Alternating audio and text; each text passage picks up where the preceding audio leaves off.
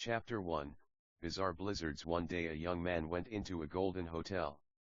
It was so large and so big.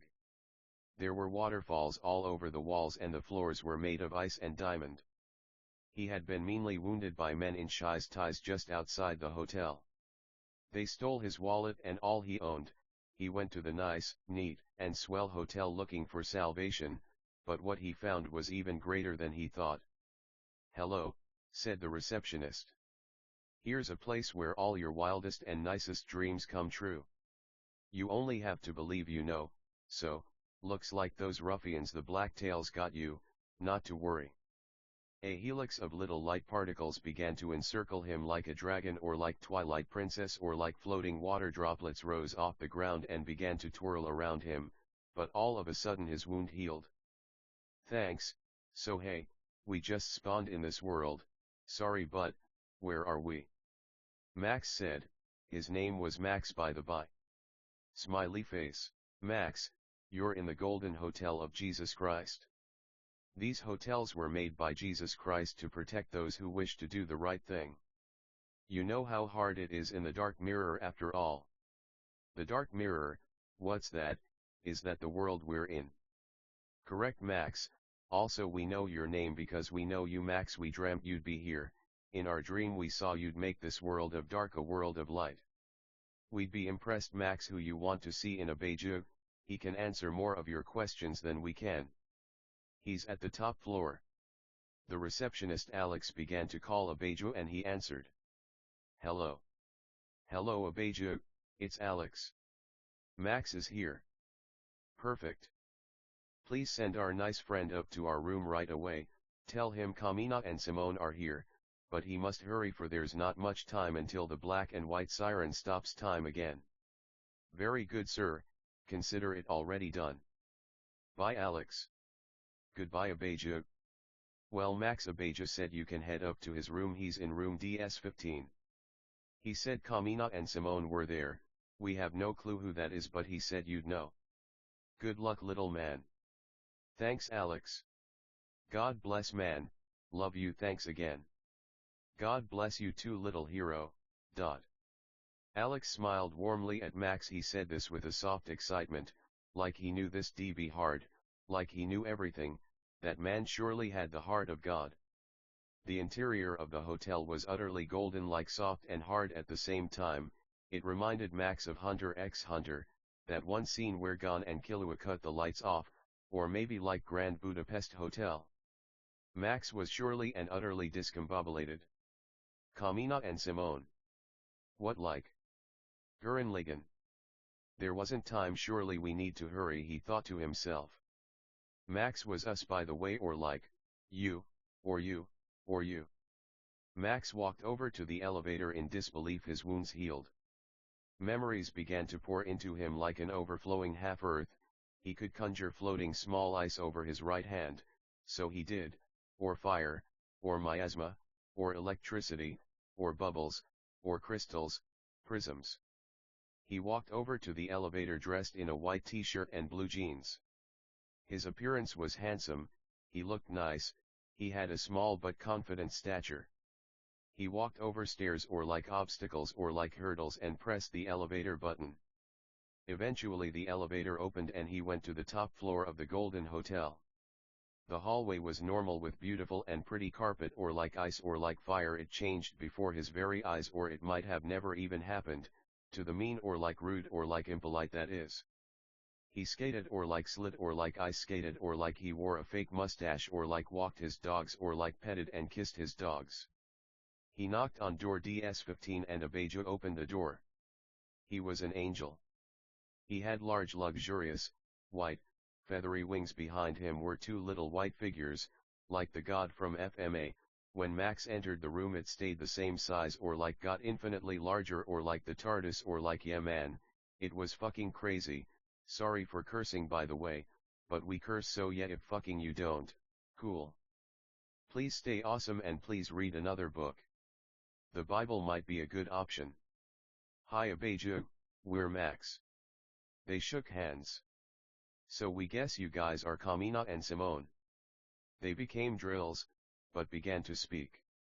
And like we don't curse too much, so that's good. Hi Max. Nice to meet ya. Me and Simone here are what you might call talking drills, but we like to take a humanoid form so we can have hands and stuff. Kamina said. Simone added, that's right Max. But no need to worry, we're gonna save the dark mirror and for the first time bring light to this damned world. There's many like us talking water, talking fire, talking desks even, or like even talking chairs, but all we know is what we are. We're not like men or like angels who know more than us in a way, but in a way we're fucking smarter than the sharpest tool in any fucking shed, and that's a fact. He gave a thumbs up and shape-shifted. He continued, we can even look just like human beings. But we figured you'd find it kind of funny if we appeared looking like this, like God in a way, for aren't we all God in a way? When we know one is all and all is one, we become limitless, but you maximum. You're special.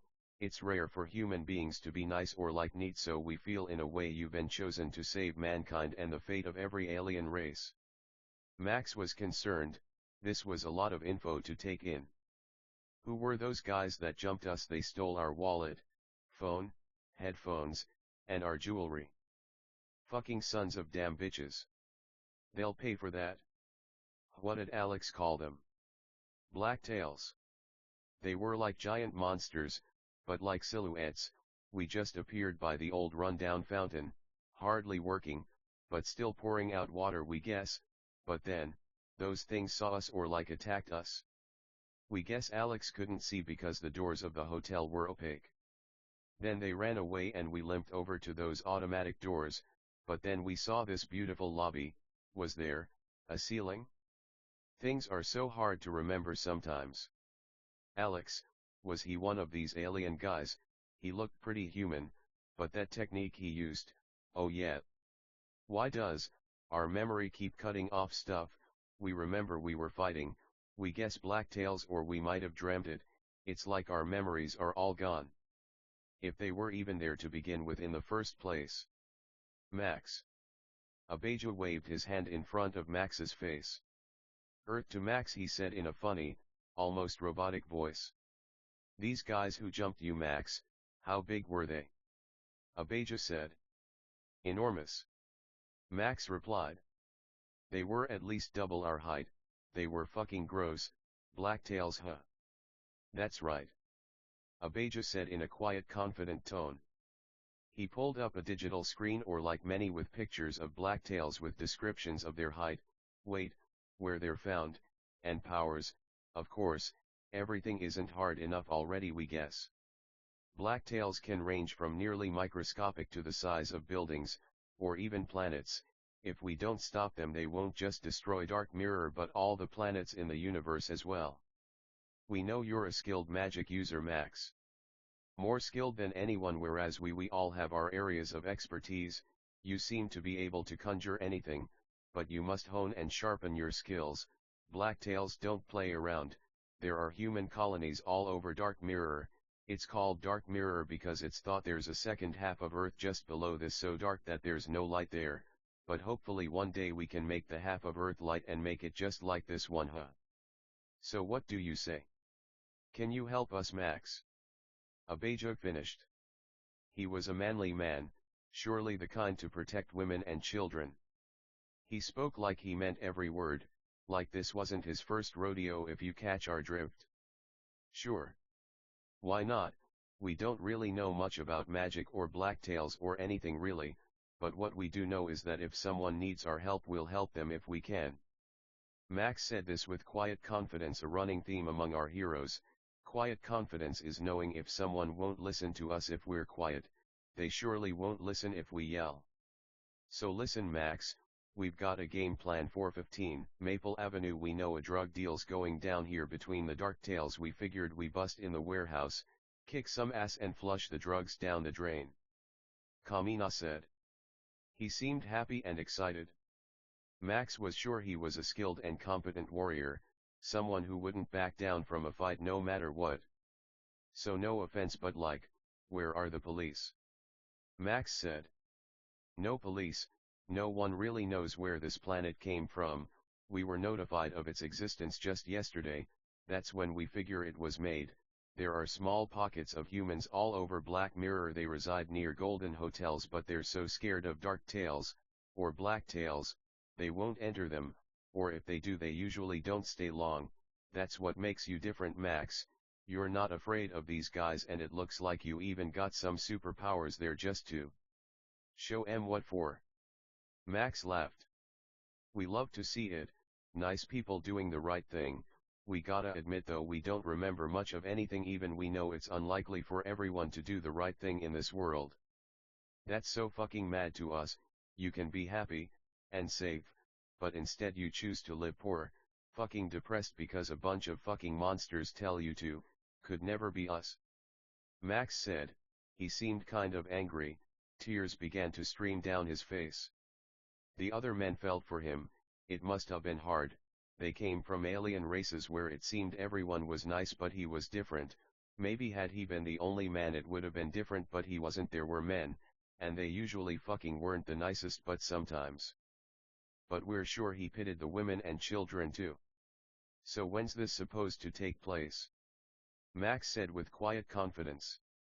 We'll be sure to be there no matter what. He raised his arm in the air and made a triumphant fist with it. Don't oppress the poor because they're poor. This Bible verse flashed into Max's head, but he didn't know what the Bible was or anything, but he knew it was true. Well, Max, it's tomorrow night, take our advice, get some fucking shut-eye. Healing doesn't mean you've forgotten the memory of pain. Take a shower. Eat something. You'll need your energy, kid. God bless you, man, you're a good kid, Max. Abijah said. He was like an older brother to Max, and he was older. Max was 26, Abijah was 30, Kamina was 30, and Simone was 20. Abijah was a good leader. He had the nice, neat, swell charisma of someone who knew how to handle pressure. Poor Max. For now it seemed he was the least of which, but that didn't mean he wasn't going to be the greatest someday. They all hugged and shared partings. Later, buddy.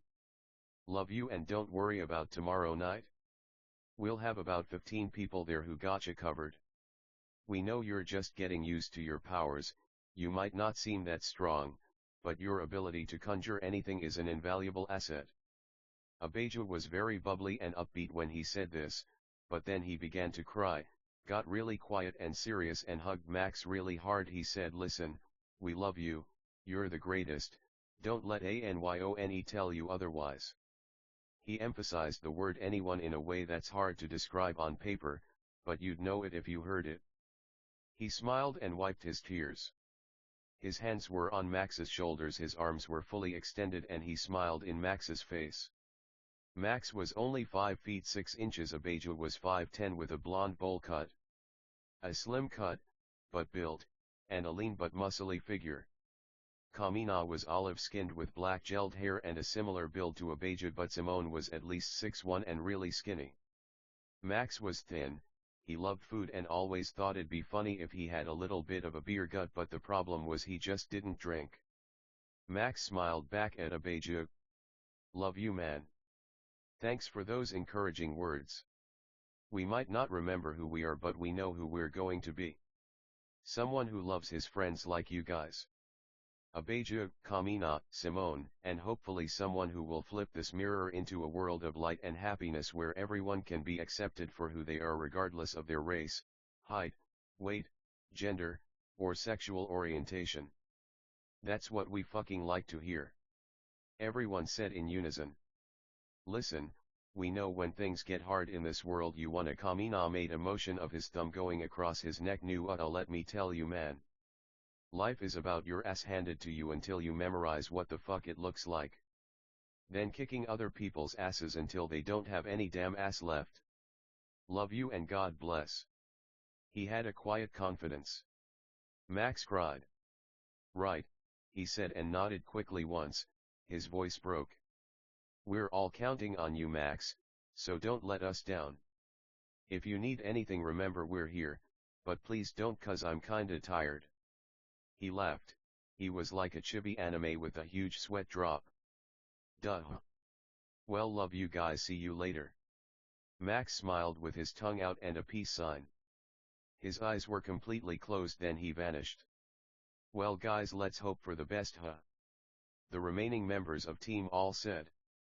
They were chibi or vanished or slept or played video games or trained outside. Remember, like Ellen White said, guys, it's open-ended for a reason. God made another floor on top of Golden Hotel for Max. There was no elevator to it or no other way to it but just teleporting in or going through a window, but there was a door to the roof. The suite was huge. It had little stairs that boxed the area that lead to a lower floor about a foot down. It had a huge luxurious bed with fine sheets and super soft sheets and blankets with high thread counts. It had a fridge in a wooden wall that blended in seamlessly with lots of food and drinks. It had a personal pool and hot tub with tons of video games and a high-tech desktop with a water-powered build with rainbow lights. There were huge red curtains that elegantly folded into themselves that tied at the middle. The floorboards were polished wood that looked kind of burnt in places. Max was near where a door would be and he walked over to his bed and sat on it. Tomorrow night, huh? We hope we'll be able to help. We can barely produce any puffs of fire or splashes of water. We might just have to watch, or like conjure someone a sandwich or something. Max began to cry. He cried all the time. He turned the TV on and started watching Dragon Ball. He saw how Goku said, "Oh man, it's not like we can fly or anything," he cried. "Goku," he thought humorously and a little disheartedly, "how far you came, friend. You can do anything if you set your mind to it. You were flying in DBZ, so we just have to be patient and take our time with stuff. We're like you, Goku, we don't feel so strong now, but one day we will." Max chose Dragon Ball because it had the scene in the beginning of the first episode. Contradictions contradict, friends. How does Max know Dragon Ball if he doesn't have any memories? They might flash into his head like lightnings at night's fall, or like tears, or like fucking shooting stars, or like apples off trees. Wind by Naruto is a good song. It teaches us the value of pain, friendship, adventure, and fighting. Listen to it if you get the chance. Max had ice cigarettes. They were literally just sticks of ice, but with magic he could inhale, and ice dust and particles that glowed and glittered would fill his lungs to calm him down. Oh kids, he thought, he loved to smoke, but the cigarettes had fake smoke, but his kids didn't know what he meant, so to break it down or fucking demonstrate or like condescend even, he made these cigarettes. Fire cigarettes were sticks of fire that produced fire sparks and glitter, or even threw flames that were huge. Electricity cigarettes tingled his lungs as the electricity would dance, bounce, jump, and drip on the inside of his iron lungs, or diamond or ruby or emerald or sapphire. He took a toke of his ice cigarette while lying on his back and blew the ice dust up. "Where are you now, kids?" Max wept. He had memories of raising children. They were a rowdy, rambunctious lot.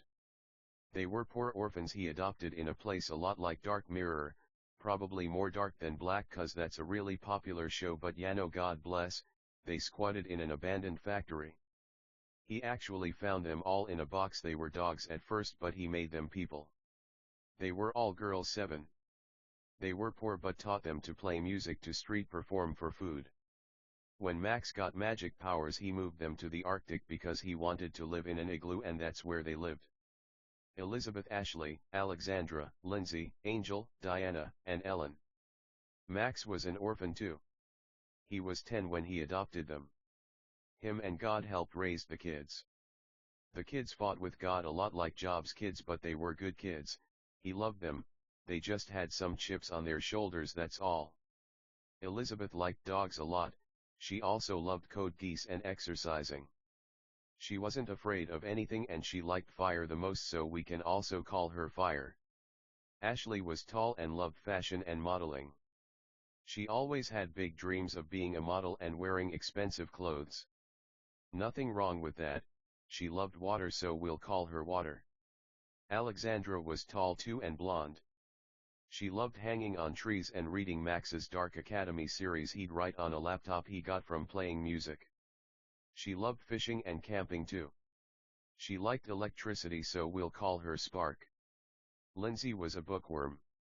She liked learning about world affairs and was very cautious to avoid doing drugs and alcohol. She never even tasted one of the cigarettes. She liked the forest and fishing and camping too. She loved green light and leaves, so we'll call her Leaves. Angel loved video games. She had a Switch she took with her everywhere she went. They lived near a river, so that's how they bathed. If they were lucky, they could get a fire going to boil some water to get it hotter. She loved camping too, but usually just sat at the camp playing her video games. She liked ice, so we'll also call her Ice. Diana was tall and loved to sing. She loved Britain and fish and chips, Big Ben, the London Eye and Princess Diana, who is who Max named her after. She loved playing Mario Kart with Angel, and she loved playing as Baby Mario, but Angel usually picked Baby Luigi. Diana loved the idea of royalty and she hoped to go to heaven one day.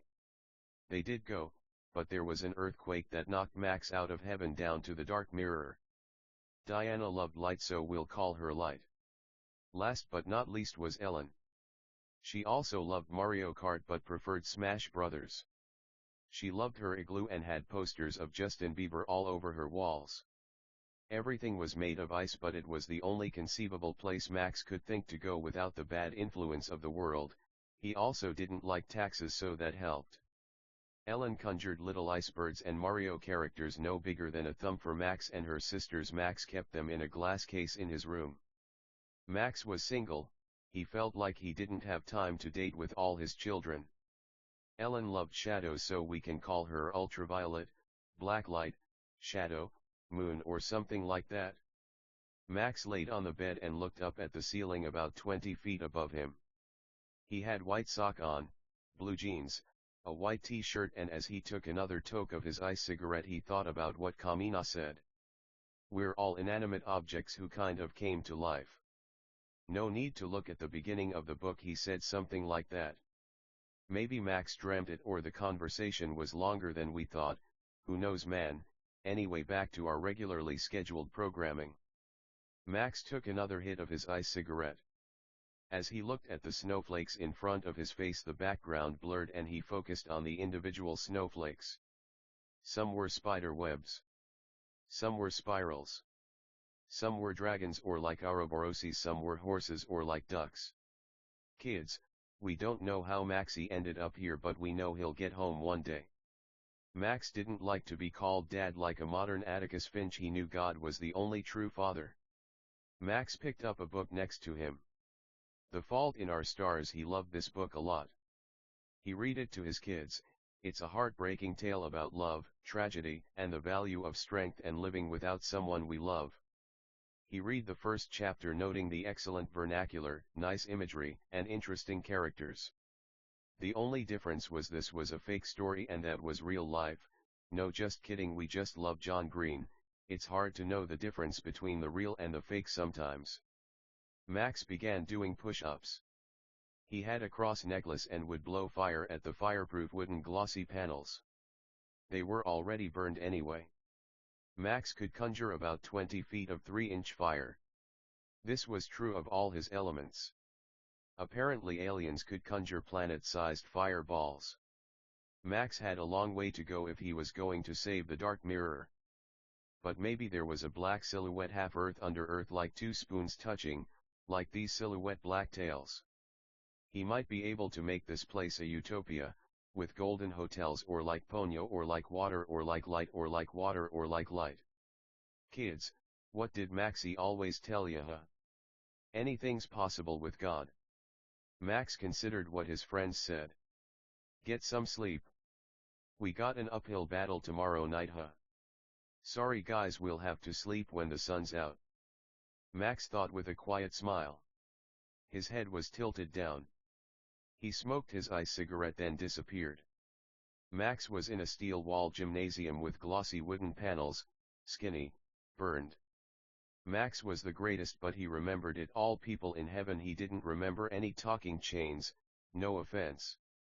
He was attacked by blacktails and lost most of his ability to conjure great big firestorms, and instead was left with little fire strands or ropes. Max had a mansion with his kids in heaven. Sure, there wasn't ice, but at least there weren't taxes. He remember being at home one day with his dogs when suddenly there was an earthquake that knocked him off his hammock or like bed it's open-ended Yano. His cigarette fell out his mouth and the sky turned blood red and dripped blood like rain. The blacktails started attacking people and Max fought them with a lot of might but they overpowered him and he fell out of heaven like that old story of Lucifer in the Bible, but the difference was Max was a good man, no angel. So like Mario in Super Mario Galaxy he fell away and well, we know the rest of the story. He was near a broken fountain with chunks of the outer concrete edge missing that wasn't making too much water when the blacktails came and beat him up. At this point he lost a lot of his memories. Even now his memory wasn't very good, though through no fault of his own. They stole his stuff, his phone, his wallet, his earphones and left him with a huge wound through his stomach. With unbelievable strength he walked or like Yano, if it's too unrealistic we crawled or like Yano, it's just we're pretty sure we said walked at first, but no worries it's open-ended for a reason man. When the blacktails stole Max's stuff, they ran away so there was the Black Knight Street. The buildings all looked condemned, the wail of sirens slashed at the night sky like portals from Twilight Princess. But there was this enormous hotel that touched clouds that looked like it was made from solid gold. Max entered to a pleasant pop song about not being anxious about life and just shaking anxiety off. Nice song. But there he met Alexander, probably Alexander, who explained he was on Dark Mirror. As Max thought of all these things he practiced his martial arts but it just wasn't the same, his fire was so small now, his water was so small now, and he could hardly make an igloo with the amount of ice or snow he was making. Fire reminded him of Elizabeth. They were all his favorite in a way. She loved the unpredictability of fire. The warmth, the heat, the way it could light up any tundra. Poor Elizabeth. Even now Max wished Elizabeth could hear him so she could know everything would be okay in the end. How can we not talk about family when family's all that we got? God bless Wiz. Elizabeth, it'd be selfish not to think of her, we're not the best, it's just sometimes we get scared. Wicked people might ask why 7 girls, why not boys? As stupid as the wicked act, it's strange they could even think of this question. Well, we wanted girls. We felt like it's what we wanted though we love men too, it's not that complicated at all, we might like girls more than boys probably that's it, we always have, just makes us happier we guess. Max's backstory is a little complicated. Max was also just a simple dog. But God raised him. The problem was God was poor too, no one knew he was God. Max was taught music and the hardships and difficulties of life. Max named Elizabeth after Queen Elizabeth II for she loved the Queen a lot. Sometimes things might not always make sense but that doesn't mean we shouldn't say it. In fact, it's the complete opposite. If we said things that always made sense how boring would that be? Max listened to Nightmare by Halsey while training. It's a really nice song about the tragedies of what society expects us to be and how if we break out of their mold we might make a self-empowered, self-loving anthem to our tragic, but beautiful life. Max loved to use chains to fight with little hooks at the end like the hookshot from Zelda. His chains were only 20 feet long now and very small but he made work on his little punching bags, piercing them, but letting the sands spill out almost like the sands of time that give us so much anxiety. Ice pellets flew fast enough to dig wounds, but not fast enough to go all the way through a target. Rocks were the same way, pebbles now, but no boulders. Fire was now thin and wasn't exactly cooking a steak or wagyu anytime soon. Water might make someone feel like they're drowning so it surely wasn't a pool. Max continued with fire, water, ice, rocks, chains, and the like for many hours. He was sweaty. He was kind of fat if you want to see it that way. Open rebukes nicer than hidden love, no offense, honestly, but Hollywood changes how these characters look so much anyway. We start to begin to wonder if it really matters. We could see Max as a little fat man, black, Mexican, Indian, whatever you want man, you're cool. He could have average arms for real strength is God, magic, anime, and all that stuff you hear on the internet, but working out is surely good. it just is about health we guess, but magic lets us love all kinds of bodies. God bless Halsey and Colors, a nice and wonderful song about the tragedy of unrequited love and how we can love ourselves by learning from past mistakes to find better lovers and better futures. Max's earpods disappeared. Max began to shower in his hotel suite. He felt it wasn't cool enough, but he didn't have a choice, but he was grateful in a way. If this was old Max, he'd make a waterfall hot like a shower, or like go like that. While Max could still teleport, he couldn't affect such a great body of water anymore, so the waterfall would still be cold. He could transport to a hot spring, but he liked and loved showers a lot. Max liked and loved to sing in the shower and dance. He would listen to Taylor Swift. Panic at the disco, rap, didn't matter to him, he just loved life a lot. The water was cleansing, hot and gentle, like a hug from God, or like joy, or like joy, or like. Max loved to repeat himself. It seemed some human beings just didn't listen. The shower was hot and steamy, not like, in a fucking weird way or anything. It's funny how mean beings can shower all they want, but still feel dirty. The water rolled off his body onto the floor. No amount of water can clean a monstrous soul, maybe a dirty one. Probably only God could clean such a wicked soul, but still, water feels so good. Like Ellen White said, shower as much as possible, at least twice a week. Open rebuke's nicer than hidden love. Some fuckers out there might hear it and mock it, but just know showers were different back then compared to how they are now. He liked making his hair straight from water, for it was usually curly, right? What you know, right? He smiled. In a way, this was his internal dialogue. God bless Michael Scarn. He might even be the one writing this book. Water cleanses, water. Ashley was water. She'd like to become little puddle and just sleep all day, immune to cold, immune to not eating fish. Max loved Ashley a lot. She always had a chip on her shoulder comparing herself to her sisters. He loved them all equally. Ashley felt too tall sometimes. They were all married too. Max stayed single though, too much to do, but there wasn't marriage in heaven. You gotta understand, Max was just a father figure to the girls. It wasn't like that. Why, they were pups of the same litter, if you wanna see it like that. Lots of this is metaphor, so yeah. Anyway, fucking, the water ran down Max's body, but cleaned his soul as well. Nothing felt better than a nice hot shower, and Max knew that. He could stay in there forever, but it's hard to put ice or snow in hot water. Max stepped out the shower filled with joy, but optimism as well. The floor under his feet was upside down and kept flipping over until it knew it existed. Chains flew across the universes in his mind, slowly but like lightning too. Noless, a word Max made, a secret like his heart. Kidding, it means lightning.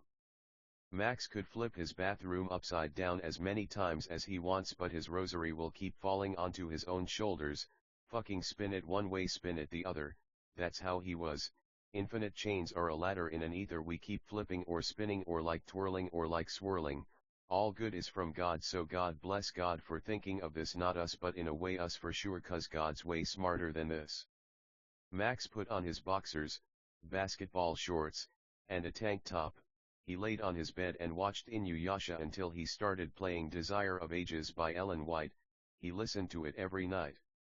It was 1 a.m., fucking humiliating. He thought he'd be up for way longer, but it's cool.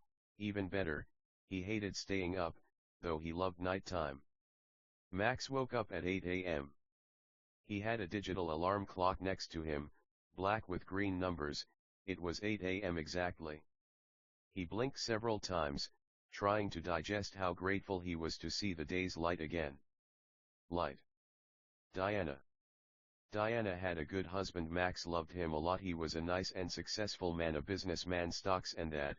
He wasn't the nicest though. None of their husbands were, so Max always had some resentment toward them for that. Diana loved light. She said dogs can only dance in the light, for without the light, what dog could dance? She loved to picture dogs dancing. She loved Chinese food, Dahakat, Agara Hills, and breaking her dad's heart. She had a chip on her shoulder like her sisters. She lied too much, Like chains flying across a universal white ether, she seemed to just go on autopilot sometimes, just going through the motions of life without stopping to think about how grateful she should be. She loved to dance, a silly girl. Daddy's little heartbreaker. Honestly, she got it from her dad, he was cold like her. Max thought of going to a store like Walmart and thought how funny it'd be to have a Walmart in his book, but he remembered, there were no Walmarts here. The golden hotels were safe havens made by God to help the oppressed, but they only ever went in sometimes, so aliens usually would inhabit them so they wouldn't be empty. Max teleported to what he thought a store might be on Dark Mirror, and what he saw was a bunch of rotten, nasty, mean, rude, and disgusting food with black tails everywhere. The clothes were rotted, there was dirt and filth everywhere. He thought this might happen, so he really came to practice his combat skills before the fight tonight. It was 8:50 a.m. Light was seen from the Golden Hotel, but Dark Mirror was consumed by a perpetual night. There were some lights in everywhere just so the blacktails could see how ugly they were, but that's it. Max sent some shotgun shots, sound barrier piercing supersonic waves made of negative ether, light and fire. Fucking, they seemed like they were in pain, but they could stretch out their arms very far like knives, so Max had to be careful or he might end up on a platter. Max liked to carry a little bottle of highly explosive and volatile bubble soap with a bubble wand for good measure. Tiny but effective. Not like the planets he blew in heaven, but he had to try. He got really close to a giant blacktail and blew the bubbles in its face and teleported away before they could pop or blow up. It was a small explosion, but it surely did some damage. Max could fly, and so he chose to because the floor was so disgusting. A blacktail sent its arm knife at him but leaned back in mid-air and dodged the attack. The arm made a U-turn and came toward Max. A fist formed out the arm like elastic and hit Max. He was winded, he didn't know how to dodge the second attack, so he just fell to the floor. It was covered in disgusting sludge and filth. It's hard to explain, it was surely damn disgusting in this store. Max wanted to subdue a dark tail before he left. He sent a water spear through one and it became like sludge, whereas they usually looked like a black light or like a hologram. Max almost wanted to wake up from a bad dream, but he knew this was no dream. Blacklight. Ellen. Now it's not that Ellen was particularly a fan of blacklight but shadows. She was fascinated by darkness and loved Shikamaru from Naruto. Shadow-type Pokemon and ghost types. She loved Pokemon Legends, Arceus. She was a silly girl who surely loved lasagna so much. Max loved her a lot, but she had a chip on her shoulder. About how she told her kids Max wasn't as good a person as he was, but she loved Max more than anyone. She'd even sin and love Max more than God, but Max knew even in those moments she was still a good person.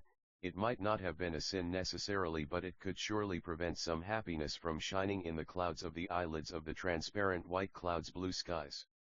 Anime Ellen lays on the ground and wakes up under a tree and blinks her eyes to see Max smiling over her. When we blink a lot, we open the possibilities of raising children, feeling ground under our feet, and feeling the warm hug of a loved one, face to face, and heart to heart.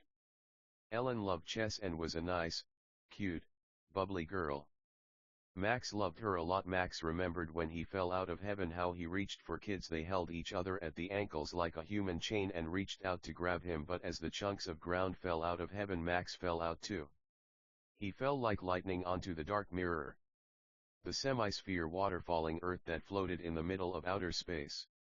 Other lightning bolts fell to heaven, but Max didn't know who they were. He doubted anyone else could make it in such a nasty place, though he didn't think too highly of himself. Maybe he deserved it. Max thought all these things while fighting the blacktails in that abandoned Walmart. Max's eyes began to glow, but he didn't know why. A gauge was in the bottom left of his vision. Max unleashed such a vicious fireball he eviscerated the entire Walmart. We see, it's like a fighting video game.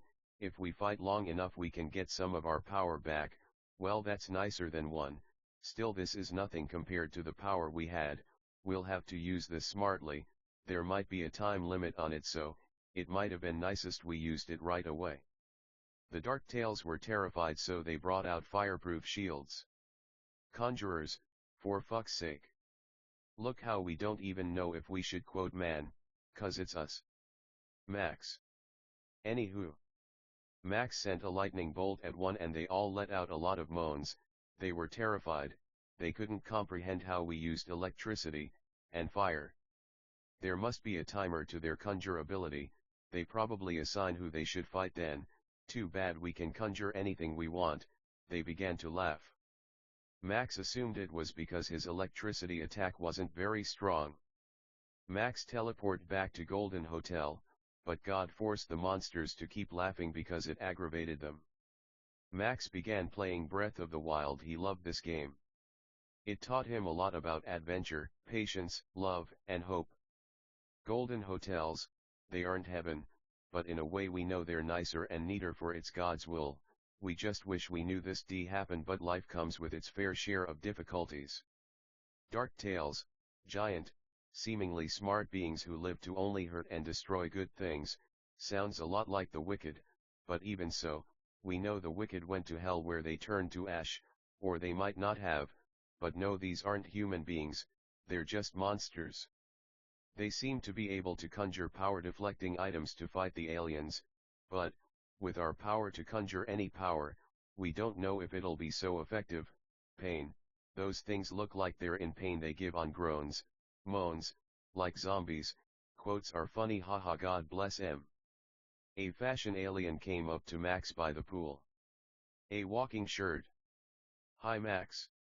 We figured you were kinda lonely, so we thought we'd say hi. Our name's Eliza, we love music, dancing, ellipses, dyeing our hair, and of course, fashion. Nice woman. She looked so pretty, like a human being, but her true form was a shirt. These are our friends Max. Max introduced himself, a pair of pants, nice man. Ironed and all of, dat. Jason was a jacket. Lacey was a hairband, hard covered in cloth, that kind. She looked nice. Honestly, we wish we were a hairband, we bet she makes hair look great. Eliza was a ponytail. And Joy was a pair of Ray-Bans. They were regular sized, but they knew what Max was thinking and became huge. Then small. Lovely human beings. Max began to cry, they felt for him. Max was so happy whenever anyone did the right thing. They all hugged. Joy said, we're not really fighters, though we know how to fight, we specialize in repairing clothes, if you wanna see it that way, no offense, making armor, and making clothes enhance with magic powers. That's cool, Joy. Well, hey, do you guys think you could make me the magic armor from Twilight Princess, also the Zora suit from that game? Please. Max said. Sure. Jason replied. He continued. We really admire what you're doing, Max, you're like Ong Man, but like with everything ever, isn't that such a good show? It really was. It really is. We love Avatar, the live action is to die for. Who's your favorite character, man? Max replied. Jason said Sokka, he's so dumb, but he's so fun, ya know. We love him. He really could make or break the whole show. Max knew in that moment these were the realiest beings this side of a golden hotel. So true, Jason. Look, no offense, but no one looks like a human in heaven, right? Max asked earnestly, kindly, nicely, and neatly. Right? God does, but there were some humans, but they also fell down here to the dark mirror, though they look like holograms, but we don't know how come that came to be. Max wept. He hugged them and teleported onto the roof of the Golden Hotel. There was a diving board and a pool on the floor. He was in the cumulus strata state. He jumped, his fat jiggling, and did flips all the way down to the pool like lightning, and landed so hard he knocked all the water out the pool 10 feet in the air, then it all landed back in. Max ate a pizza and asked the other Max, hey Max, great name by the by, do you guys eat? Max asked timidly but humorously. The other Max said, we can, but we have to become human beings, we don't actually need food, we do sleep though and feel pain though, we can choose to feel pain, but we can't choose to not feel it for too long. Max thought to himself, wow. The power to feel no pain, what an amazing pair of pants. The other Max became a person. Hey Max, why do you think all of this is happening? Yano, it seems kinda harsh, we know God's right, but you're a smart man and we wanted your insight. Pants, Max said. Max replied, well, we know God's always right, he must be trying to tell us we would assume some human beings who are meant to go below might seem like they're above but they're not, 'cause we had no clue who you guys were. We knew some of those beings, we know they weren't actually the nice, neat, swell, polite beings they said they were. To some this could be a hard pill to swallow, so now we must suffer, for their sins, just like God suffered for us. The clothes were impressed to say the least. They swam in the heated pool indoors until they teleport out, pool and all, and it began to snow. Runaway by Aurora played. To this day, this is one of Max's favorite memories, swimming with those clothes, kinda like a huge washing machine. No matter how hard life gets, we always have our friends and family. Eventually, they got out, dried off, laughed some and teleport out. It was 3 p.m. Max went to a dojo where he met some talking swords. It reminded him of Ranma or like Kaze no Stigma or like our on high school host club. Max put on kendoji, kendo, clothes and bowed to the swords. Apparently they're wooden swords as children but become steel when they're older. The swords became human beings and began sparring with Max using wooden swords. They fought intensely. Max's large weight didn't make him sluggish or slow at all, though sometimes he wished he was skinnier. He just thought it was humorous, that's why he looked like that. They were expert sword users. The kendo masters had much to teach Max of stance, power, control, and how learning the sword was like learning God, for God was also a sword, or like pants, or like shirts, or like socks, or like fire, or like water. Fire, poor Elizabeth. She always had a hard time listening to Max in school. Max taught his kids with God, he homeschooled them. She liked to make mean, rude jokes with her sisters. During these times she lost her powers and often became rude, nasty, and even unbearable. Max loved her all the same. He knew when she came around they were honest conversions. Water. Ashley was even meaner than Elizabeth. She had a really mean, rude, impolite, and bad temper, and sometimes was arrogant and narcissistic. She could be a bad influence on these clothes human beings. She was a nice, neat girl, but lacked proper discipline and true love. Max still missed his kids. It was for the best this happened. If it didn't, he didn't know if his kids would ever open their eyes to the severity of sin. Not to say they couldn't make it to heaven, but just today they could be infinitely better.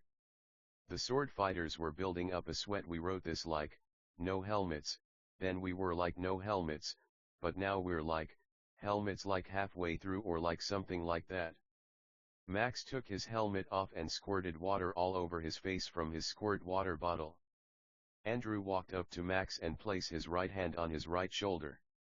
Max sat looking at the backyard on the wooden floor with his feet on grass while Andrew stood up. Max, you did a really nice job.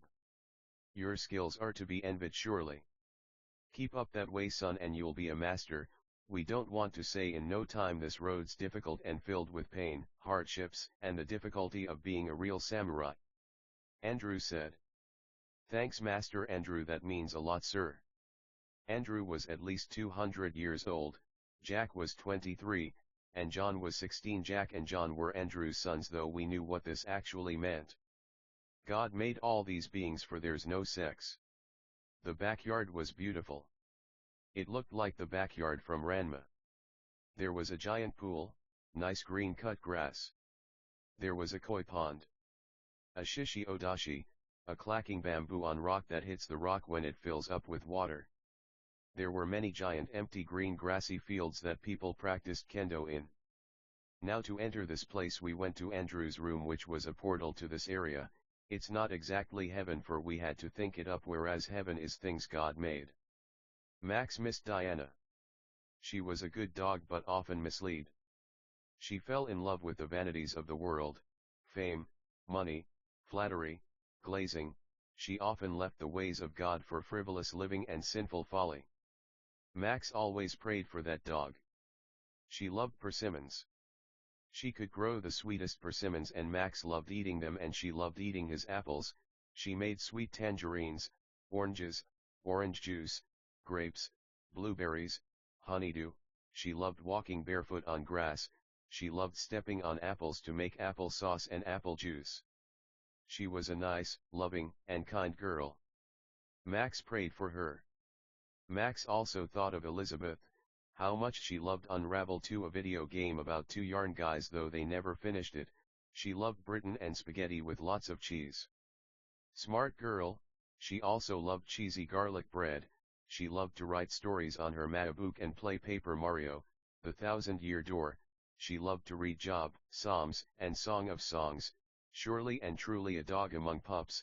She probably lied too much. She smoked and drank, but that wasn't as bad as she thought. She loved to play basketball with her sisters and to go to baseball games. We teleport and we made money through stocks and crypto, plus this stuff was in heaven. Elizabeth always wished to be a Goomba when she was younger, just a walking talking shiitake mushroom. Max always said he'd eat her up. She was shy and anxious about so many things, but she had her own life, and she had a good one. Now she was in heaven, but Max was on Dark Mirror, the post-apocalyptic half-Earth, though Max knew Earth was usually round, with waterfalls falling off the edges. The golden hotels were impossible to see from space. From space it just looked like black silhouettes of buildings with water falling off the sides, but it just might sparkle to indicate there's just the smallest amount of hope there. Poor dogs, they were better than they thought. They were too hard on themselves. They often said sorry. They liked to be dogs and run and race each other. Nothing wrong with dogging or dogging either way. Max always thought of those dogs. He didn't have much else in this world.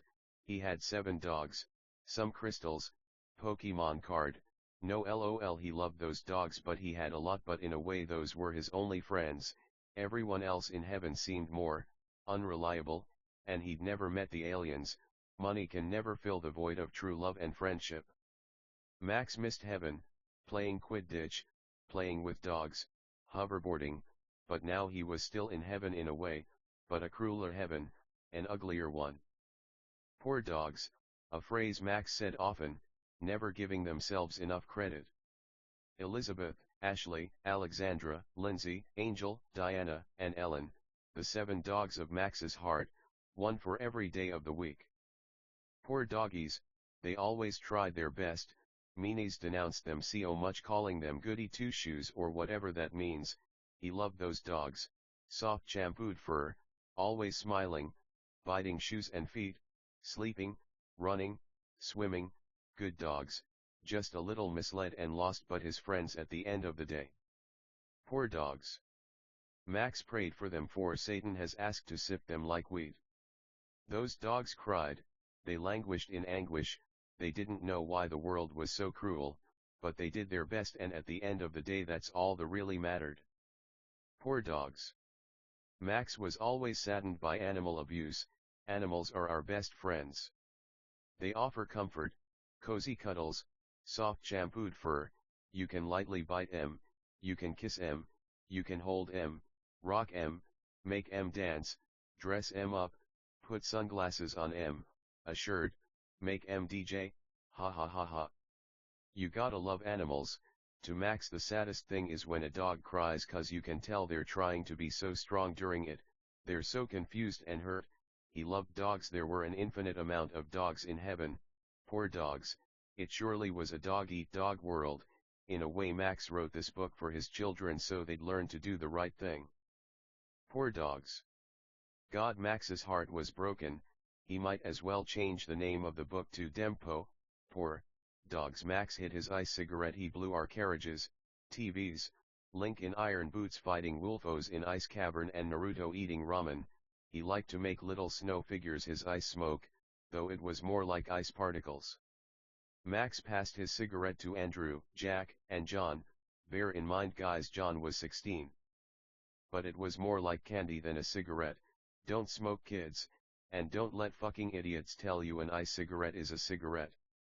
Well guys, Max said. He got up and put his fist into his open hand and kept the hand flat and bowed to show dignity and respect. "You've taught me so much, we thank you for your kindness, niceness, neatness, swellness, polite manners, and hospitality." They bowed back. "You're welcome back here at any time, Max. See you tonight at the warehouse." "Good luck, son," said Andrew. They walked toward each other and group hugged for a while. Max wept. They smiled at each other, then Max vanished. It was now 5 p.m. Max went to a beach. He met a talking beach ball, a talking volleyball, a talking umbrella, a talking beach towel, and tons more people. The kids were sand buckets, sand pails, sand cookie cutters, and little sand hand shovels. At that moment a beautiful woman walked up to Max. Her name was Jackie. "Hi," she said. She was so excited and happy she kinda screamed. Max looked up, his large stomach scorched from the heat of the summer Sunday. "Hi. Our name's Max. What's your name, cutie baby?" "Jackie." "So, come here often?" Jackie said. She was so nice. She was smiling and winked when she said often. "No, we just got here. Have you been here before?" Max said. He smiled. It seemed Max fancied Jackie, but let's watch. "We just got here," Jackie said, smiling, but then she began to cry. Max's heart broke. Jackie sat on his lap. We were in heaven, but ya know that earthquake happened and we fell out, but actually now that we think of it, we've been here a few times, we've been here some weeks." Max believed her, but he thought the earthquake had happened so recently, he was confused. "That happens to me too, memories come and go," Max said. Jackie replied. "God said this would happen, we went back to earth as punishment for not being grateful enough in heaven. He also said you'd go later, but he couldn't tell you, but he made it clear we'd come back, and it wasn't just as punishment, but he was trying to prove evil was worse than we knew, just like good was better than we knew." Max was heartbroken. Such a beautiful girl in such an evil place. Max said, "Jackie, if we had to guess, you've been too afraid to go in the golden hotels.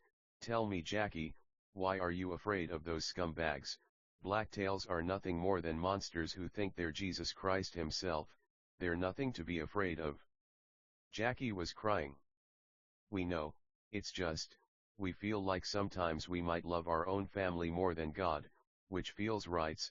We know it can't be that bad, in a way it's good, that's what God would say just to be nice, but we lose our rock when we lose God."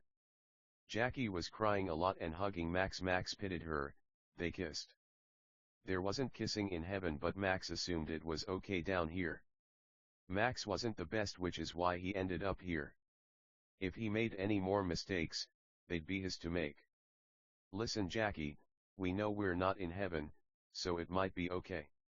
Jackie kept crying. Max felt bad for her. "Listen," Max said. "We love and like you a lot. Platonically and romantically, it's just we want to make sure it's okay with God."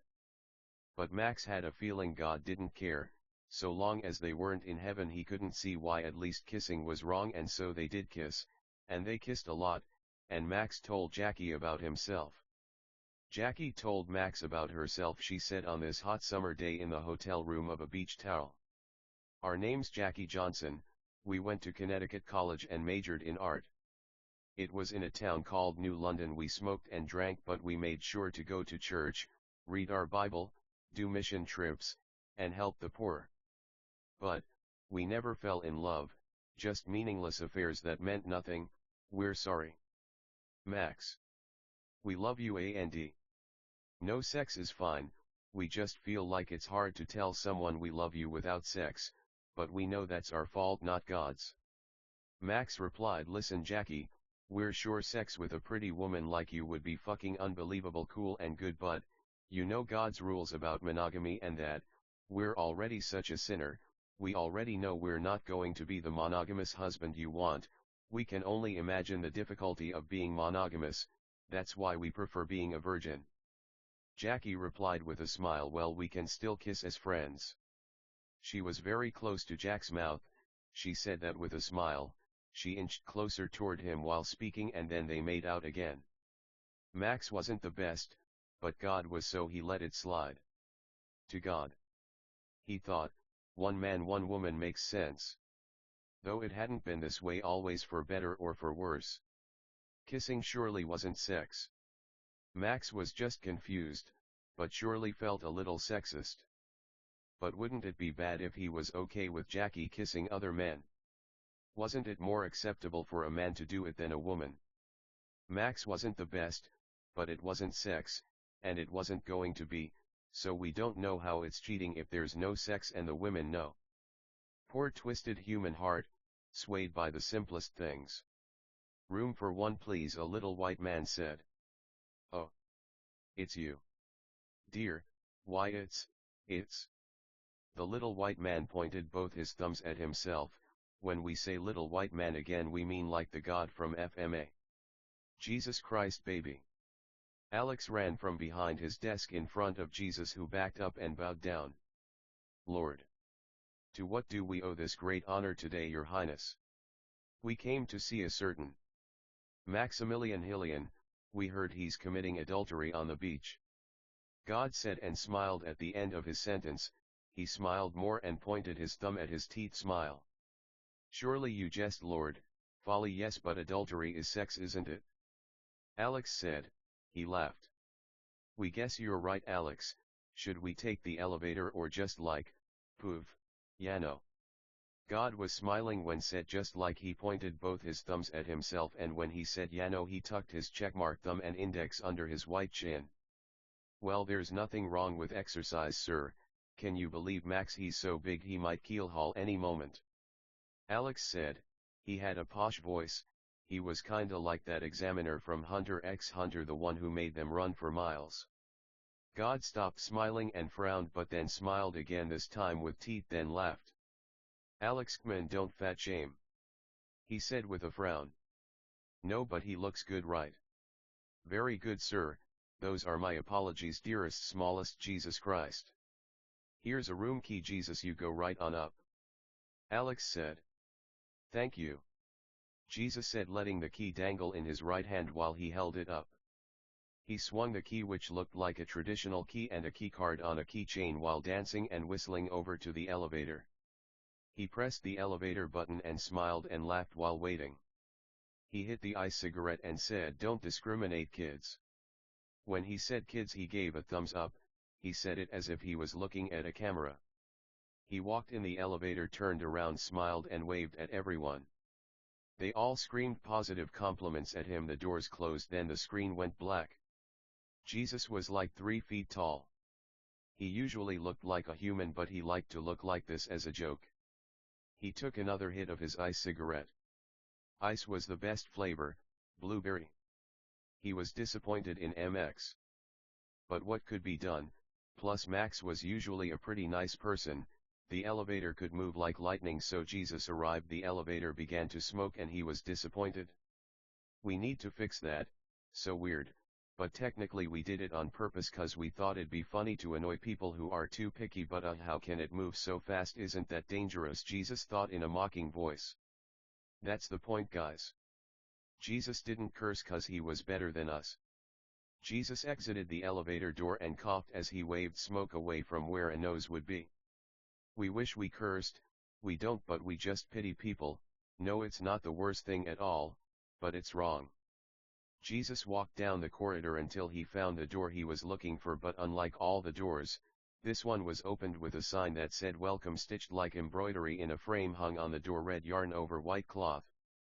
The door was a portal that floated about a foot over a sandy beach.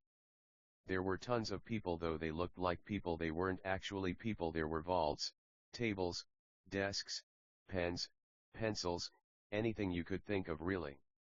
They were just chilling. They don't really eat, so no one was barbecuing or anything, but we know there was one Homo sapien there, and Jesus could already smell the ribs. Max was cooking with Jackie, and Jesus set foot on the sand and waved and chatted with people while walking. Hey Jesus. JC. Little white guy, the last one was a human being. Jesus talked to lots of people before eventually get to Max, but when he got there he said, "Hi Max." "Who's she?" Max closed the door on the grill, ran over to God and hugged him. God also became fat in pity to Max. "She's Jackie," she said. "She's been here a few weeks and she's come to this beach a few times. It's such a coincidence, whenever the towel people throw these parties is when she comes." Max said. Jesus said, "That is quite the coincidence indeed. Jackie, tell me Jackie, is there anything we can do to help you feel better? It seems like you've been sad." Jackie hugged God. "Can we get some dogs?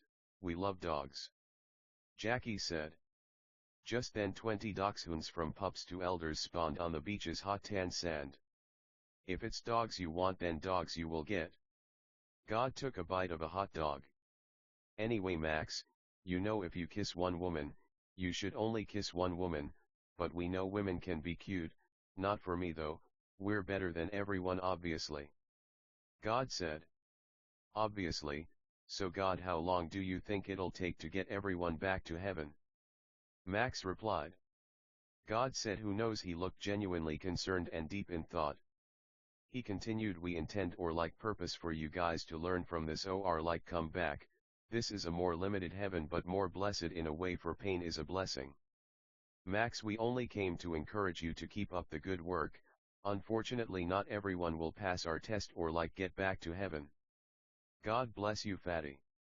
Max replied, "God bless you too fatty." They hugged and Max laughed while he said it. "We love you God," and they all group hugged. Then Jesus vanished. Max and Jackie continued to talk until the food was done. Jackie had some friends show up. Men and women.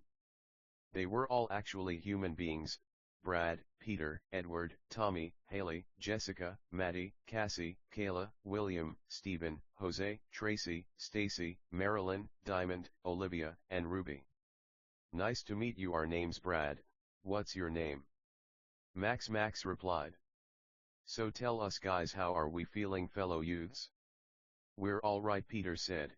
"We heard of you Max, you were a big deal in heaven. As bleak as God describes the situation, we might be the only people to do the right thing. Nice to see you." And Jackie hit it off. Like an anime, all the men started to cry waterfalls in a comedic manner. "You know Max, we tried hitting on these girls but it seemed like they all liked you."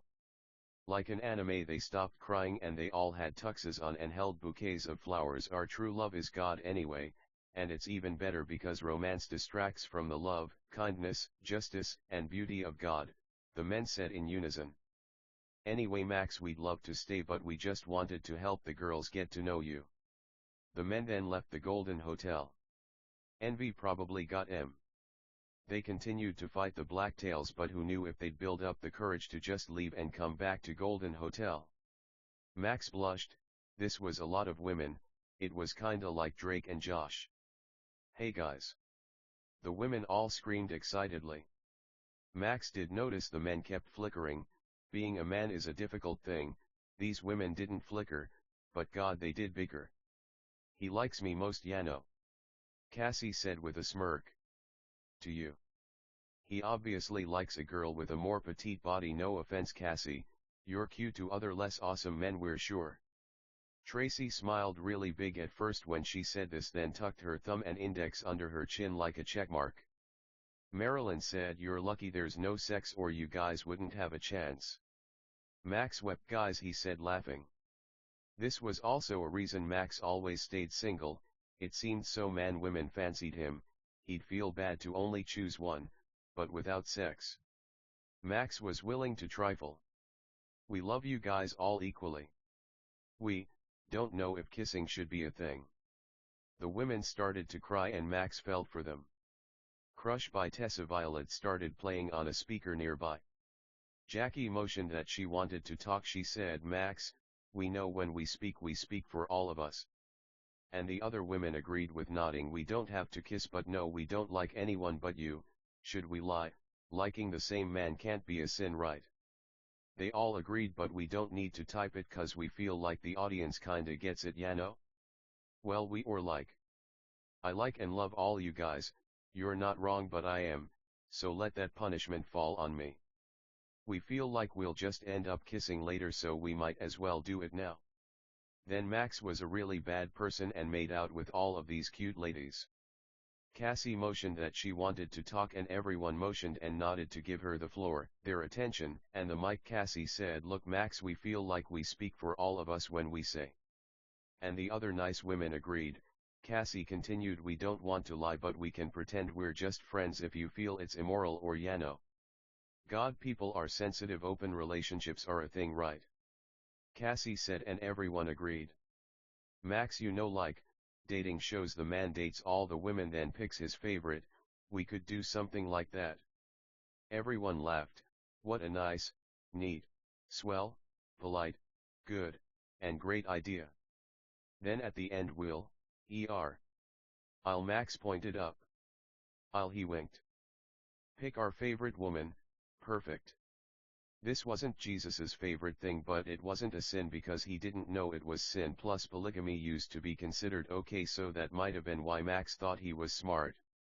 No. Honestly, Jesus was completely fine with it, it wasn't sex, so at the end of the day what was there to really say? So this might not keep coming up.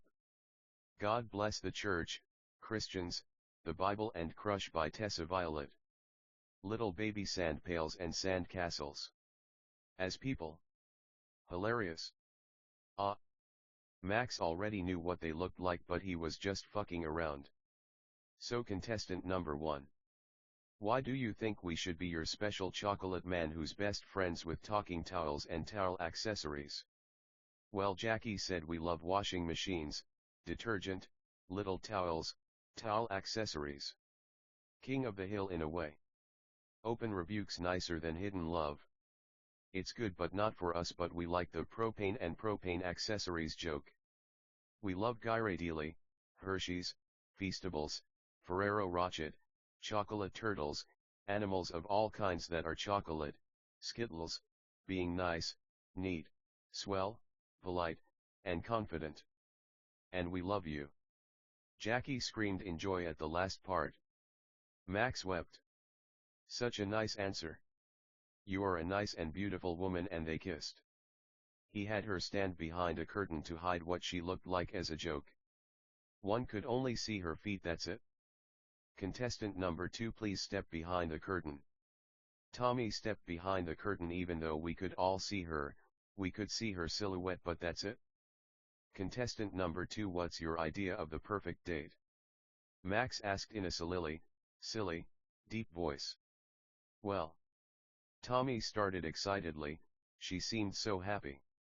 Max clearly liked and loved her a lot. They were just kids being silly, nothing wrong with that, that's how he saw it. We'd love a walk on the beach at sunset while holding hands, chocolate and flowers would be so nice. She yelled in excited glee. Lay on the sand on warm day. Swim. Walk the Santa Cruz Pier. You win me some stuffed animals. Nothing crazy, we could just stay in 2 as long as I'm with you, silly. Tommy finished. Nice answer, Tommy. We also love chocolate and flowers, and nothing is more beautiful than the Santa Cruz boardwalk, especially at sunset. Very nice answers, contestant number 2. Max said. They kissed. Contestant number 3, please follow us, Max said, and he led them to the water. Do you guys have magic powers? He asked. They cried, they didn't. They smiled. It's okay because the true magic of life comes from true love. They all said in unison. Wow!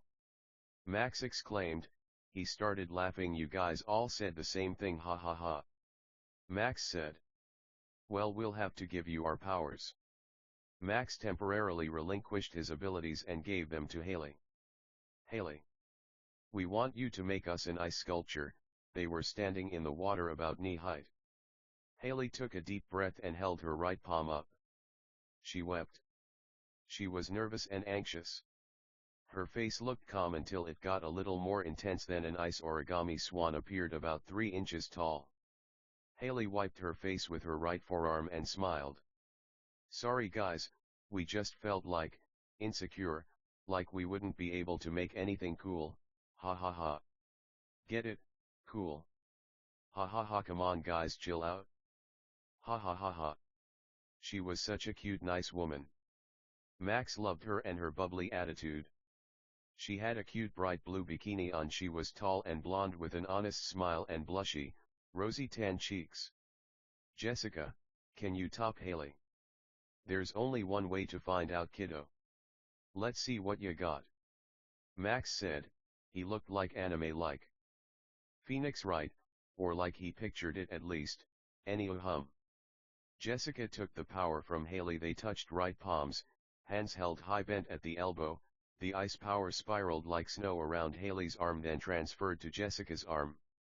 Jessica wept. She must have felt insecure too. But honestly, those were probably tears of joy. Jessica wiped her tears, sniffled, and they all hugged. It was a bright, sunny, hot day without a single cloud in the sky. There never was. It was just perfect beach weather. The kids were playing, building sand castles. People played volleyball. The idea of heaven being filled with awesome beings always made Max happy because it seemed so many human beings, multitudes, sadly enough, weren't going to make the cut. Perhaps human beings were too self-absorbed with their appearances. We gotta imagine it's gotta be easy to be humble if you're a little bucket or like pale. The water was so refreshing because it was so hot. Max was already black and he was definitely about to get a lot blacker. Whether we're black, white, brown, dark brown, red, or yellow, we all have value. For Max, he liked or loved his skin color and didn't intend nor purpose to change it. Jessica said, "All right everybody, it's time to show you guys the cutest little horse you ever did saw," she said with a Texan accent. She raised her right palm up, closed her eyes, and thought long and hard about what she thought the horse should look like. She stayed pretty calm the whole time. There's two kinds of people in this world, Yano, and poof. The horse appeared in her hand, cooling it to the touch. It was a beautiful little stallion. Jessica probably liked riding horses. Max knew that was a popular hobby back on Earth. It was going to be a hard choice, but Max had to give a point to both because he felt bad for them and he honestly felt they were both equally good. Max didn't want this to end. It was 7 p.m. but the rendezvous was at 2 a.m. but it was perpetual sun here. Max knew what he had to do. He had to convince the women to stay at Golden Hotel, stop sinning, and stay safe. Perhaps they wanted to help too much. Like the Talking Clothes said, battle is for those who are prepared for it. They were just bunch of nice, innocent women. They had no business being in this evil world, and they surely had no business in a fight between superpowered beings. They had no powers. Max led the girls to the shore. He got on his knees and prayed long and hard for the women to have powers. It'd be a nicer story for sure, and he knew it'd make them happy. He instructed them to all get on their knees and listen to his prayer to God, and they agreed. Max took a deep breath, wept, wiped his tears away, smiled. His eyes were closed the time. He instructed the women in a circle. They all held hands. They all wept, wiped their tears, and Max began speaking. "Dear God, please help us to find guidance in you. Let us get closer to you and feel closer to you as you test us. We pray we pass this test and every test you could ever give. We bless your holy, holier, and holiest name. We adore and worship the very ground you walk on." Like Mary Magdalene, we ask for powers for the women, not for combat, but just for fun, for recreation. We pray you give these women love and strength. We also pray for our daughters who are still above. Max screamed. At that moment God gave him confirmation his daughters were safe and in heaven. He cried a lot. At that moment his daughters appeared and they began to talk. Elizabeth, Ashley, Alexandra, Lindsay, Angel, Diana, and Ellen all appeared and they all cried loudly, but they smiled too. "Dad," they all exclaimed. They talked for a little just to confirm everyone was okay. He kissed them all on their heads, on the top, on the hair. They all hugged, then they vanished with God. At that moment the women began to glow, then they were consumed in fire, but wouldn't burn, then ice, then electricity, then water. Their prayer was answered. For Max's next test he was going to make the women do an avatar. the last airbender kinda thing where they choice one the 4 elements from the show Attack a Dummy. We know it seems contradictory, but it wasn't real combat Yano, in fact that's why Max picked it. Next up was Maddie, Cassie, Kayla, and Tracy for the 4 elements from Avatar, The Last Airbender. To Max's luck the 4 women all chose 4 different elements so it was more entertaining. Maddie picked water, Cassie picked fire, Kayla picked earth, and Tracy picked air. Max set up a scarecrow kind of dummy and Maddie went first. She sent a slightly bigger than a basketball-sized blob of water at the dummy's head and froze it once it was near the head. Nice man. So cool. Haha, get it, thought Maddie. We loved humor, condescending, sacraments, friends, and most importantly family. Next up was Cassie. She had a ring of fire spun around the dummy's head about 8 inches from the head and 3 inches thick, then it closed in and left a ring burn mark around the dummy's head. Nice. Cassie said that was pretty hot, huh Max? Cassie said in a cute, sexy, humble, and awesome way. That was awesome Cassie. Good and great job lover. Max said in a nice, neat, swell, polite, happy, excited, manly, humble, brave, hopeful, and adventurous way. Kayla was next. Now, to us sand is earth, but if we remember correctly it wasn't in Avatar, so to stay faithful to the show Max spawned some rocks for Kayla, about 100. Kayla sent them high into the sky about 100 feet above the dummy, stacked them so that it looked like they were glued together, and brought them down with a loud and proud warcry. They fell super fast and hit the dummy so hard a long narrow hole was left with sand pouring into it like waterfalls. That wasn't too hard Max, love you baby. Max blushed. Kayla was such a sweet, innocent young woman. Way to go Kayla. You are a nice, sweet, beautiful, and wonderful young woman. That was really badass and tight babe. Good job again and seriously nice work. You're a serious legend round these parts partner. Max said. Thanks partner. Kayla bowed and Max put a cowboy hat on her and cowboy boots plus a lasso in her hands. She lassoed him, brought him close to her, and they made out. They blushed. They wept. They definitely and surely liked and loved each other a lot. Next up was Tracy, and her element of choice again was air. She stood in front of the dummy, took a deep breath. She sent wind crescents at the dummy like Kagura of the wind, but instead of a fan the wind was visible swirling around her. Then she shed it off and it hit with such mean, nice, ferocious force the dummy was cut to pieces but stayed in place, but the arms fell off. Tracy had freckles, she was wearing a cute white bikini, and she screamed for joy and jumped up for joy with her arms high and proud. She wept quiet tears of anxiety, but also joy.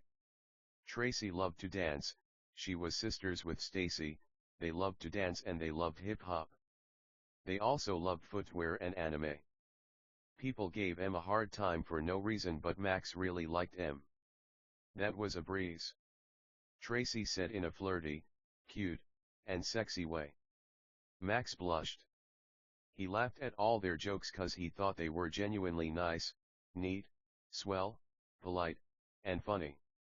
Max conjured a fake mustache on him and all the women. They all laughed. He also gave them top hats, canes, and full suits. They danced around and talked in a silly fancy, posh, fancy pants, dumb way, and they laughed because that's what kids did. Max walked over to a baby and picked her up. People in heaven were literally that nice. Max, we'd be offended if you didn't pick up our little 4-year-old, said a pair of beach ball parents. They became beach balls and rolled over to me. They didn't have face or anything, but they saw our Charlie Chaplin show and put on fake mustaches and monocles, and tuxedos. They became human beings again and told us her name was Susan. Susan said, "Hi Max. Mom and Dad told us you're a big deal in heaven and to God. Why'd you lose all your powers Maxie, if you don't mind a smarter than you baby asking?" She wept. Sorry, like the Bible says, folly is bound in the heart of a child, but the rod of disciple drives it far away. If you love your child, give them the rod of discipline. If you denounce them, Spare them the rod of discipline. Discipline your child and save their life, don't be a willing party to their death. She cried a lot. Poor kid, what a sweet, tender, and mild little baby. She looked like a little god, like a little white guy, no offense we guess, fucking, then a little baby girl, then a little baby beach ball. Max wiped the tears off that little beach ball and kissed her. Max said, you know what else Proverbs says, you little baby genius boss baby. Open rebukes nicer than hidden love, why not look like a little baby girl? So meanies reading this don't give us a hard time, huh? Under the lighting sun, under the snowy icy cloudy snowing icy lightning sun, under the drowning snowing angelic snowing icy lightning icy snowing sun, under the lightning icy snowing angelic icy snowing lightning Sunday. Susan replied, we were so mad at first, Max, like life isn't hard enough, but you're right, we just feel it's cool how you always get a point across in only a few words, like all your books just use the same words over and over and over and over. And sorry. She wept. Max laughed. He tried not to curse around kids, but the parents were cool like that. Susan continued, she looked human when Max said so, but she was understandably frustrated. Who doesn't want to be a beach ball? That's why Max said those 4 sentences. Whenever Max said something he felt was hard to know or he felt might offend someone, he always said 4 sentences after to make it less offensive. Susan wept a lot. She felt really bad. Sorry, Max, we might have started rambling there. She smiled. Just kidding. We just know how much you pity and miss your daughters, and that's how they can act. We're 4. And even we know not to do that, but it's fine, right? Like, you don't make a 4-yo say even about herself. They keep going, Yako, the nerve, Yano, the nerve, it doesn't matter what age you are, forget man, you dat dog Max. Always have been though, to be fair. Max found his new favorite person. He kissed Susan a few more times and chatted with the family along with the ladies. Max and the women went to a bamboo forest and began cutting bamboo. Suzume, Feet Toka, by Radwimp started playing. Max had never heard of this song, but he quite liked it. It was 9 p.m. but it was a bright day, warm weather, overcast, at twilight, when the sky turns red like scarlet or like crimson. The sky, time was such an anxiety-inducing thing. Max didn't want to fail God's test, he just wanted to be with the girls like Sekire or Shuffle. Or Clannad or like Baka and test harems, Yano, but he knew he had to protect them. They cut the bamboo, the women were like Max. They could conjure whatever they wanted, but of course, again, it couldn't be for combat. The aliens could only make particular things, but they were really skilled at it. They spent time cutting down bamboo, petting pandas, and eating chow mein. Max cried. He was gonna miss the women, but what could he do? They'd be safe here. He felt like he was really getting through to them. Leaving the Golden Hotel wasn't an option. These dark tales, these seemingly intelligent monsters, these silhouettes, they were just that, figments of our imaginations, fake, fiction, not exactly, but without love we're no one. It seemed almost no human beings would be nice and stay in the Golden Hotels. Human beings were always in and out, but Max talked to some people earlier on FaceTime. It seemed as if they'd do the right thing. Olivia D already left, so afraid of beings who can't really even hurt us, a strange notion to Max. But he brought the women here to cheer them up about not being able to fight. Perhaps if they trained enough one day they could fight, though again, it wasn't the most enviable position. Max's phone began to ring. It was Olivia. She was covered in dirt and rags. She was also wounded. She was with a chess alien. Apparently, the Dark Tales had chess proofing, so they had to resort to swords. This was the way it usually went. The appropriate attribute did more damage, but the Dark Tales were able to defend against that, so we'd wait for their shield gauge to deplete, or bring other aliens, as they could only defend against one thing at a time and try to switch opponents. The Dark Tales weren't too idiotic, however, but always made it a point to try to stay with whoever they were fighting. As they cut bamboo they wept some for Olivia, she was mean for leaving, but the fact of the matter was it seemed she wanted back in the Golden Hotel. The chess aliens used chess pieces as bullets essentially, but when the shields went up they switched to swords and handguns. They were seriously injured but Alex could help with that. There was a copy of Alex in every Golden Hotel like Nurse Joy or like Officer Jenny. It wasn't different Alexes, it was the same Alex. We guess he'd take time to get memories from every Alex every night. It was kinda over our head but even so. Max was glad for Olivia, platonically though, it was hard to be attracted to a woman who didn't know self-worth. God bless. Runaway by Aurora played.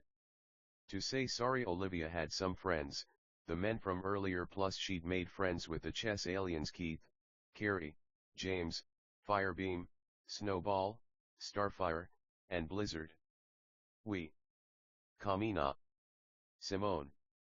Abejuk, and ourself, Max, teleport outside to retrieve everyone we requested sled and car aliens because one cannot teleport into the Golden Hotel if they're wounded or in mean or like rude or like impolite condition. Max wept a lot.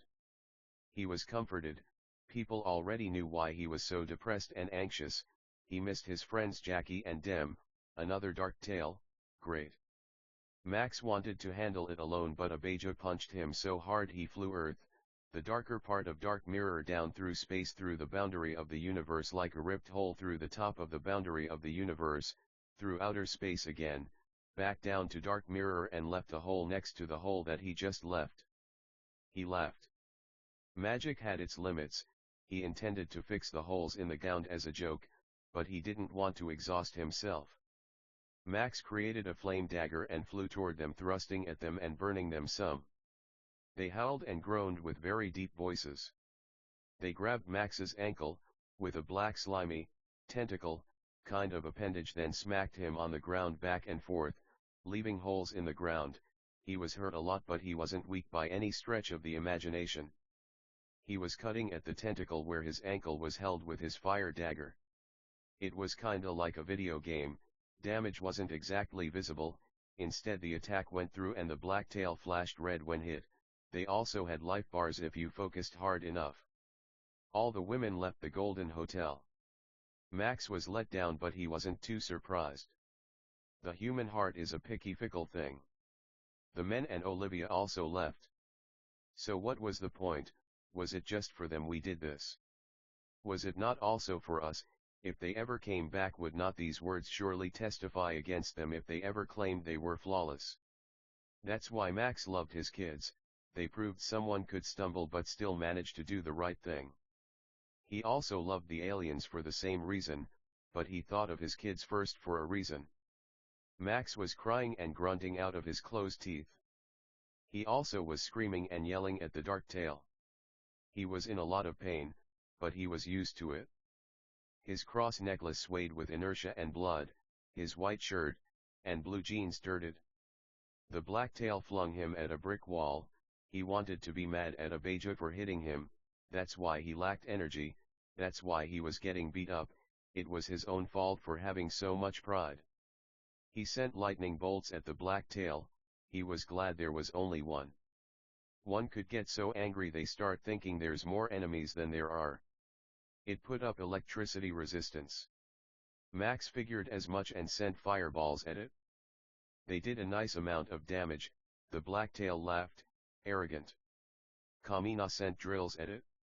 Simone too, it was nearly out, but it sat down, but started regaining health. Abeja sent feathers at it, it kept getting close to a lower amount of health, but it wouldn't deplete.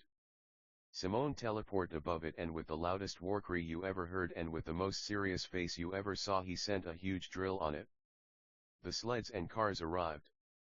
There's no way we were teleporting to Golden Hotel so we started making our way out. Simone hit that damn thing so hard, white beams of light, started to break out it like pepperjack or like a strainer, it exploded and left sludge everywhere. Good work everyone, it looks like Olivia and the men won't be coming, but we did our parts.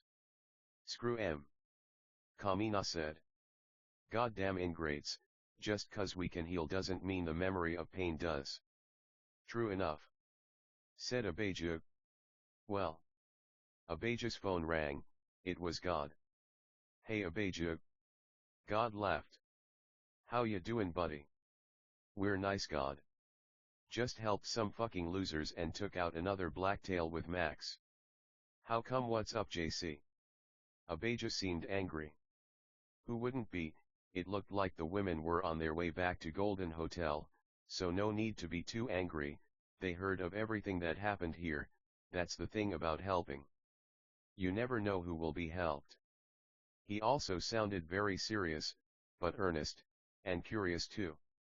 No rendezvous tonight. Jesus flipped the camera and showed 20 blacktails with life bars at 0. One could see the empty bars hanging over those poor bastards. Looks like God already handled it. Abijah was stunned. God. We don't understand why you didn't let us do it, don't endanger yourself like that, dot. He began crying. That was no way to speak to God.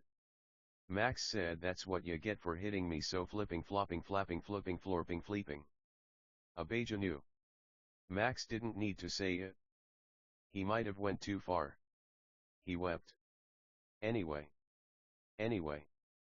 Abijah you gotta understand, we do whatever we want, we did it mostly for Max because we knew he wanted to spend time with those ladies he liked, had they not done the right thing, well honestly we're sure he could have just found new human beings, but, we're glad either way and hey.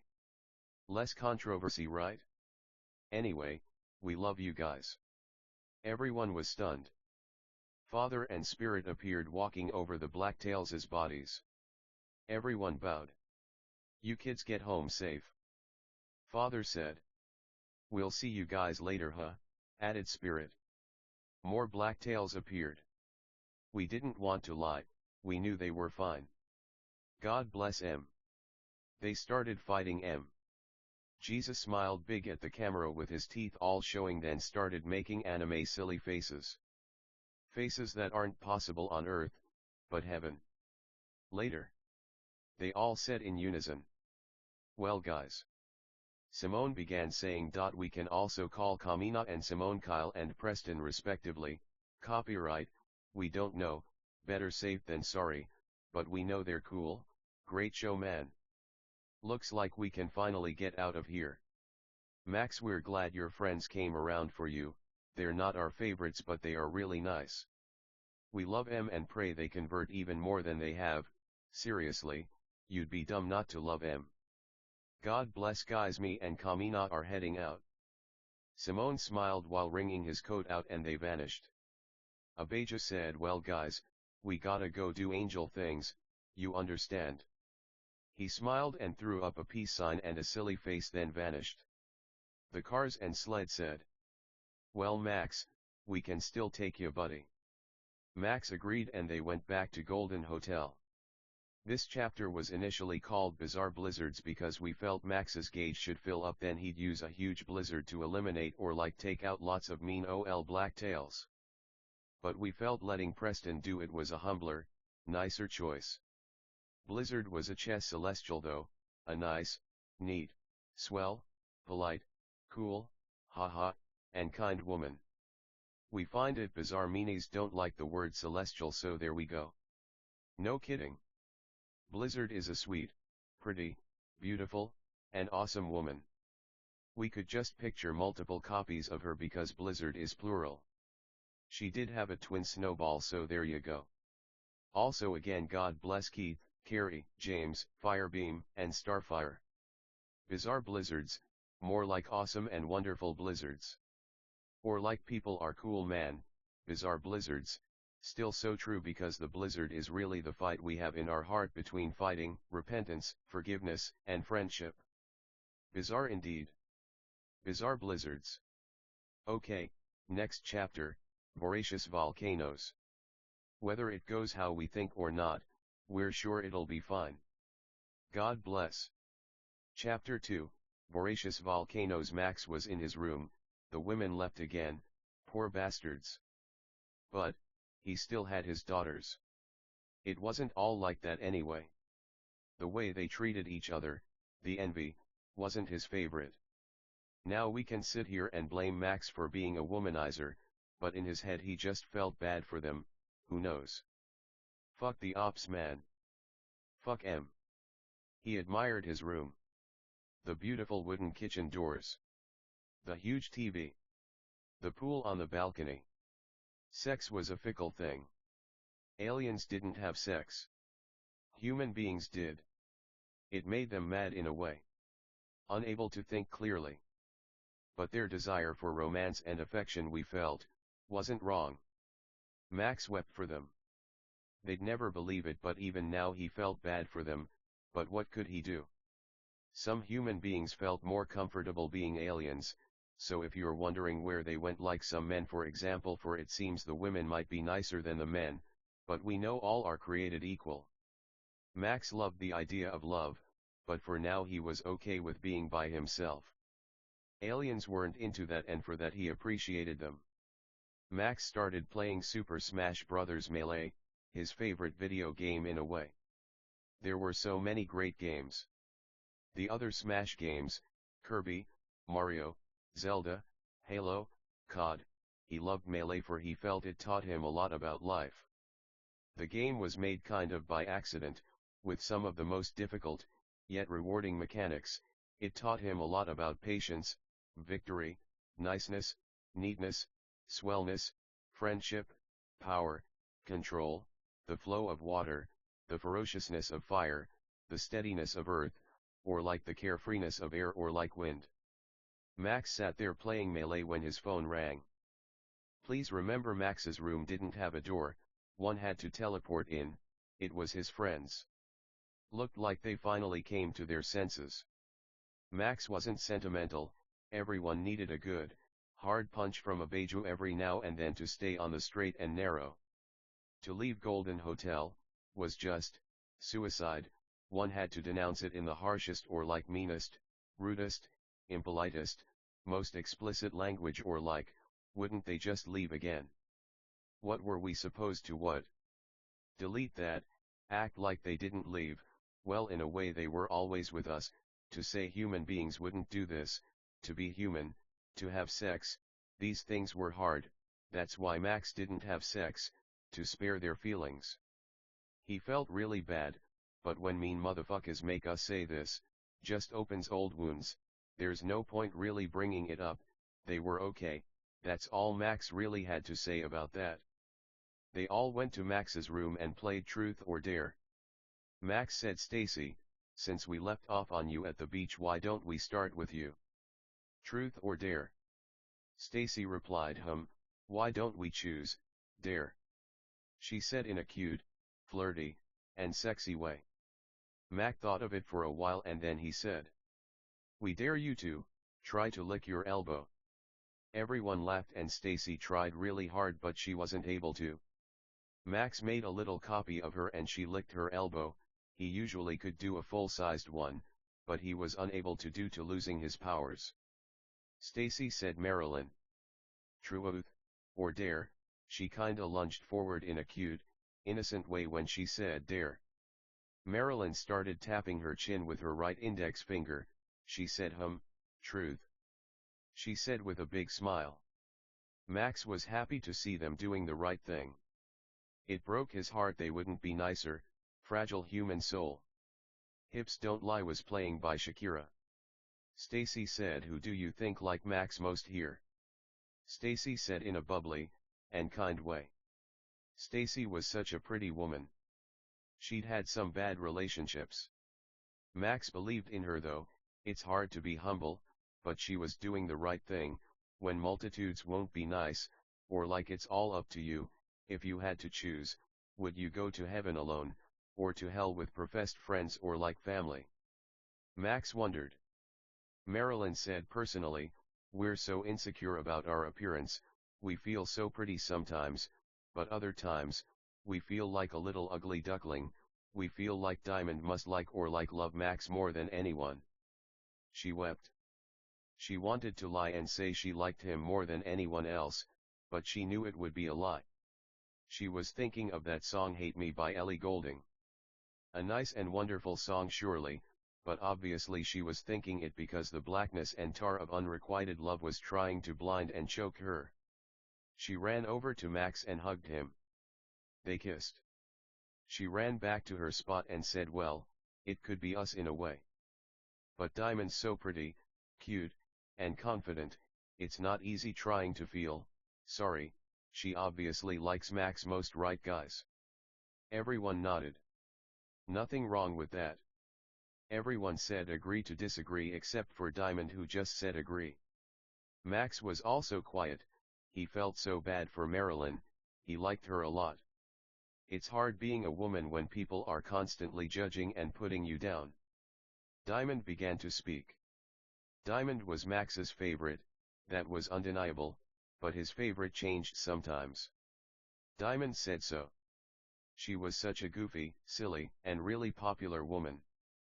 She was the kind of woman that lit up a dark room, a dependable, beautiful, elegant little elephant, washing herself with her trunk, eating nuts, wearing a top hat, a monocle, a tux. She was stunning. Max fought temptations of envy. What was there to be jealous about? She only liked him. It was so hard finding love, to Max. All that mattered was helping them, no more rendezvous or like fights or like. He wished they could just go to heaven, but they'd have to bring heaven to themselves. Diamond said, we feel like we like Max the most. Man guys, it's obvious. We don't know, you guys surely like him a lot. But the way we flirt, kiss, it's different, no offense. When Max and I talk, it feels like time stops. She began to weep. We've never felt so close or like so attracted to someone. He's such a nice, kind, and beautiful man. We regret ever leaving this place, to be afraid of beings who can't even hurt you, who could be so cowardly. Anyway, sorry, we know you guys said you liked Max more, agree to disagree. But we don't know, to us. Max is the Sunday. Shining so bright that shadows don't believe they're allowed to be dark anymore. He's so handsome we feel like we could just faint. We feel like he's the only thing we want to talk about forever, but we don't know. Maxi Poo, what do you think, baby husband, sexy boy? Diamond was like the funniest woman Max knew. This, he felt, was inarguable. Ruby started to talk. She said, Max is so hot, huh? We know why you guys think you like him more. In a way we're sure you're right. But we feel in the greatest way, in the way that matters most to him, we love him most. We love his brown or like black skin. Dark brown, we love his poofy little afro, we love the fact he's half Filipino, we love the fact he's so tiny, we love his trampoline tummy, we love his broken tooth, we love his courage, his willingness to help anyone, even if it makes him leave holes in the top and bottom of the universe. We love his love for us. He's so nice. She began to weep. In this universe people wept all the time. Kinda like Saki. Ruby continued. He got hurt, fighting the black tail. For us, it made us realize, when someone you love gets hurt, it's like, you yourself were hurt. Not to justify our sins, but, we felt mad at God. We should be allowed to help. What could we have done? We were arrogant and egotistical. We felt Max was the only one who could hurt the blacktails, but it was Preston who ultimately got rid of the blacktail. But honestly, we feel Diamond likes Max most, but we still love you, kid, and thanks for helping us. We love you. Max spoke. He was thinking about so many things. His mind always rushed. He thought of chains, hanging but upside down. When something upside down falls, does it know it's loved? That's how he felt about his women. Even when we're not our best, like John said, I know your deeds, that you are neither cold nor hot. I wish you were either one or the other. So, because you are lukewarm, neither hot nor cold, I am about to spit you out of my mouth. When we're an alien or like a celestial, does that mean we're more or like less human? What was the value of helping the poor in spirit? Where were the men? Our criticisms lodged at God rightly held against those who denounce the lower half of the sphere. His mind raced, but he couldn't tell them, not because they wouldn't understand, but because of the confines and restraints of language, so sometimes Max would just show them what he was thinking. When we strip ourselves down, to just the chain that dangles or like sways in our spine, are we still a god, or will we pass away like a mere mortal? The kids continued this way for hours, just talking for hours. They talked about the Bible, church, Christianity, Islam, Hinduism, Death Note, Code Geass, music, shows, movies. Max said, "Hey Diamond, what's your favorite film?" Diamond replied, "Spirited Away. We feel it's a tale about the tragedy of loss of loved ones, the hope of getting them back, the fun of imaginary beings, the importance of hard work, the joys of solitude, and vice versa, the beauty of how kids can even be in love, sweetheart, that's how we feel," she wept. She continued, "All we do is kiss, we feel like Chihiro and Haku, just two kids in love. Without that next step, it's so hard to be secure or like self-confident, but we know you love us, we've never loved anyone else. We wish we'd met you sooner. But what right have we to blame God?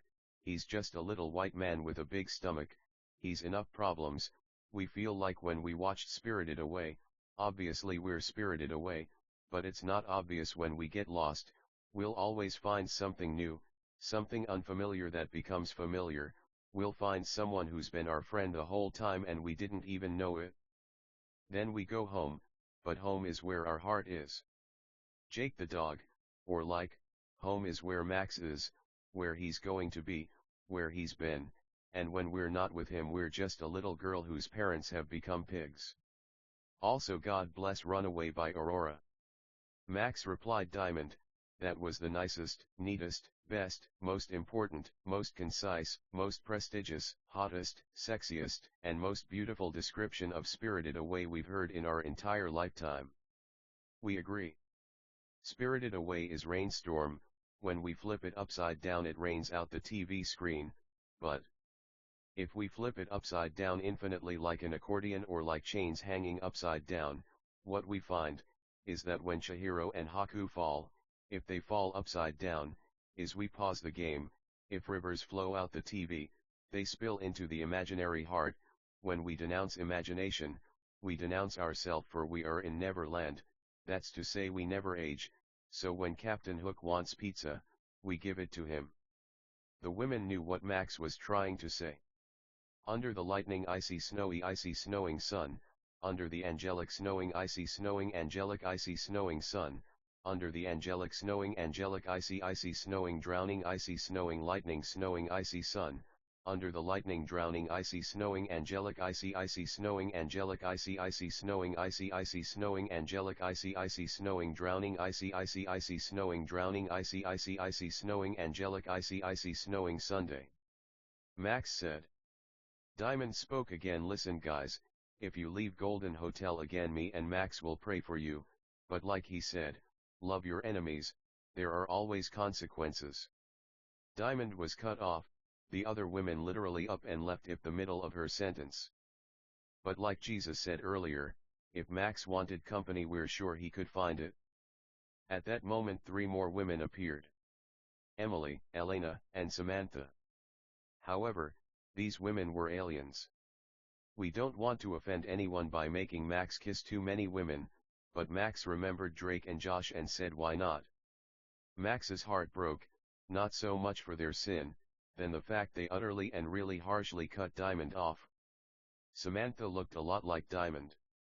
Emily was like Blizzard and Elena was a huge K-pop fan. Max's heart broke still in a way he couldn't see coming, he actually felt bad for them. Apparently they came back again, he didn't intend to offend those with tight britches so they got their own room.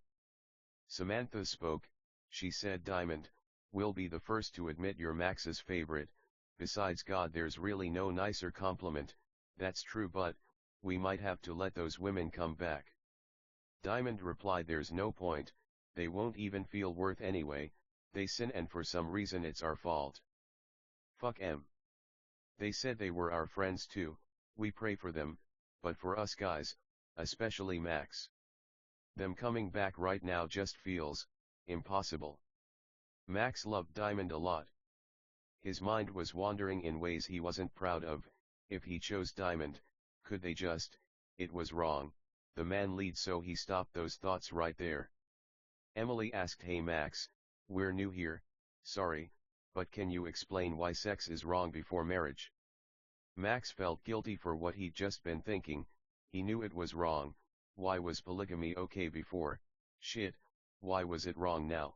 Evil thoughts, but he wasn't exactly a saint. He was nervous. He felt ungrateful. He had everything he could want. Would he end up like David, who killed Bathsheba's husband? He thought about it long and hard. Then he said, sex before marriage is a sin because we want to feel there's a commitment. Sex makes people fall in love, so there needs to be a promise to not hurt each other's hearts or like feelings. Max was annoyed. It felt like everything annoyed him. He hated not feeling like his friends were loved. If he made mistakes, they were his to make. God was watching. Max knew he loved God. He knew God loved him. He might have been right. Perhaps the entire world were the ones who didn't know God. By this point everyone was gone again except for Diamond. Agora Hills by Dahakat started playing. Was he wrong? Was this a sign? Him and Diamond did something that night. No courthouse, it might have been a union before God. He didn't regret it though. We won't go into detail. God died for our sins. How many Christians have sex before marriage? What was marriage? How did Adam and Eve get married? Was there a courthouse? Or like, what about Solomon's 1,000 wives? He loved her. Hustat Lantavgas by Drake played. Diamond had been a pole dancer. Max didn't care. He loved her. He knew she didn't love anyone else, so what did it matter? He knew she'd know what he was talking about. Meaningless sex was meaningless, but the sex meant something. They were in love. She wasn't pregnant. For now, when a man loves a woman, he'll do almost anything to make sure she doesn't leave.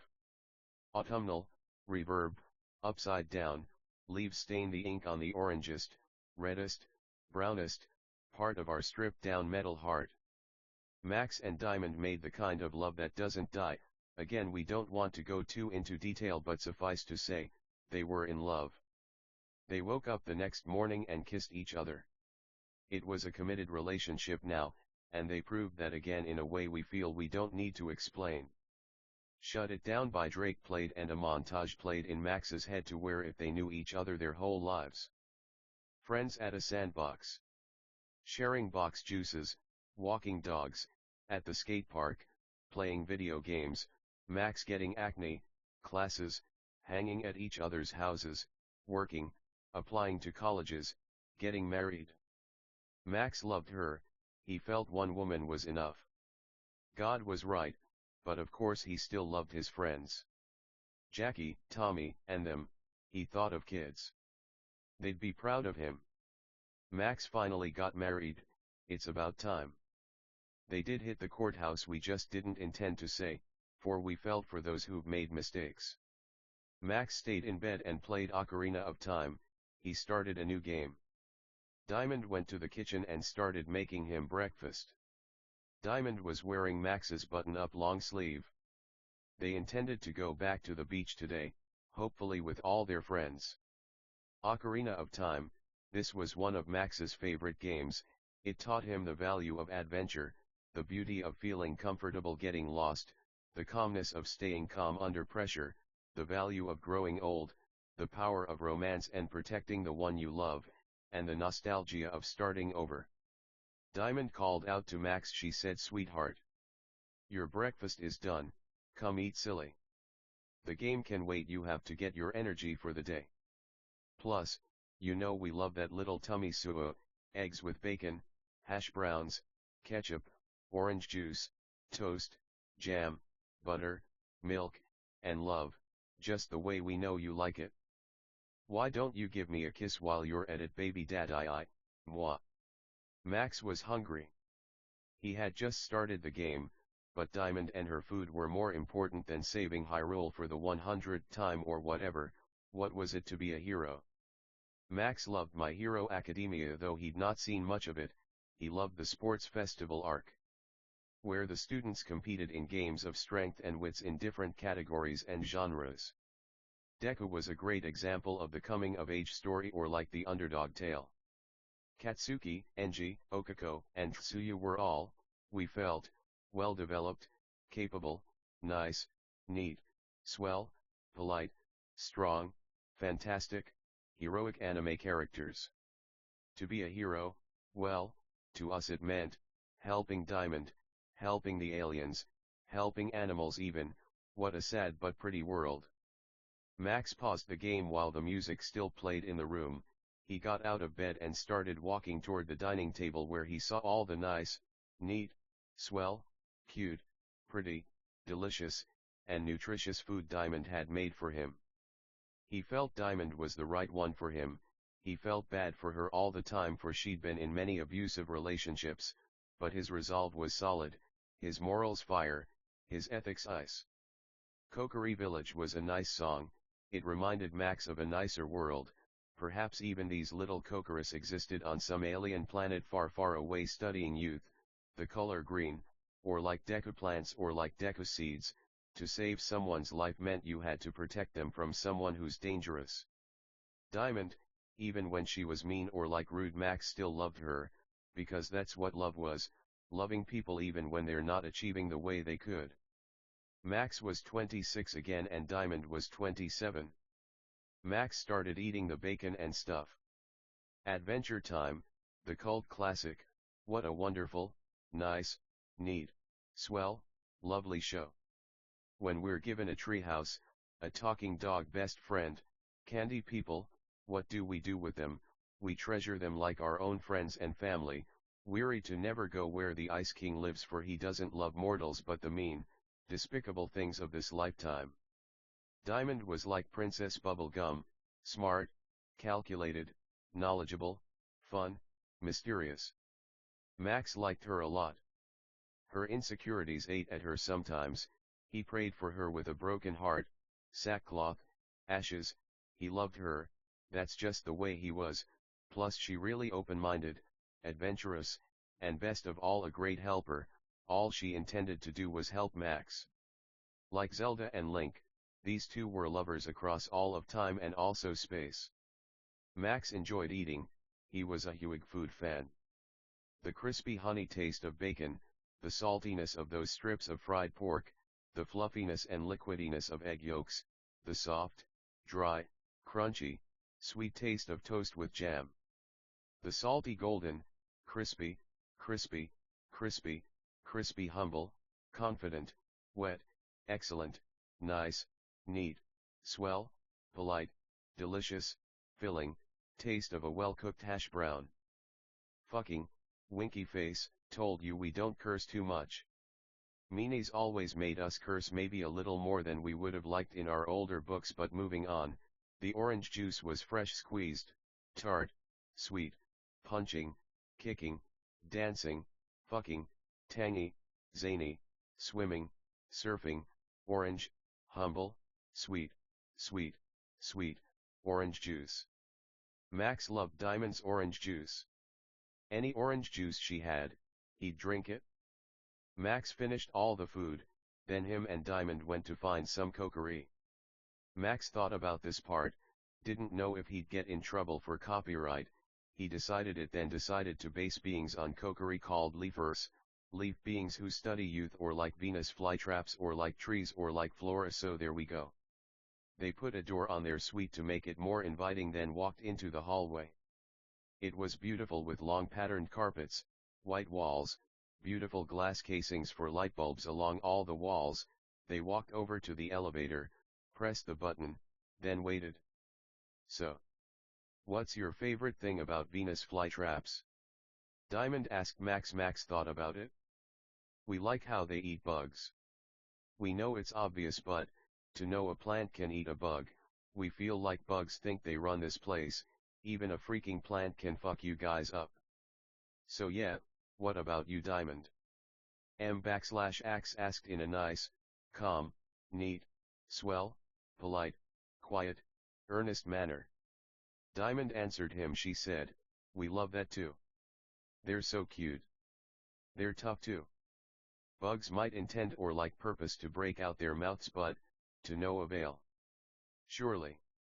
Sometimes bugs might damage the plant with venom or like a stinger or like stuff like that, but, truly special plants that aren't like any other plant.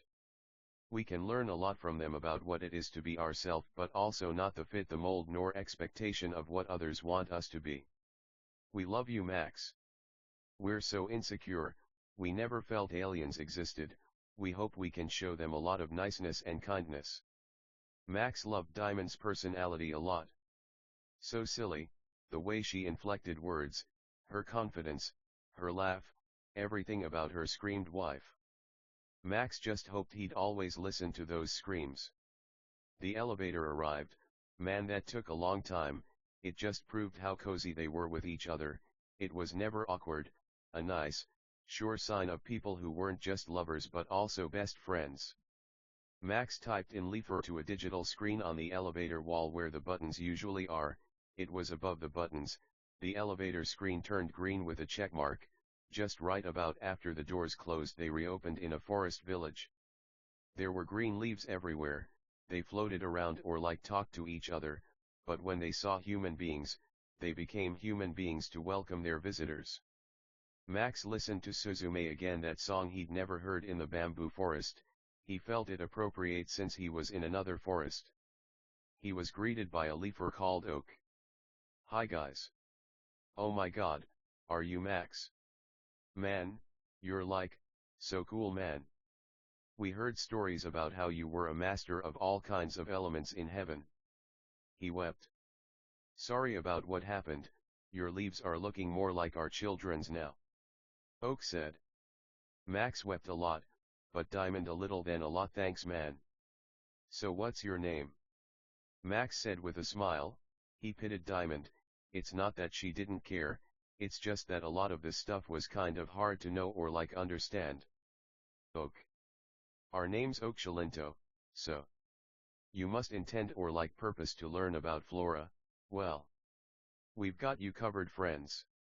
Everything you could ever learn about flora can be found in this forest." Diamond smiled, then started talking. She said, "We love flora.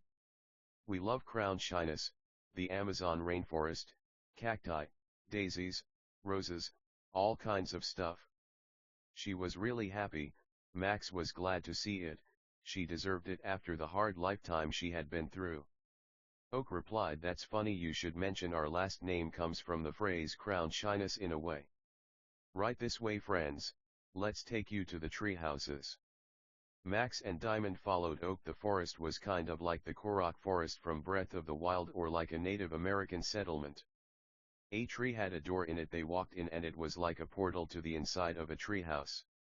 They looked out, but saw a huge intricate network of tree houses about 100 feet off the ground that all connected to each other using wooden bridges, with ropes for safety.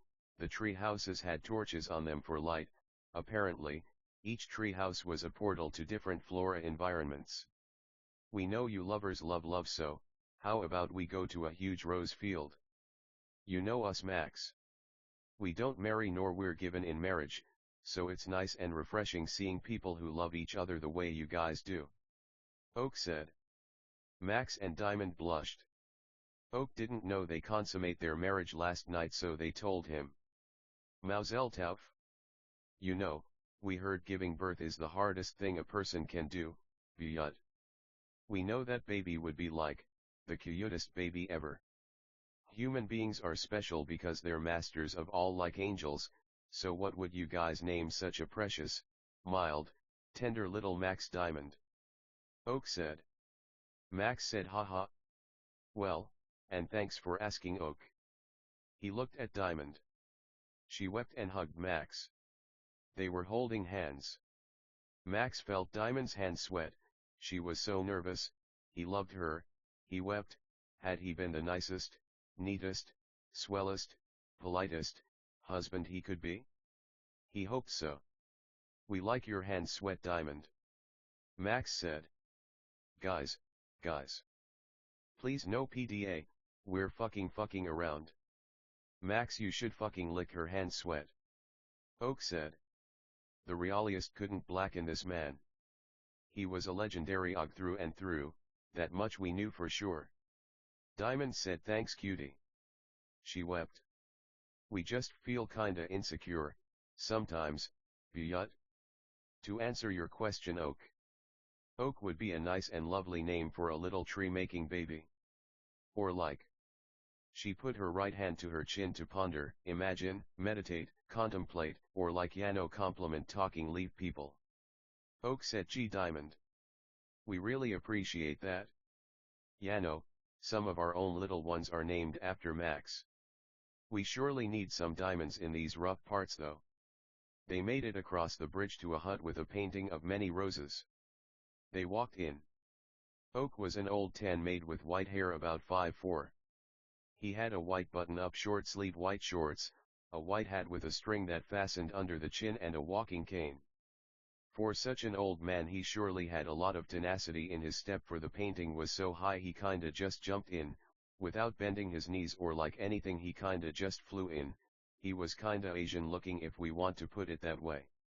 Might have been Chinese, Japanese, South Korean, something like that.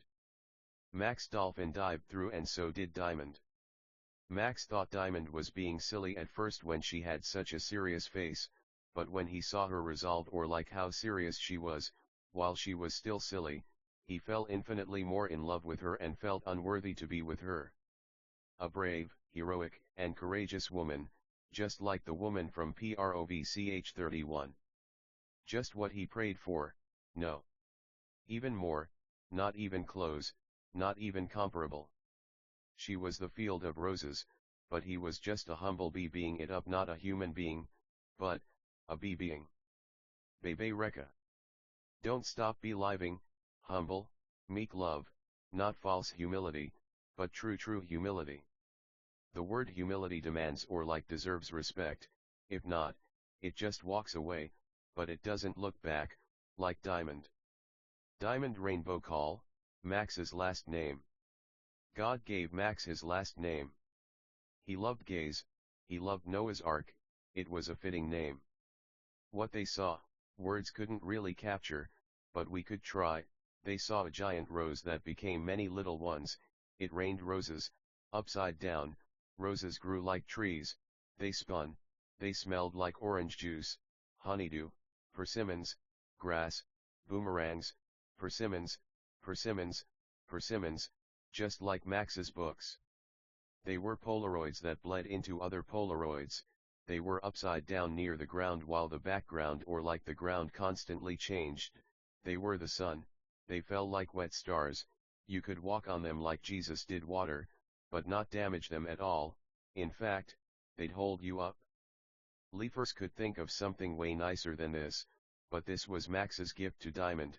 Women were nice and simple, love God, love them, buy them huge fields of flowers.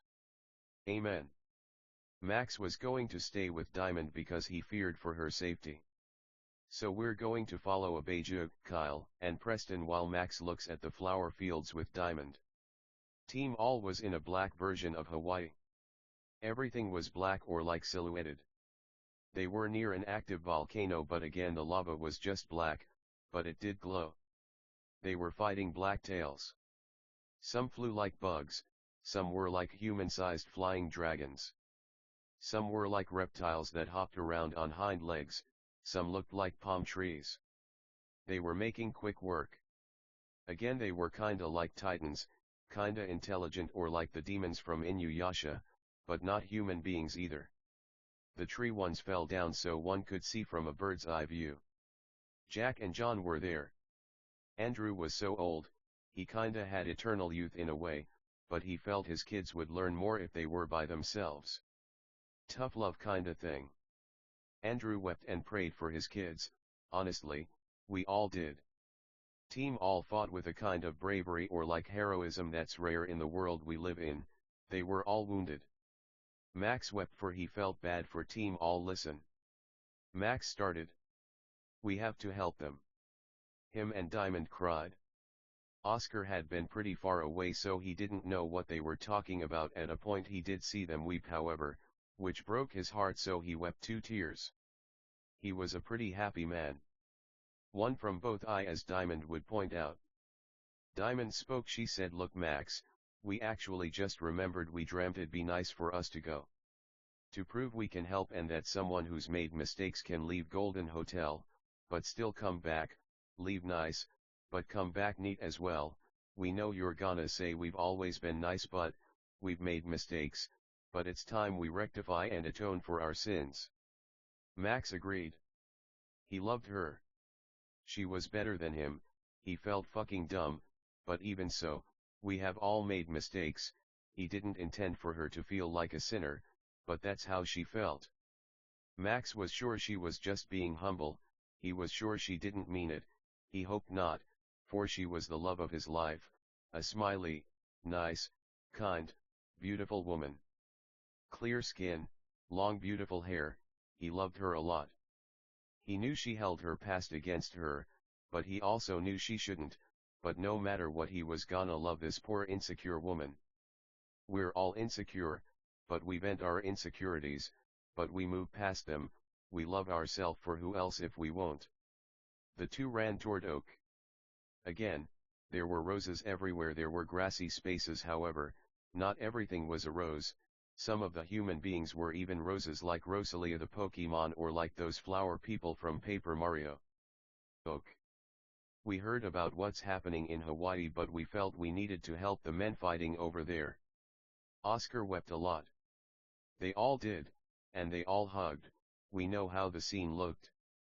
Beautiful, blue skies with roses everywhere floating, wet like eyes. Roses were everything, they'd always be, but, it felt the sky turned gray, it felt the storm was roaring or like kicking or like howling now.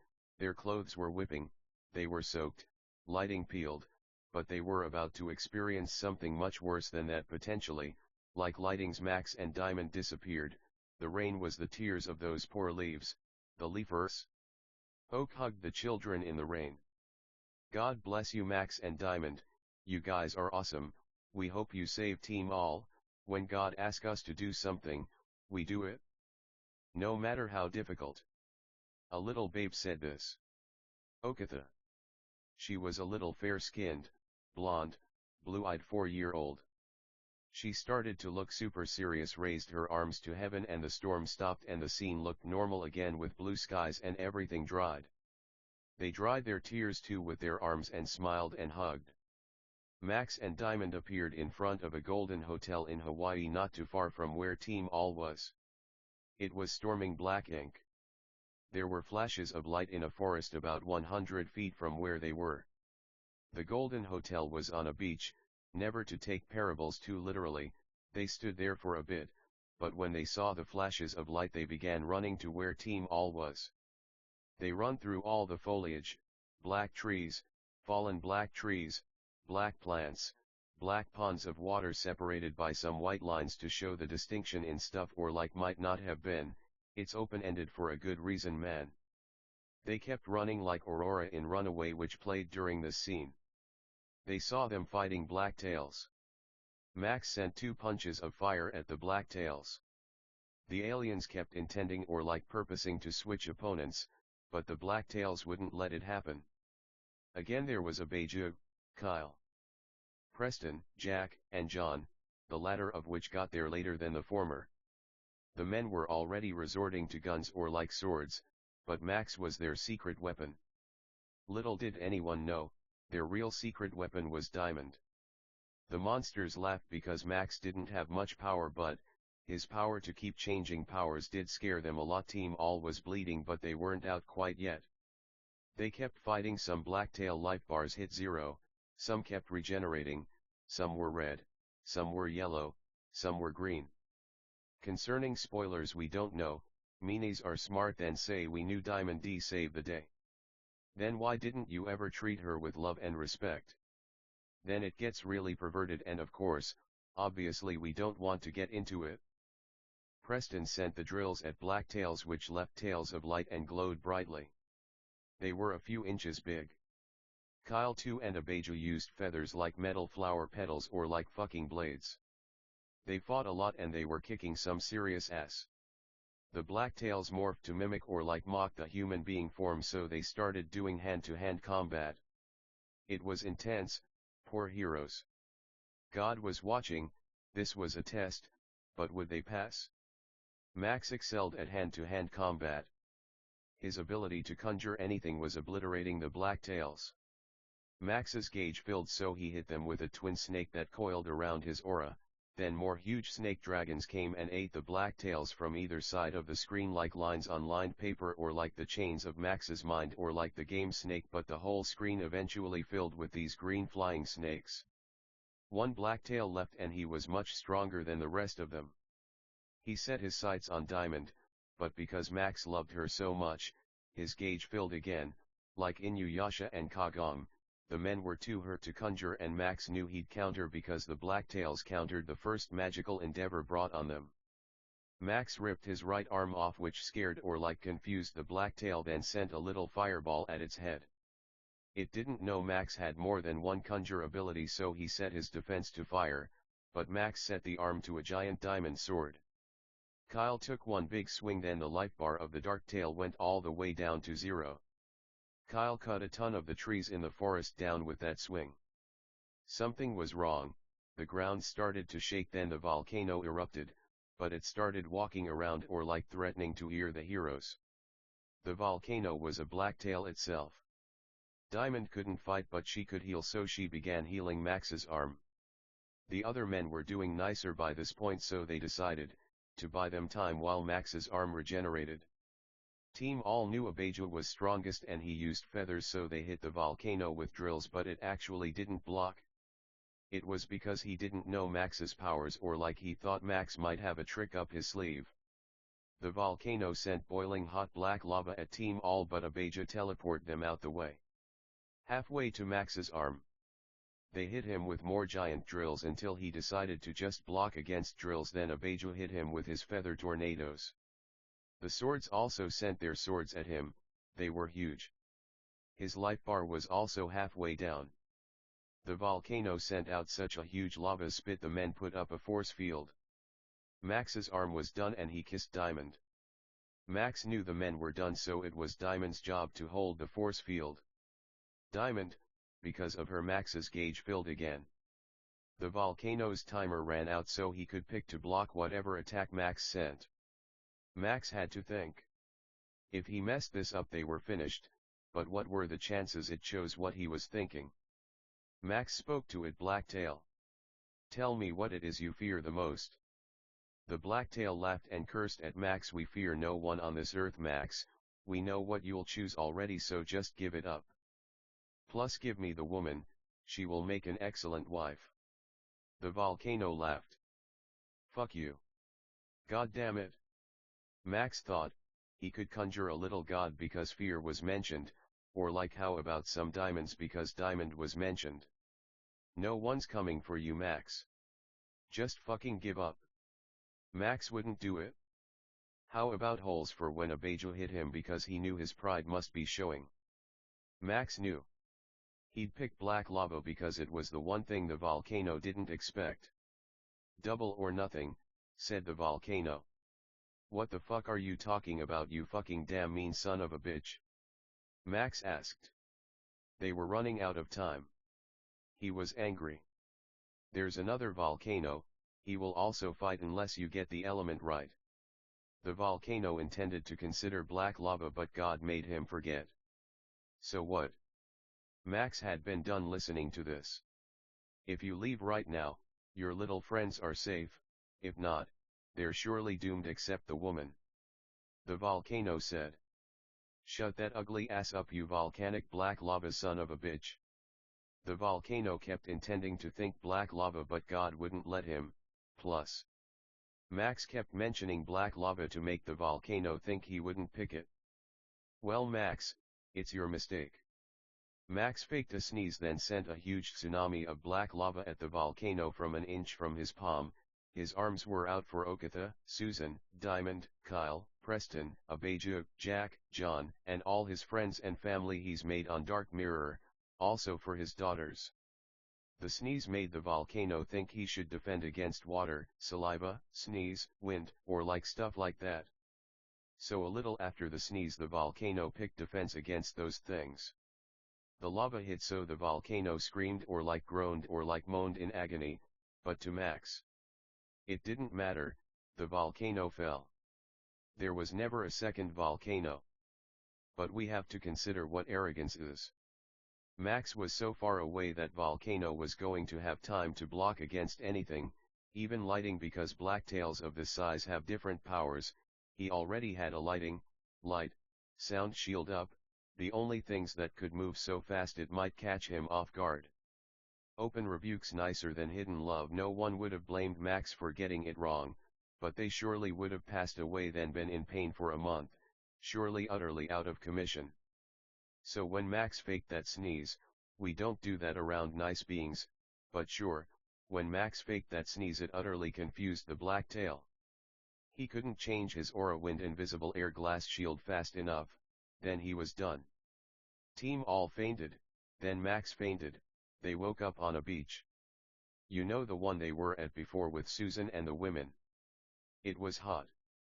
God was there, in spirit but not in person. We knew God didn't visit too much, just like Earth. They were so tired they didn't move, they were cleaned. It felt good laying on a beach towel. Max laid on his back while Diamond laid on him, on his chest. They made out. She sat on him with her knees on the ground and Max gave her a fruity alcoholic drink. Max put on sunglasses and a straw hat and wept. Diamond wept too. They made out again. Max didn't drink, but Diamond was poor in spirit, but he loved her. Don't just lay there, dummy. Let's go swimming. Kyle said. C'mon guys. We'll meet you out there probably. We, no offense, we just intend or like purpose to lay down for right now. Max said. You're lost, loser. Hey, Diamond, wanna swim? Kyle said. She made a lightly uncomfortable face by biting her lip. They were all friends, just kidding. Sorry man, our husband is the leader and if he just intends or like purposes to chill here we agree. But she motioned to her and Max with her index finger many times back and forth. Hope you men have a nice time. She smiled real big. Yeah no. She said. Some a sweet, warm, pretty, woman. Alright human beings, we won't insist, but you guys are super duper lot of me. Much love later, they said with like a quiet confidence, like, almost a whisper, like they were getting cut off or like just super quick for humorous effect. We love em.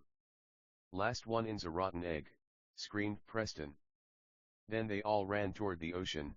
There were plenty of human beings at the beach, kids, teens, adults, elders, though we have eternal youth sometimes we might choose to look old. They made out again. So why didn't you want to go with your friends, Max? Diamond asked. Well, we just intended or like purpose to spend some time with you, intend or like purpose to play some Mario Kart. Are nice, neat, swell, polite, beautiful, brave, awesome, amazing, incredible, gorgeous, attractive, sexy, best Mario Kart player, Peach, Daisy, Rosalina, Baby Peach, Baby Daisy, Baby Rosalina. Diamond said Baby Rosalina with Max, then they both said wife. Intend or like purpose, Diamond scoffed. Fuck em, what a convoluted way to make us talk like, the word want, right? Max wept. They made out then smiled at each other. Right. Max said with a quiet confidence. They started playing Mario Kart and some little kids joined them. It was a good day. Chapter 3, Silent Snow Hills. Max and Diamond were in their room. They were doing what married people do. They were also playing Ocarina of Time. Ocarina of Time was an object lesson on adventure, fighting, archery, the snowstorms that raged in the broken heart, puzzles, patience, condescending, love, nostalgia, and the fade to white of another trek into the great Deca Tree. Max missed Maddie, so he called her up. Hi Maddie. Beings who weren't in Golden Hotel usually didn't have technology, they were often cold, dirty, and hungry. But Maddie felt brave, so she answered his call. Hi Max. How are you buddy? She saw Diamond and began to cry a lot. She teleported to the room and her and Diamond began eating apples and raisins. Max missed Maddie a lot, Madeline. He especially intended for her to eat his apples because he felt like she'd really enjoy eating them and he loved feeding her because he knew she was really hungry. Maddie loved Max's apples. They were really big, juicy, nice, neat, swell, and delicious. That's why he always wrote about them. She didn't like other apples like she loved Max's. As a joke, she wouldn't even eat apples if they weren't Max's. Maddie was over her crush on Max. She knew he was taken, so she was glad. She felt she didn't even deserve him because Diamond liked and loved him so much more and she hadn't been here very much at all. She had her eyes on some other men, but deep down she felt she intended or like purposed to preserve her virginity because she felt romance and sex weren't her forte. Max was thinking of snow. He often did. He loved snow. He had a nightmare where him and some friends got lost in a snowy, Arctic tundra like Antarctica, but there weren't any golden hotels to find refuge in. He hoped that dream didn't happen. Killing Dekababas, mini babas, Skulltulas, brought Max joy. Agora Hills is such a nice song. Max heard his friends from the beach got sent to Antarctica by blacktails because they were too afraid to stand up to them. He felt obligated to try to help them. He knew Diamond and Maddie wouldn't hear no, so he knew he wasn't going to try to convince them not to come. He was in a hurry. Team All was actually busy fighting other blacktails, so Max didn't know what he'd do. He was in a hurry. He knew so many aliens didn't fight but were masters of other things. He called some fireball aliens, but only one was available. They were all busy, he understood, when he helped Olivia, but she left anyway. It wasn't a surprise these beings weren't too keen to jump out their seats to help beings who might not even care. Max figured if he did it they might care, because they seemed to like him more than most beings, that was for sure. Diamond and Maddie were determined to go. They set out with Fyro at 30y/0 floating, talking fireball about a foot in length. He was a large, black man with huge muscles. About 6 feet 4 inches, handsome, with a buzz-cut afro. They teleport to lobby. "Good lucky guys," said Alex. "Sorry everyone's busy, it's just Yano, not them, but other beings have," cried Wolf.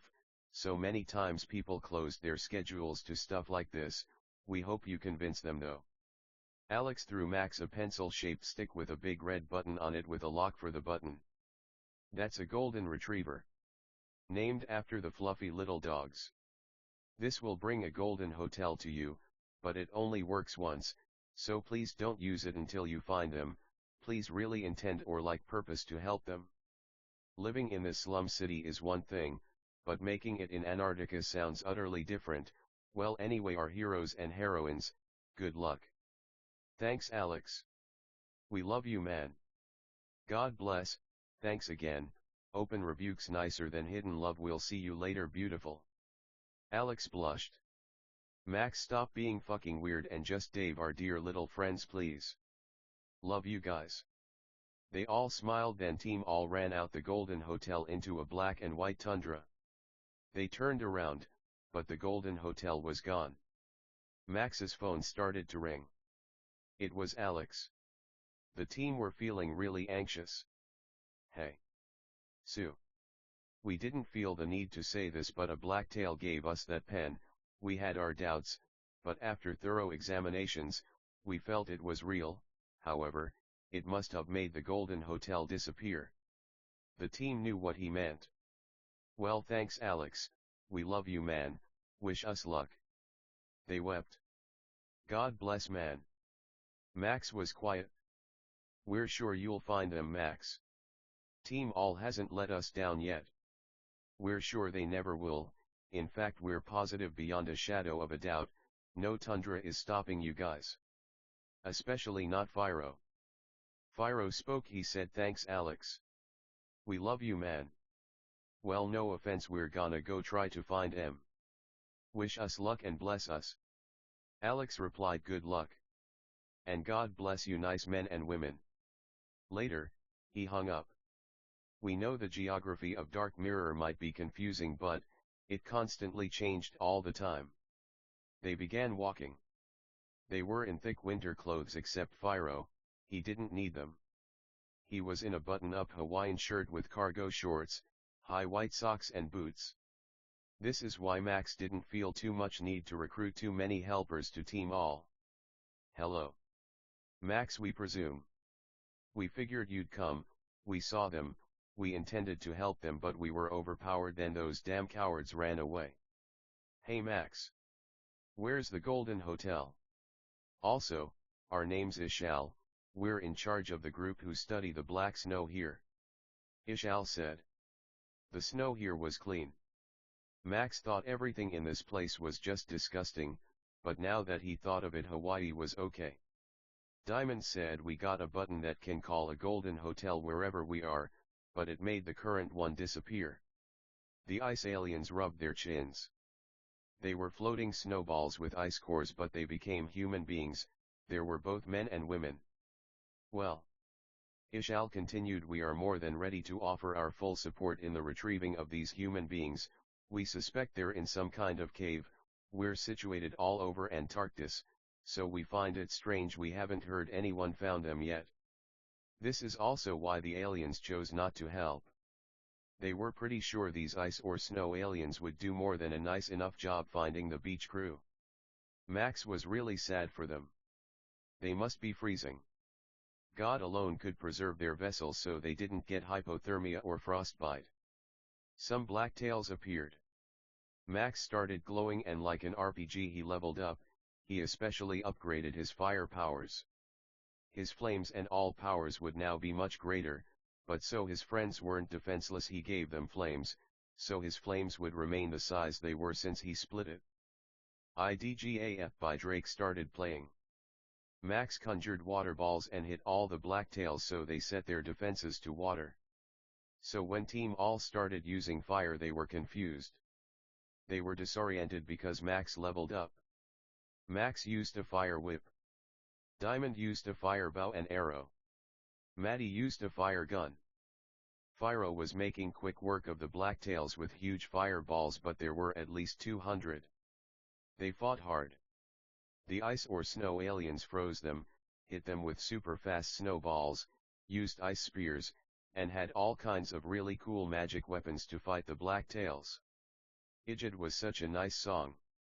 To Max it was about money, power, rebellion, fighting, war, love, romance, and the importance of protecting human beings we love. Great song. It cheered him up as he fought. The women started to glow, they got powers for their own. Human beings were just special like that, we guess. Max's inch-wide fire whip became a 20-inch fire snake in essence, no face or anything, but yeah, so these guys were now fire conjurers. That's the gift of giving the wicked. Ask what's the difference? The difference was now they were more likely to win as a team because Max's flames were larger. They sang along to the song as they fought. Fire sprouted from the ground, sending blacktails high in the air. It was a war they intended, so it was a war we purposed. Max squeezed them tight with fire rings, he used fire rakes, fire plates, etc. Fucking, his friends were doing really well. A blacktail spoke up. Who are you beings, what do you intend or like purpose with blacktails? Shut the fuck up. Where are the women who came here? Max said. Why is that your business? It said. Max sent a huge lightning bolt at it passed away and fell to its knees. It was a big black silhouette, glowing black blob with tentacles. The other blacktails were so scared Max conjured an utterly different element. They gave Team All a clue. The women you're looking for come when Legos become unsteppable on. What the fuck did that mean? I don't be giving no fucks. I don't know if you caught on. I don't be giving no fucks. I say whatever I want, I do whatever I want. I'm counting up money for fun and I'm popping these perks just for fun. Truer words were never spoken. A man called Icebird spoke. He said, Legos, we feel like he means what? Max sent a lightning bolt at a blacktail, but he coincidentally saw it coming. their shields were changing so they all picked fire. Those in cold states or like spaces were more vulnerable to fire. Fyro the pyro said damn it, pulled his sword out its sheath and started swinging. Max reduced his magic power to enhance Fyro's sword, his fire, and all his magic was now at half, not as little as when he shared with his wife and Maddie, but a lot smaller. Ishal jumped about 20 feet in the air and sent ice spearheads raining on the blacktails. They all were at red life bars but started healing. Diamond and Maddie had to use swords and guns because they were fire users. Feathers, the blacktails passed away. Abeja, thought Max. Abeja called Max. He dreamt to do this, he was so powerful, he did this without being in the space, but he was far. Love you guys, good luck. We dreamt to do that. Love you man. Thanks. Max said. Legos. What the fuck? He meant, build a fake golden hotel and the blacktails will appear with the girls because they were expecting them to leave without them and wanted to watch them leave. Building aliens appeared. Max, sorry but we listened to your thoughts, give us 4 minutes and us 4 can get the building up, they said. Max said we can help since we can conjure anything. Guys, we want you to make sure they don't hit this tower. Got it? More blacktails were pouring in. Team All was quick at work to disassemble the evil of the coldest tundra of this dark mirror. The ice or snow aliens were dressed in white camo army outfits. They all took a page out of Ishal's book and sent ice spearheads raining on the blacktails. They did half damage but they all set their shields to ice. Half of them sat to heal while the ones who didn't went in front of them to protect them. Fyro was making quick work of them. Oh shit. They heard screeching behind the mobs. Tons of Yeti blacktails were coming in with fire defense. Shit. We were a fourth done, but we needed more time. The hotel had a lifeguard and blacktails were already hitting it. Drills. Max wept ethereal tears. Abeja, Kyle, and Preston were here. The life bars was slowly going down for the hotel, but theirs were going down quickly. Max kept building though he wanted to help, he knew they all wanted to, but what could they do? Diamond and Maddie were pretty meanly, rudely, impolitely wounded. Max had to make the hard decision to not stop building to help them, but kept building. The drills were flying, leaving behind white trails of light fucking, they were so good at that. Size wasn't all that mattered with magic, these drills packed a punch. Kyle drilled a huge hole on the ground and Abeja conjured wings to push many blacktails in the hole. Ice or snow wasn't too effective against these icy blacktails, but they were so skilled it was like it didn't matter. Team All was fighting hard, the hotel's life bar was almost at 0 but it was almost done. Max's power bar was filled, the blacktails braced themselves for a harsh attack but instead he finished the hotel and filled the life bar. They were intending or like purposing to hide it with a cloud, the blacktails were coming anyway, but with the life bar covered they might not have to fight, but once they saw it if they moved the cloud, they were surely fighting. The ice or snow celestials took advantage of the blacktails' stunned state and hit them with an avalanches that wiped them all out. Blacktails knew it was impossible to enter a golden hotel, but Team All was going to use their arrogance against them. The blacktails spawned from nowhere with the women and mocked them. Look. They didn't even look for you. They left with the button we gave them. Let's have a look inside. We might find them, Yano. They laughed and hit them while they walked to the entrance. It was utterly empty for it wasn't a real golden hotel. They said this is weird. Are they all this empty? The leader spoke. He said we told you these spaces were fake little ploys made by us to get idiots like this hopes up. That's all there is to it. Max hit them with a flashbang. God made the women impervious. They grabbed the women and ran out. The building aliens and Max let the building fall on them. All their life bars were 0. We could see through the smoke of rubble. The leader had greater defense so kept curing, but he couldn't do much more than that, even he then was silent. Max pressed the button. Where the fake golden hotel was a real one took its place.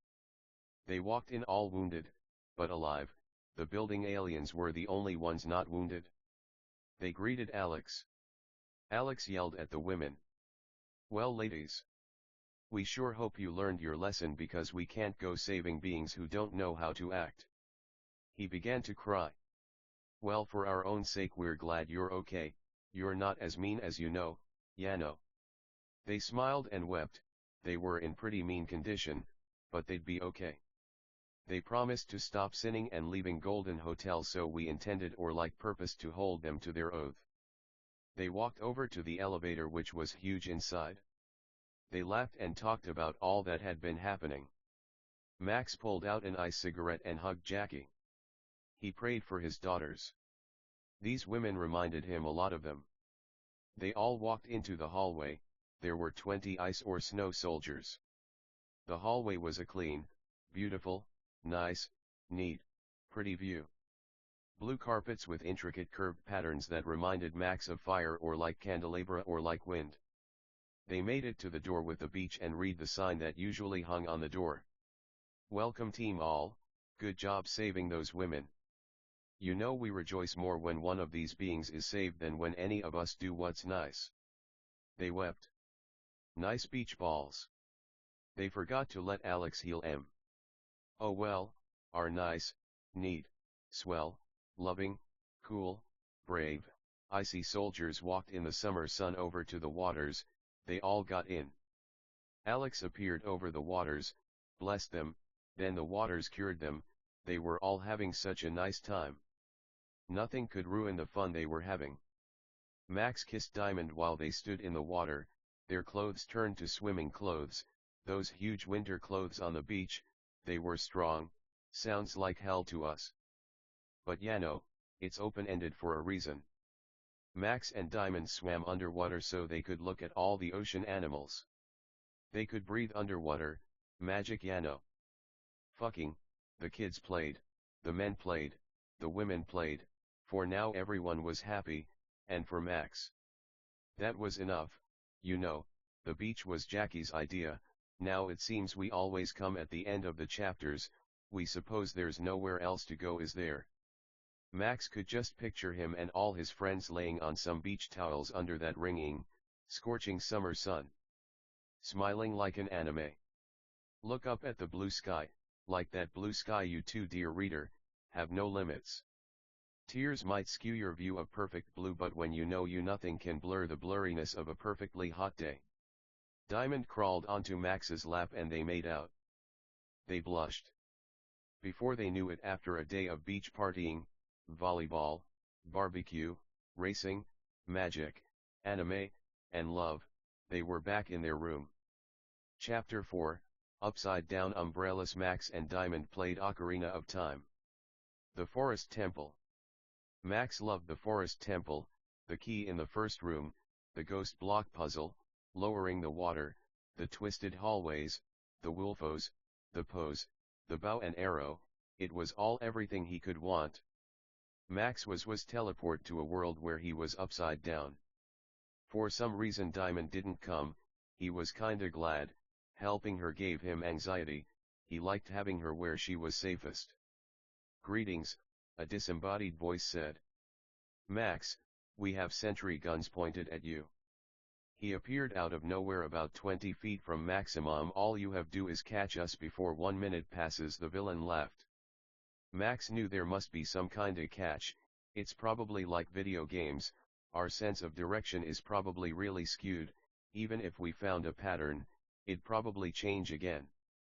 Now you can use a general direction attack, but you have to hit me twice, plus the second attack can't be aimed. The villain laughed, cackling a lot, disturbingly and menacingly. Max though long and hard and cried. He tried running but it wouldn't work. He was so disoriented he couldn't focus properly. He thought so long about it until he thought of something. The villain was probably lying. 2 hits, as if this man could take the punishment. Time was running out. Max had it. He had a huge ocean hit. The villain said, "We guess it won't count as a hit because it's just water, but what are you gonna do, Max?"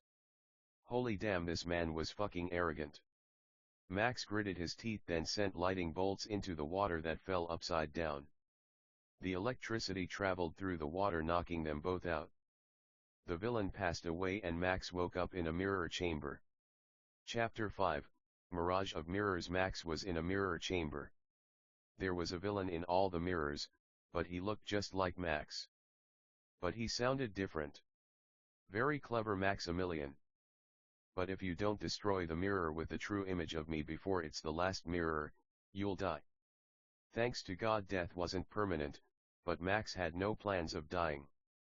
To Max, a book was a coherent story, not just a collection of stories, but like Proverbs or like Kohelet or like Canticle, it could be, plus those were his favorite books anyway. Max is intending or like purposing to take a break later anyway, so let's get through these stories of his. Max faked a sneeze, but the villain finished the sneeze he didn't. Oh my god, this man was angry, but he intended to stay calm. So what? That didn't prove anything. Max kept doing this, breaking mirrors, talking to distract the villain. Colors of the Wind is a good song. God bless Millie and Jake. Max was breaking mirror after mirror, tired. He was using a fake fist of light to make sure he wasn't damaged by glass shards. Max kept faking sneezes, but for some reason the villain was stupid enough to keep falling for it. Before we knew it, Max was down to the last 2 mirrors. Enough is a fucknignuyuf. There's no damn way we're falling for that again. But because this is fiction, Max faked it again, but it fucking worked. One reflection said in an arrogant, strange, but kinda normal way. But after pausing for a bit, the other reflection said in a really scared, funny fucking voice, God bless you, like very nasally and idiotic. Max broke both mirrors at the same time because the villain would claim he switched reflections. But the villain knew Max knew which one was the real him. That was the real test. The villain then thought Max was evil too. Max talked to him some more. The villain was convinced after Max took an oath. Then Max disappeared. Chapter 6, Sinking Sands. Jackie, Max, and team all were in a sand palace. They were perplexed the sand would stay in place. They needed to find a large tetragonal pyramid pink crystal. Well guys, God asked us to find this crystal, for it's a part of his plan to save dark mirrors, said Abeju. He said it in a leaderly, clear, and confident way. They made their way through many rooms, some with swinging logs with blades, rolling boulders down slopes they had to run down without falling over, and arrows that shot out of walls. Eventually they came to a room where the 1.5 foot long crystal was. Once they picked it up, however, an alarm sounded. The room turned red, then the sand started falling. I'll Make a Man Out of You is a great song. They ran through all the rooms they'd been in. They cried. We sure hope we make it out of this one in one piece, said Jackie. She cried. She was really scared, but hopeful. You're telling us? We sure hope, God's serious, because we're not ready to go the afterlife quite yet. Kyle said. He cried, but he was keeping his composure surprisingly well. They ran through room after room, up and down, but generally down, for they were at the top of the tower. Sand was pouring on them the whole time. Eventually they got to the room they appeared in, then ran out. They then turned around to see the whole structure fall like grains of sand that were heavy enough to crush anyone. It then became a huge sand hole in the ground. More sand softly, in a fading, subtle way, filled the hole. They cheered, hooted, hollered, then teleported. Chapter 7, Illogical Ice. Max wanted to spend time with Diamond, so after this Ishal took front and center. At this time every Blacktail got the ability to use ice or like snow powers. Ishal snowboarded with Blacktails hitting them. Color was fading in and out the world. He'd hit them so hard they fell off their snowboards. He did this a lot, then suddenly they were skiing. He was hit a lot but managed to outdo them in his own element. A blizzard hit once he hit the bottom. He was so used to cold it didn't really bother him. Little Blacktails kept hitting him in the face like little snow particles. He wept. It was hard to fight enemies that were so small. We bet, you all won't gang up on me all at once or like attack me combined, he said angrily with passion and courage. Breaking free is a nice song. But no blacktail knows that. The blacktail hit him so hard into the ground he fell through the top and bottom of the universe like Max, but like 10 times till he hit the ground so hard his helmet came off, revealing his blonde hair and blue eyes. It had an eye visor that wasn't very clear. He thought of the messages of the song, how much he loved the song, plus how much he owed all his fellow ice friends. Max is so dumb for loving this song so much, but at least he loves Diamond. He wiped the tears from his eyes. He did some martial arts where he punched the air, kicked, flipped, and some really visually impressive stuff. Then the ground began to shake. A giant snow dragon came from the ground and ate them. He smiled, then passed out into the snow on his back, smiling with tears in his eyes. Chapter 8: Ferocious Fires. Now every blacktail had the power of fire. It was Fyro's turn. Brown, dark brown, black. Thanks, Max. Breaking Free was a nice song. Fyro loved it. Max listened to it as he typed, which was true of all the songs he references, but Fyro knew there was a time and place. It can be frustrating when the mad talk about copyright in a book written for fun. We're breaking free. Max intended or like purposed to type the lyrics out, but he knew it was cool. Fyro was in a volcano fighting a lava man that looked just like him, but no details in the face. They fought with ferocious fire. Chapter name: Attacks. Fyro was meanly, rudely, impolitely, badly hurt. Max wept. He loved him. How come they make us talk like this, Max? Thought Fyro. Max thought about it, but knew what he meant. They didn't. We liked talking like this. They sent fireballs at each other a lot. They went to the desert, the Sunday. Magma cracked black grounds. Fyro yelled at the top of his lungs, then sent a huge fireball out by putting the bottoms of his hands together, then extending both his arms. The fireball hit so hard the villain stood there, passed away already, fucking, then became glitter, then flew diagonally up away like wind. It was rainbow colored. Fyro laughed, then fell on his back, tears in his eyes. He passed out. Chapter 9: Severe Swords. John the 16Y/0 Sword Kendo. Celestial knew his turn was next. All the blacktails now had sword powers. This was the last example of this happening, but this happened forever, during which time Max and Diamond had many children. Every conceivable thing had a master of the element or like object take center stage. It took so long God just thought, well, there's no need to bring Max to heaven because he likes being married, but God ultimately decided against it because Max had lived so long doing this anyway, so eventually Max, Diamond, and all the human beings became alien-like virgins, that didn't marry. John screamed, "Show your face, coward!" He was covered in sword slashed. The coward kept attacking from shadows in the warehouse he was in. It was the same warehouse Max raised his kids in. Max's kids visited Dark Mirror a lot during this time. They had lots of kids too. The other women also had lots of kids too. John was actually the last being to fight, save Max. He was infinity and 16 years old. John let out a huge yell, did a martial arts dance, then the building fell. The villain came at John like lightning, they had blade to blade. John faked a sneeze, knocked, the villain's sword out his hands, then screamed and with both hands swung strange down in front of him. He had a super serious look on his face. Tears, dirt, blood, sweat. When he swung his sword and yelled with all the might of God, he yelled and swung, he yelled and swung, he yelled, swung, then yelled and swung. No kidding, he did it once, but repetition helps. Once he did this, the villain became dust or like rust or like sand. John didn't faint, it'd been so long he was too strong to faint. He smiled.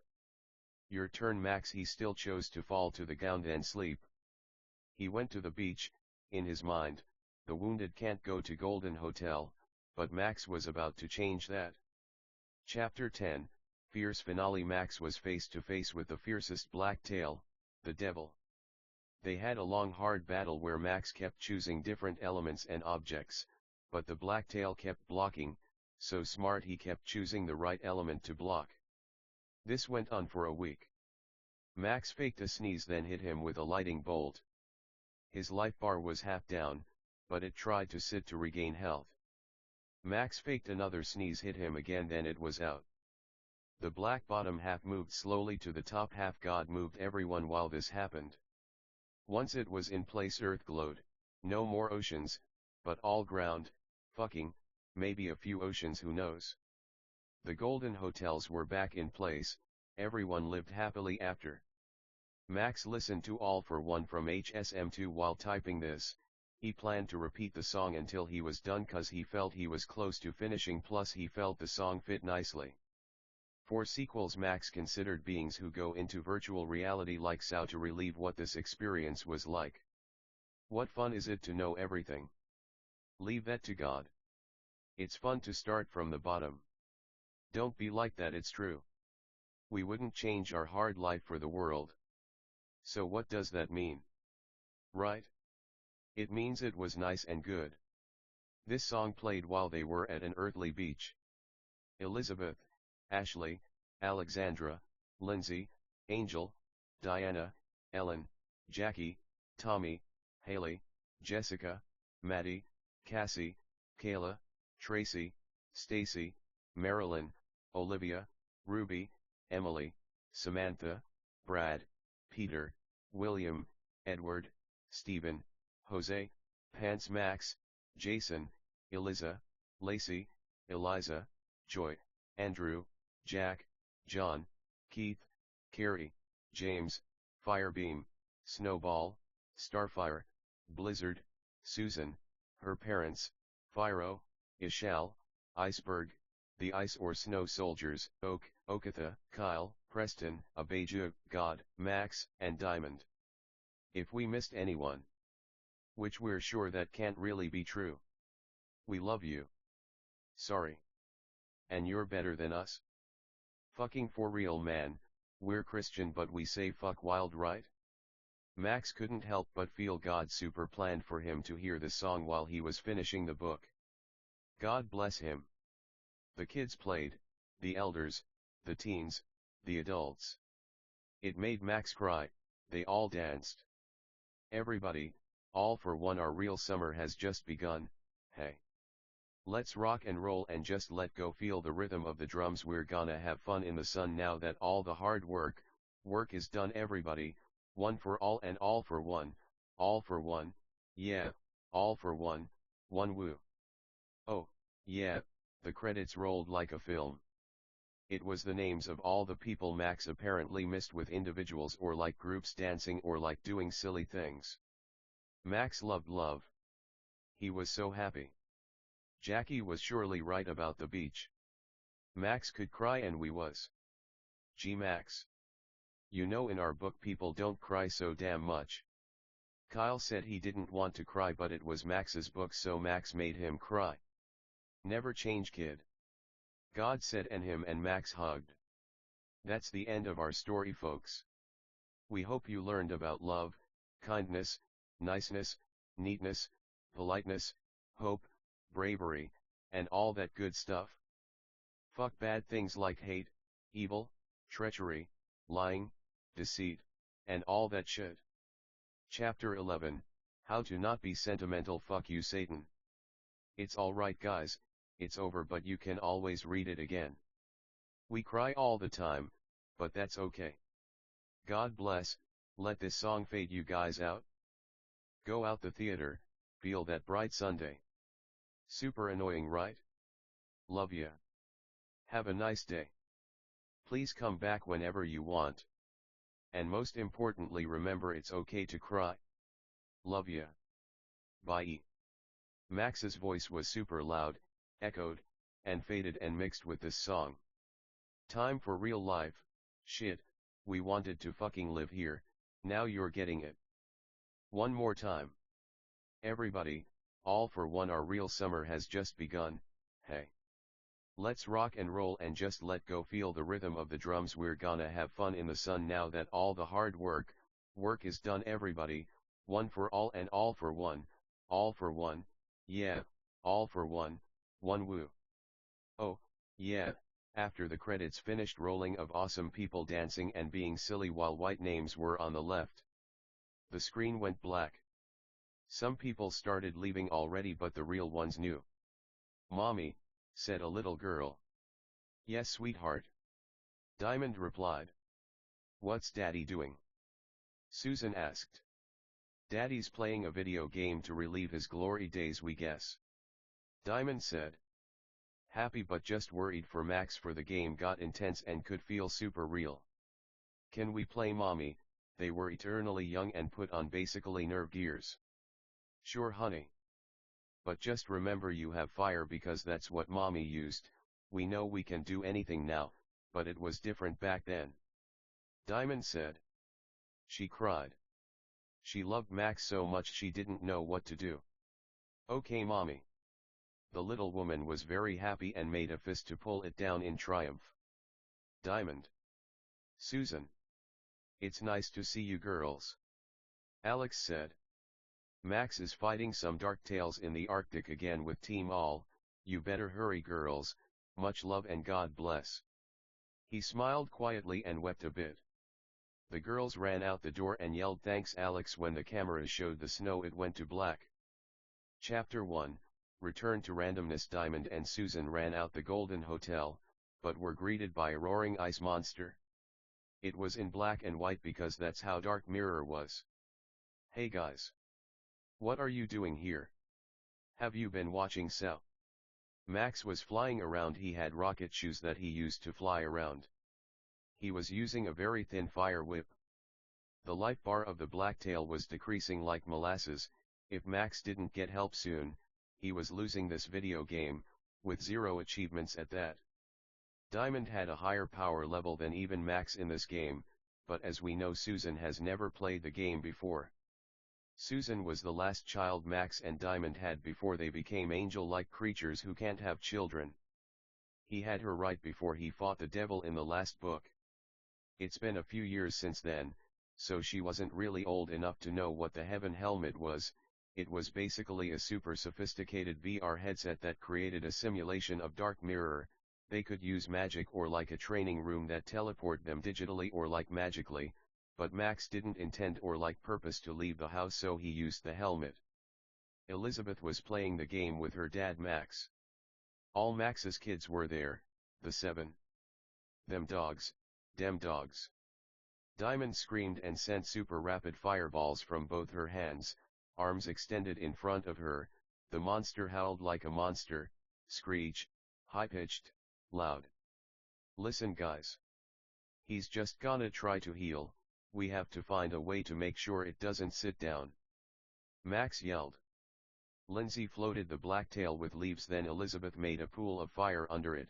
It wouldn't be able to sit on a single leaf, so it would fall onto the lava.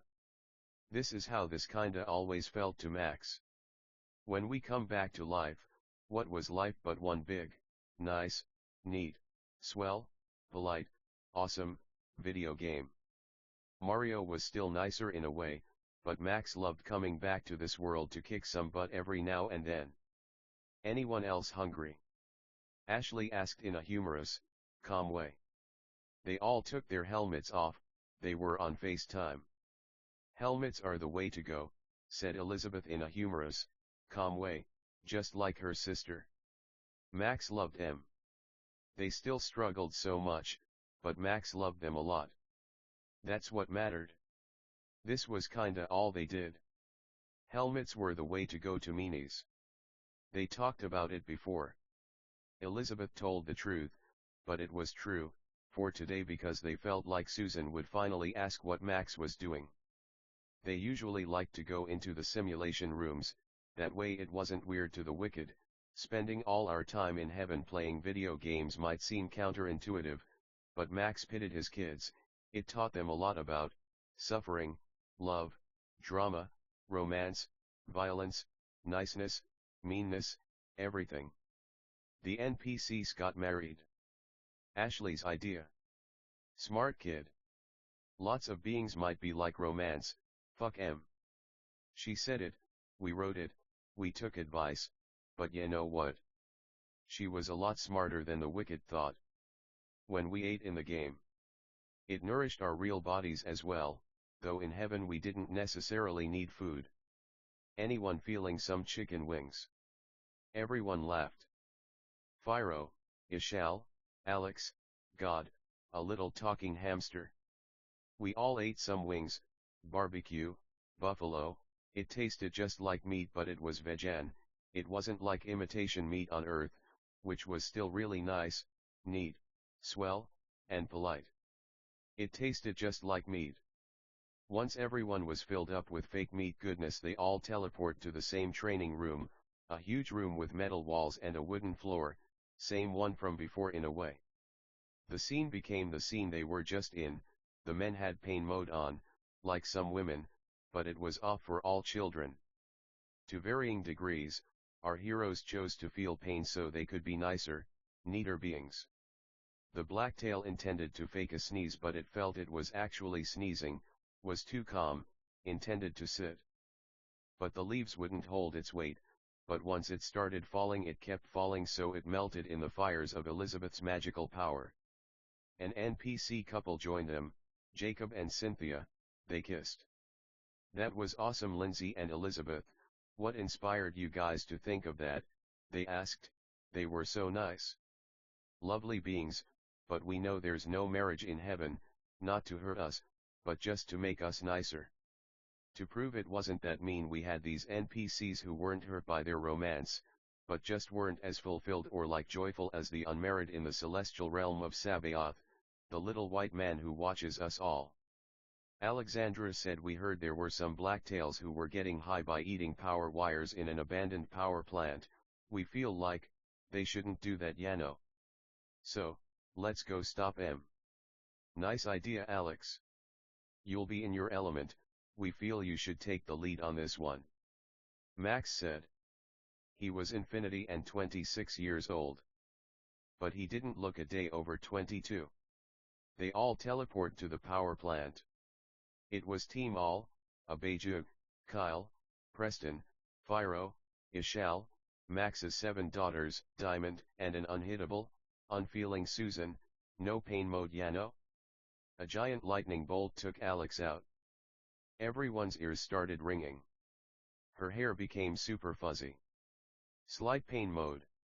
We're okay. Max wept. Pain or not, he still felt bad for his own daughter. She said we're okay in a hurt, strained, pained way, but she was acting as we didn't feel pain. We all acted. Her eyes looking like lightning bolts were in them.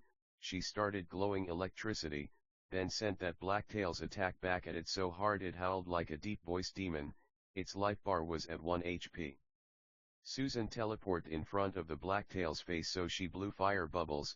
They only did 1 HP damage, but Yano what? To her dad it might as well have been infinity. Max kissed Susan. Oh yesh mommy, oh yesh whittle mama mama mama mama, oh yesh. He didn't curse in front of his kids. That's how we know he didn't get too lost in the sauce like the Romans said. If this was real life, Max would be screaming all kinds of inappropriate curses or like swears, but his emotions were in check because he knew everyone was safe. Blacktails emerged from the shadows, chewing huge power cables. They glowed like electricity with lightning bolts in their own eyes. Max sent ice at all of them, but only one picked ice shield. The others picked electricity, fire, air, water, ice, and shadows. Lindsay had to be our secret weapon then. Blacktails had the power of teleportation, so let me tell ya, this wasn't easy. Whenever someone sent out an attack they'd just switch.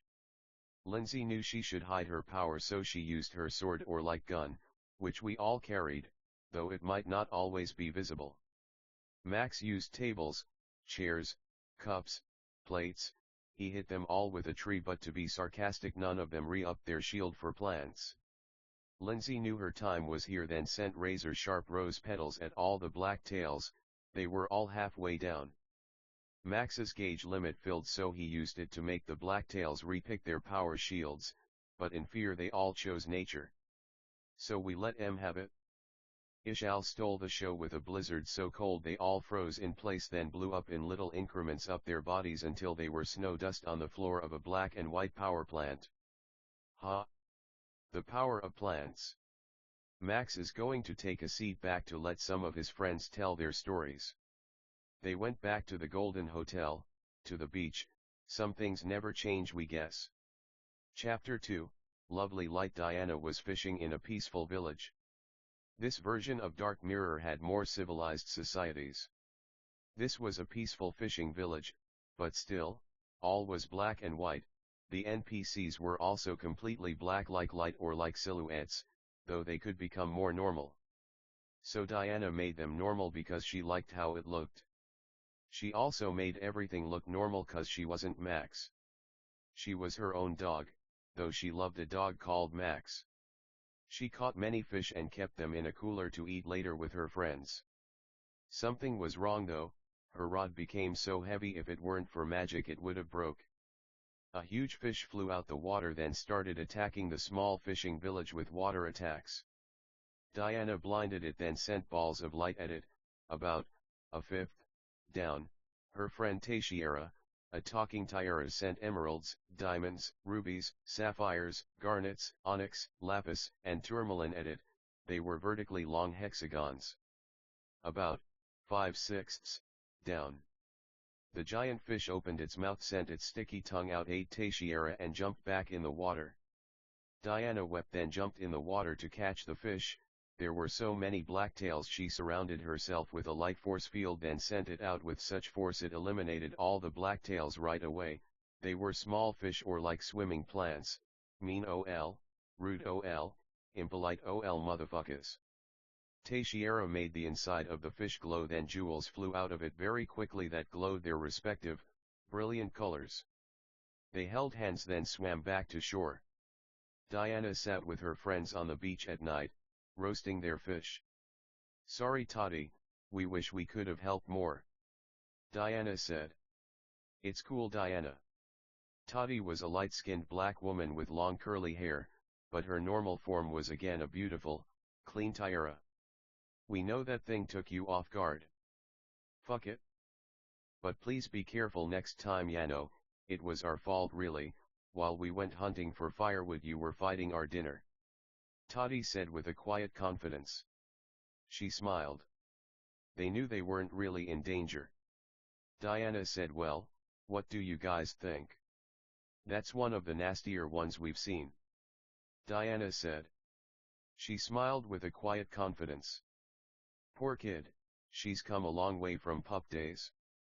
There were 3 men there, Brad, Peter, and Edward, yeah, the guys from the beach. Well, one time we saw a sequoia blacktail, enormous. Brad said with a chuckle and smile. But was it big? Or was it mean and fucking worse than a big fucking fish? Diana said. She felt insecure. She missed her dad. But despite all her insistence, Max said she should get out more. Well, no. Sorry. Brad laughed. We all made mistakes, what mattered was learning from them. But man, that thing was no pushover, that's for sure. Peter said one time we saw a car blacktail, but, no. Man, we even rode in it. He laughed. Talk about a fender bender. He laughed again. Nice man. Teixeira said, well guys, we're glad we have friends like y'all. It'd be funny if we invited the NPCs. They all laughed, LOL, it was pretty funny. Diana said, yeah well, we're glad you guys are all real, cause you're real awesome. What do you guys think our dad's doing? Diana said this with a quiet confidence. She was just like her dad. Tough, kind, loving, a seriously good melee player. Well. Ed started. He's probably watching your little sister in Golden Hotel. He laughed. Probably at the beach. What a nice man. We remember when we first met him. Aw. Glad we fucking made it, we weren't sure there for a bit. They all laughed. Max was proud of his kid. She's come a long way from when they used to eat scraps. Diana wept a lot. They all got up and hugged. All right, come here, don't oppress the poor for they're poor. They all cried and hugged, wiped their tears and laughed. They rode dragons over the dark mirror. Max was glad Diana's dark mirror was kinda light, then he thought, that makes sense, he named her Light after all. Chapter 3, Susan. Silly shape solving. Susan stared at the shapes with a serious concentration, the kind Diamond couldn't touch. She didn't know, did the square go in the circle, square, or triangle? She picked up the cube, considered all her options. The chains of her mind were pups, baby food, Barney, Sesame Street, and Susan. She was named after a baby Max met at a beach. She was a beach ball. This Susan, however, was a beautiful little human being. The math of her mind raced. If we pick circle, it might fit, but might isn't nice enough for dear genius Susan. Square seemed more logical, but the wicked lied, they might be lying now. Triangle, looked like square with rough edges, but poison ivy looked like ivy, but rashes didn't look like normal skin. No. Max didn't let that happen, but they did watch a video. Max said, you wonder what your big sister's doing. He wept, he was just a leaky little faucet. Yeah, no Susan, you were born a baby, but your sister was born a dog. A dog? Susan asked. Can we be a dog, Daddy? No, our love, well. Max made her a dog. She laughed, then tried sleeping. Hey silly. We gotta find out why the wicked won't tell us where the shape goes. Listen. We feel, it might be square, but if it's not, no, it's the fault of the black tails, not yours. Daddy? Susan asked. Yes, our love, Max replied. We wish this was easier. Diamond walked over. Listen, baby. We struggled with this too when we were your age. All you can do is pray, become a dog aunt, intend or like purpose every dang hole until we get lucky. Life's all about luck, kid. Diamond said. She was a nice mom. Max loved her. She missed Cassie. Our friends were busy nowadays. With Max saving the world, it left everyone with a lot of free time. Diamond's hand guided Susan's circle didn't work, but square did. Susan laughed and clapped. Mommy, why didn't we have to intend or like purpose every hole? Will it fit in the last one too? Susan asked, so cute, so innocent, so mixed race. Well honey, we could cut the triangle, like another triangle, then it would fit. But, like your dad says, there's a time and place for everything, so we could, but it might make us sad. How come, Mommy? We don't intend or like purpose to make you and Daddy sad. Diamond picked up her kid and wept. They knew God didn't exactly like for beings to be called Dad, so they usually intended or like purposed for Susan to say Max, not Dad, but it was fine. What could be done? Well, think of it like this, if every shape looked or like felt the same, we'd be sad because there wouldn't be much variety to life. Oh. Duh. So. Susan knew, for she knew it all, but she was still so confused. Her mom picked her up and kissed her a lot. How about we go swimming, baby? Diamond said. She knew Susan was smart. Shapes were dumb anyway. How often did shapes come up in real life? There were shape celestials. Every celestial studied their thing forever and ever, unlike humans or like angels who were broader. Diamond laughed with her baby. Diamond made Max a nicer being. He usually would have just chilled on the beach, but he felt he should swim his daughters. He saw Diamond as a daughter in a way. Wow. Diana just hooked a giant fish. Max knew psychically. Diamond got the info. Susan too. Nice for her. We just say hi to her later. Diamond said. She knew Max loved Diana, but she felt he might be too hard on her sometimes. We're dumb or like. I'm dumb, we feel like. It's nice for her to be alone or like with friends, but, you're right, we'll say hi to her later. How about now, Daddy? Diana said. Diana. Me and your mother were just talking about you. Good job on that effin' fish. Fuck bad people. Don't say effin' in front of kids. Okay, fuck you. We hope that was better. Tell me, was it worse than the ocean lighting man, the upside down one? Same level, but probably a little worse. They smiled and hugged and fist bumped. Legit. Wanna swim? Max replied. Sure. We brought our friend's dad.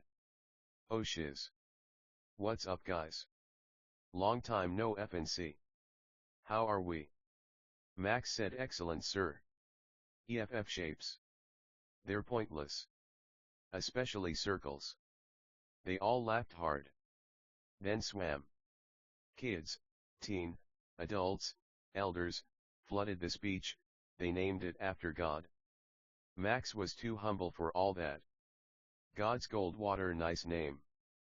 The heat was burning, the sky was blue, the clouds weren't there, the sand was tan, like diamond. Max was happy. But now we was always happy, but if we think about it, he was always happy. Max held his baby, she had a sphere in one hand and the holes in the other and kept hitting the sphere on the square until it accidentally went in the circle. That's our little genius. We did it, Daddy. She hit her hand on her forehead. Oh, she smiled really big, blushed really hard, and had a million little light bulbs go off in her head at once. It's like, the circle goes. Oh my God, how obvious, but like so not obvious at the same time. She hugged her parents. You're a genius just like your parents, baby. Max said. Proud Dad. Diana held her little sister and put her on her shoulders. The camera swung and panned to the blue sky. The sun rang. Heat and cold. End of scene. Next chapter yo. Chapter 4, Eliza's incredible inclusion of increments. Eliza the talking shirt was a character who swam with Max in the last book and gave him one of his favorite memories ever. Swimming with talking clothes in a heated pool in the snow, cannonballing off a roof, water flying in the air then landing back in the pool, laughing with friends and family. She was in a huge hedge maze. She bet Lacey, Eliza, and Joy, she could beat this maze in 10 minutes. She was moving like shirt lightning. She became a human being because she thought it'd be funny. She dashed through that maze like a rubber ball or like an Etch-a-Sketch or like a 3D film. She met talking rabbits with top hats, monocles, tux coats, tea, and a talking table, a talking chair, a talking potted rose, a talking sun, a talking moon, a talking turtle, they all were dressed like the rabbit. Eliza was so confident she didn't see any harm in taking a tea break. How are we guys? So do you guys know the way out of here? Eliza asked. Sure. But what's the fun of that dear talking shirt? We know you're smart enough to figure it out. Our advice. They talked with funny, fancy accents. Posh, British even. It's shaped kinda like a snake, or like a dragon, or like a worm, or like a shoestring. The talking chair finished. Obviously, she said in a silly way with a fake mustache on. It's just, we told our friends we'd finished in 10 minutes. Obviously, they all said with a quiet confidence. Well, you have to be fast like rabbits, a rabbit said with a wise, high-pitched, caring voice. And patient and strong like an elderly white-haired, Grandpa Tortoise. Grandpa Tortoise said. Thanks guys. Well. Don't be in a hurry our child, we'll show you the way out, said the talking Sunday really. Eliza said. She was super happy. She had a big smile on her face and she was excited to finish this bet so she could get her $20. Of course child, said the talking moon with a quiet confidence. In exchange for, knowledge that is, you know knowledge is power. Finished the talking moon. This kinda reminded Eliza of Alice in Wonderland, Auron, Cora, and some other stuff we don't know, we're not her, we're Max. So, what's the best armor a talking table could wear? Well, it depends, if you want something professional, the silent suit increased stealth and is still sleek and stylish, but if you want something bulkier, the knight's table, fits tables of all sizes, decreased movement adds to defense and is sturdy enough to last a lifetime. Eliza said. They all laughed. "K'm and Eliza, we're friends. We're not here to put you on trial." The T-gang went through the maze like lighting with tons of time to spare. Eliza cried, "Sweet woman. Thanks guys. How can we repay you?" Eliza said, crying a lot. She got on her knees to bow before them. "Please just give King Max our nicest regards, oh, and that $20. Kidding. Unless." They all gave funny looks at each other. "Duh. We'll give you your heart's weight in gold, we're just afraid you wouldn't know where to put so much gold." They cried and hugged. They went to the beach. Unlike fiction, in heaven, friends and family are forever. End of scene. Next chapter. Duh. Chapter 5, Toy Soldier Tanks. Tohiro was a little toy soldier alien. He was infinitely old, but he knew all there was to know about toy soldiers, guns, tanks, armies, and stuff like that. He was with Susan. "Hi Susan. We like that you're small. We're also small. When we're small it makes the world around us seem much bigger, so being small is kinda a blessing, Yano, smiley face," Tohiro said with quiet confidence. "Susan, in this life, it'll seem like there's many contradictions. To counteract these contradictions, we know God never lies, but we also know what we know love's in our heart, so no one can take it out. God would make sure meanies never knew niceness, but conversely, he would let the nice know they'll never be hurt," Tohiro said. He became a tall man with hairy arms, a beard, brown hair, bushy eyebrows, and hugged and kissed Susan.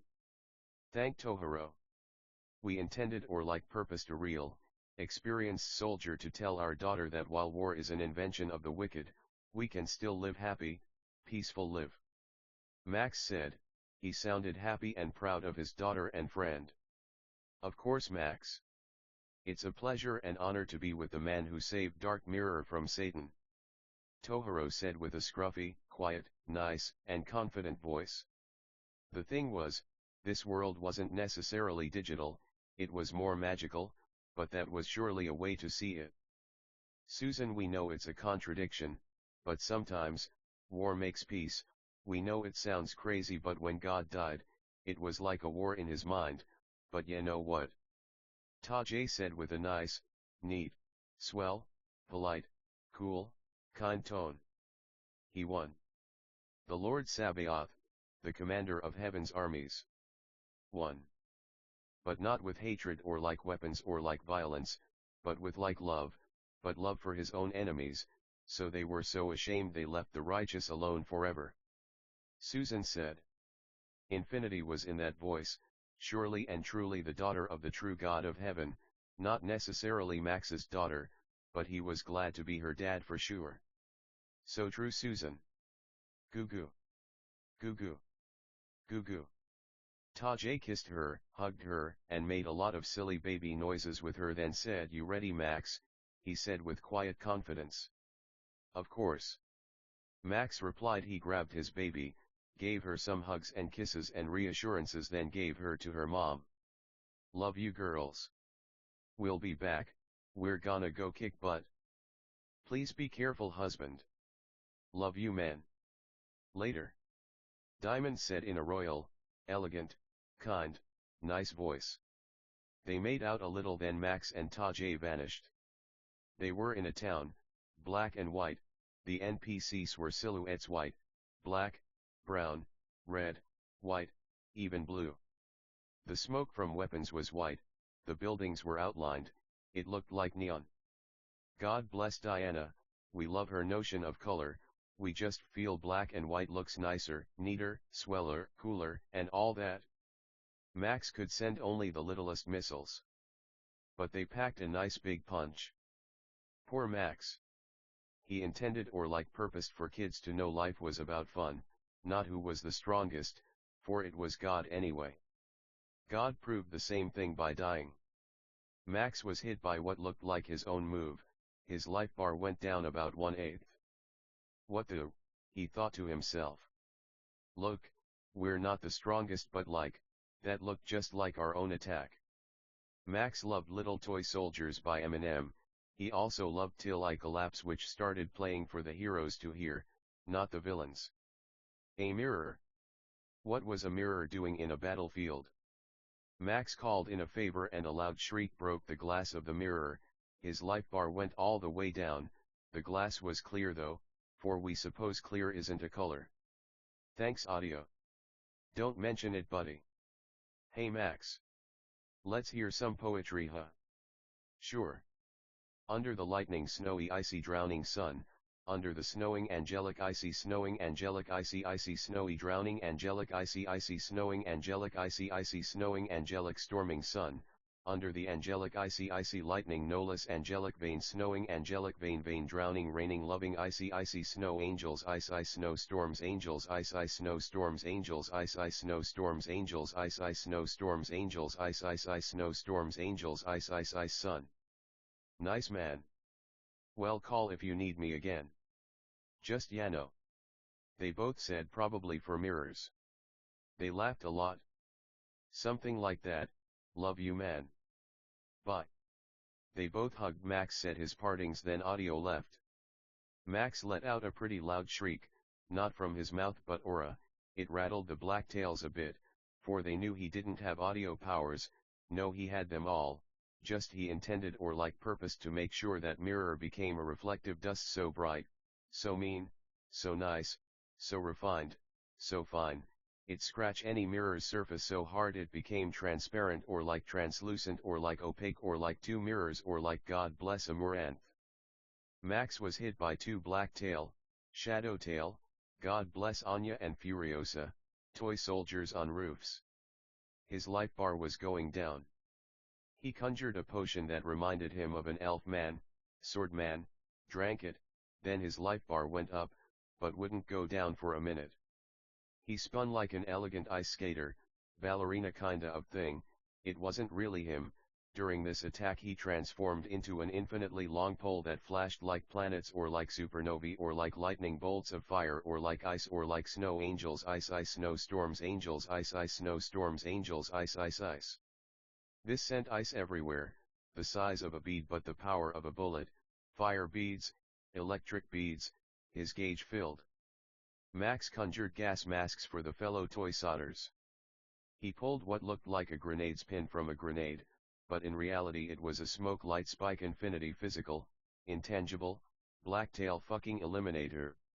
The miasma shot through then like white or like purple beams of light that were touchable but not at the same time, it shot out in many different directions like a spike ball, it couldn't hurt his friends, but it had an awful, poisonous, gaseous, poisonous, poisonous, poisonous, poisonous, poisonous, poisonous, poisonous, poisonous smell. Everyone was left with such a low life bar. The men of his army let out a loud war cry and finished them like bullets from ice guns, fire guns, electric guns, etc. The construction aliens who helped with the Golden Hotel from the last book came, fixed up the town, and handed out rations and supplies to the NPC townsfolk. Good job team. Tajay told his fellow soldiers. They sat just outside the town in lawn chairs drinking sodas, eating burgers, fries, and smoking ice cigarettes, fire cigarettes, etc. We intend or purpose to especially thank Max for his efforts, audio, Tojiro, and all of our men who helped put an end to the attack on this little coal mining village in the Midwest. Well men, to the beach. Tohiro said with loud confidence, his voice was like the quiet confidence of Gatling guns, you could hear every war, every bullet wound, every flashbang, in his voice. A tough, weathered, shield of a man. Not to be confused with Shield Joro, haha. It was hot, there was tons of food, kids having fun, young or preteen, teens, adults, elders, the water was cold. Huobaby. Max said to Susan in a silly, Goofy tone. How was the mission? We hope it went well. You're not hurt, right? Acting right. Diamond said with a big OL smile. When we got hurt, we just acted, for there was no pain in heaven. They made out a little. They were in the ocean with their little baby. It was okay. We feel like audio was the real MVP. Max said he knew Diamond loved audio. We love audio. Aw, what was it like? A mirror? Diamond asked in a nice, cute, kind tone. Yes, ma'am. You are so knowledgeable and smart. You remember when Audio had his fight on Dark Mirror? Max said. He knew she remembered. We never saw so much broken glass in one place. Yeah. The broom aliens worked overtime that day. They laughed and made out. They kissed their daughter. Good job, Daddy. You made Mommy proud, so we're proud of you. Susan said. Children were so mean. LOL, no, she was okay, just a little misled, inherent to kids, of course. Silly. Susan.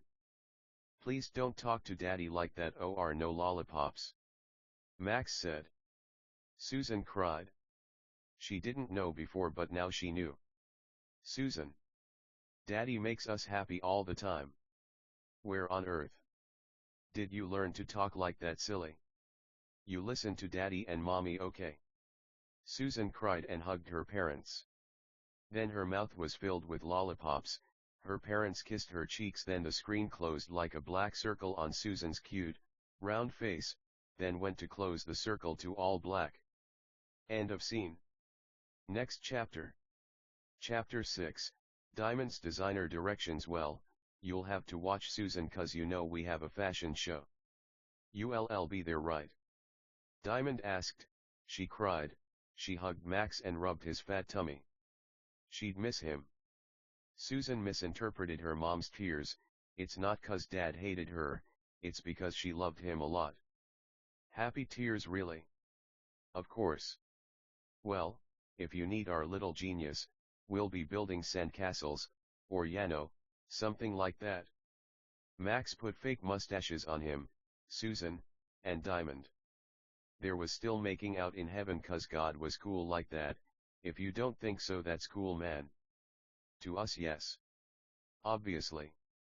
Fucking obviously. If you're just a jerk about it, fuck you, Cool.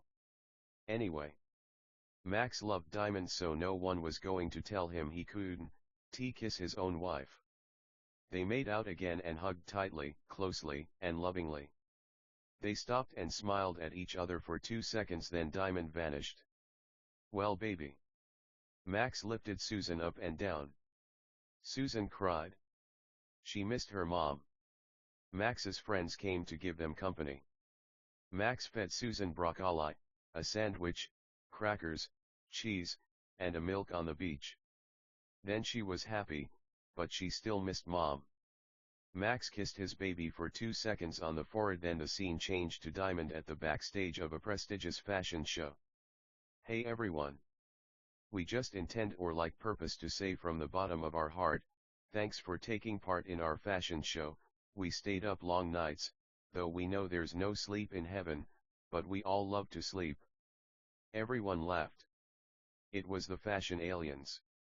Eliza, Lacey, Eliza, Joy, Max, a lovely pair of pants other Max met at the pool, and Jason were there.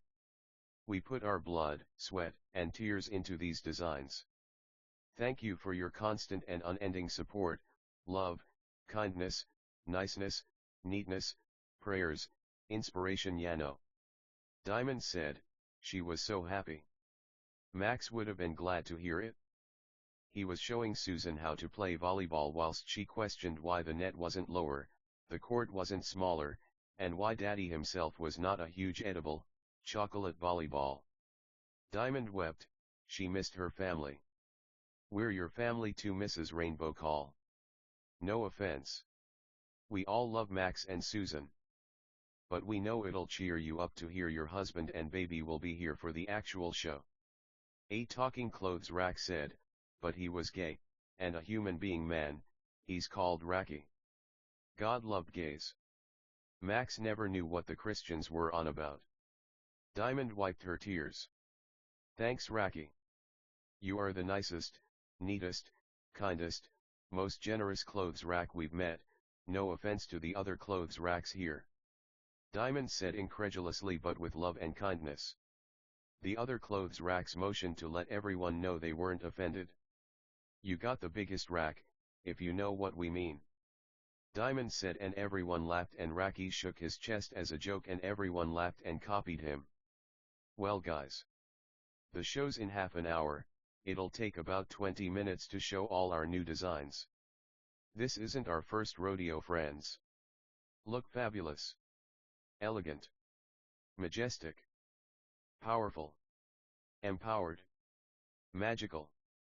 Happy. Make sure we eat. Like our cute dear baby Susan. Mommy gave her broccoli, a sandwich, crackers, cheese, and a nice, tasty, nutritious, delicious, bone-strengthening, healthy, happy, filling, cooling milk. Raki said you are our mother Diamond. You are the best mom ever and we love you. We wish we could give birth but we love our trans friends like some of the members of our loving, kind, wonderful, self-empowered, and self-motivated team. They all cheered and clapped. Thank you Raki. They kissed each other on the cheeks. Okay folks. Let's start getting ready. Diamond yelled with joy, pride, love, kindness, love for Susan, love for Max, but most importantly love for God. Everyone walked around hurriedly, a lot of the models made their way to the food table, people were checking the lengths of clothes to make sure they were just right, making sure the chairs looked organized and neat, they checked the lighting, made sure the cameras were ready to live stream and Diamond called her family. Hi guys. We're just getting ready to do the big show. It'll be soon. Will you be here? Kidding. Obviously but like, can you come early? Diamond asked, she cried, she missed them a lot sure thing kiddo. We can go right now if you want. Max asked, he felt bad for her and cried. She with red teary eyes nodded with difficulty through grief and Max and Susan appeared. They hugged and made out. Eventually the fashion show started. The Celestials showed off some of the cutest, prettiest, most beautiful designs you ever saw. Max loved Diamond and he was happy for her. Good job mommy. Susan said. Susan was wearing a dress Diamond designed. It was blue with flowers on it, and diamonds. Susan was born of her mother, but babies weren't made like that anymore. Max loved his daughter but he had some shame, did he love her more because she was born from him and his wife? Max didn't miss sex, but he felt bad for anyone reading this who couldn't quite understand why there wasn't marriage in heaven. So he dedicated this next chapter to them. Chapter 7, Mostly Marriage. Diamond's fashion show went really well. People clapped, the designs were nice, Susan enjoyed the whole thing a lot, some of the dresses or like designs had real fire, real ice, real electricity, apples, oranges, grapes. Diamond even made a dress with tears basically to poke fun at the fact she cried a lot cause she missed her husband a lot. Diamond was, not to be weird, a real woman to Max. She always held her mistakes against her. In a way this was Max's wife, even though there wasn't sex, that made her more his wife because it proved he wasn't just with her for sex. Max loved her a lot. She wasn't always her nicest, to her, to meanies. She just had her off days. Days where she didn't want to be around anyone, days where she liked to be more alone than she maybe should be, days where she felt not pretty even though she was honestly really pretty. Max still pitied her a lot though. It was hard to say why, it was kind of a secret, but the fact still stood even on her meanest days he was still there for her. He missed her when she was gone. He prayed a lot for her and for all his friends. Diamond got some of the most talented musicians to play at her fashion show, rap, pop, indie pop. It was a nice, neat, good, and great time. He cared about her. She felt like he blamed her when we was anxious or like depressed. Things would scare her that she just didn't understand. But he knew she meant well. And he'd helped her through it. She sometimes felt like it was impossible to stop being anxious. It was impossible to stop being anxious.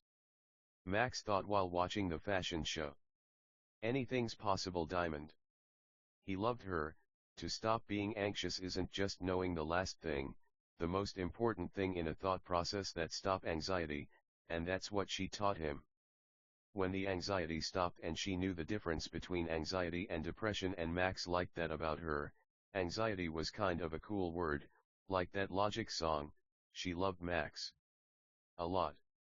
She missed sex, we're sure, but there was nothing they could do about that. There was no sex in heaven, and we knew God was right about that. Max pitied her though. For example, beings would always tell him it's I not we, stupid. Sorry if you ever told us that. No, we don't agree. We is a more beautiful, open-ended word. We love the word we. Isn't it kind of hypocritical? If we don't say we should never say it. We don't know. It can also be really offensive to not say we, but beings don't think of that because they're too obsessed with I. Well, since they like it so much. I don't care, they're coincidentally right, that's it. Anyway, the fashion show had a disco ball, smoke, laser lights, people smiled, laughed, sang, danced. It made her happy. Max pitied her. She never had an easy life, she complained too much, but you know what? She was right. Gays, bi, gender fluid, pansexual, all went to heaven. This she knew. But her church always said it wasn't true. She had a hard time with discernment, disassociation, projecting, humor, everything, but through all her flaws Max loved her. She smoked still, she drank still, but it was okay. She didn't know what she was doing, so Max pitied her. He loved her. When we love people, even if they don't talk to us, even if they sleep all day, even if we wish they were better, we help them, because of things they did. We don't flatter, not things they're doing, but things they did, things no one can take away. If someone does a lot of good, but stops, the good things they do aren't undone. They're just left there, unlike what meanies say. You're just like us now. But you can't undo the nice things human beings do, they're there, you can't change the past. But you can change your future. Her biggest flaw, he felt, was comparing herself to beings who she wasn't comparable to. They didn't make compelling arguments, they weren't smart, but she felt they were. She felt. We made it to heaven because we're a woman.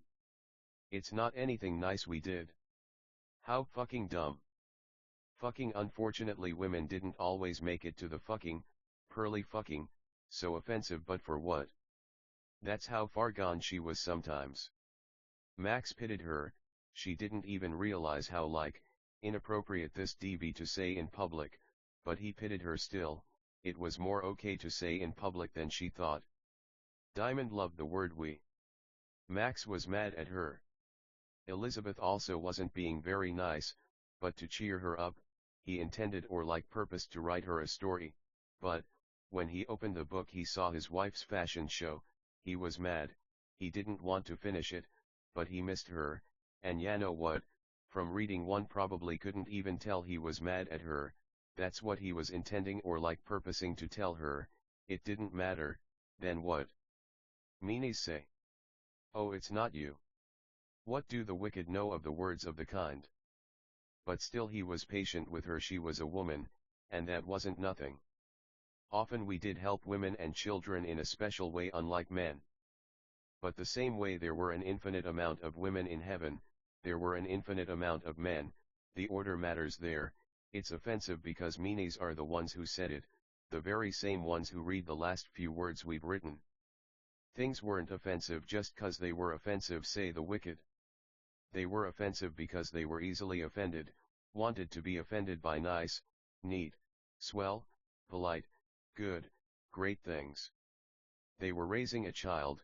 By this point Max thought he'd be talking about an NPC couple who had sex, but he was happier with what he'd written so far, kind words to his wife to remind her she was still a nice, neat, good, and great person. She had a beautiful face, perfect teeth, a beautiful smile, a nice pretty forehead, long well-kept hair, her tresses were logs in waters in tears of the kingdom, her tresses were rows of stars shaped like sushi at a sushi bar, her tresses were the children she bore. He pitied her. She wouldn't always believe it, they'd fight, they'd argue. But she'd just do it 'cause she thought it was trendy, cool, everyone did it. But when she looked back in her more honest moments, whether she was nice or like even mean, she knew it wasn't Max's fault. If she was mean it was her fault, but even if she was mean it was still the wicked's fault, because a mean beings can be forgiven but not a wicked one. Pure heroin by Lord was like actual heroin, am I right? There's that word the wicked love so much. Ribs is an anthem about not intending or like purposing to grow older, wanting an education, but a more worthwhile one that lead to joy, not a boring office job, where we were bombarded by the constant incessant tones or like rings of office supplies, keys clacking, printers humming, phones ringing, indistinct chatter like the echoes of the purgatory of our mind. Clock out, drive home, no Bible, no love, no church, no religion, no spirituality, no Christianity, no preaching, no pulpit, no baptisms, but secular suffocation, no spiritual sophistication, but overly sexual solicitation, no solid solidification, said Diamond. Max loved her. He truly liked it. She was insecure about her smarts, her knowledge, but she was a lot like this book. Beings might not like the way we talk, but again, imagine if we never said we. Diamond was the same. She felt dumb for not saying I, not we, but those beings were hypocrites. At the end of the day, she was a smart, cute, charming, honest, kind woman. When we lets the indistinct chatters of ghostly infidelity creep in our brains, the only step left is to hate a sensible quote like no solid solidification, but the polar opposite was true as well. To Christians there was no alliteration, rhyming, music, shows, movies. It has to be Christian or it just isn't nice or like neat. No cursing. Talk about Noah's Ark. Talk about Moses. But don't talk about Solomon's wives or like Uriah or like the more offensive parts of the Bible. Diamond knew, so she was smarter than the world, and the church, and there was no one else. She loved the day but Max loved night. She felt wrong for not agreeing, but this was a subjective matter. When she didn't feel pretty she'd exaggerate till she believed it. The thing is, the appearance is not all that matters. But for a woman, it makes more sense.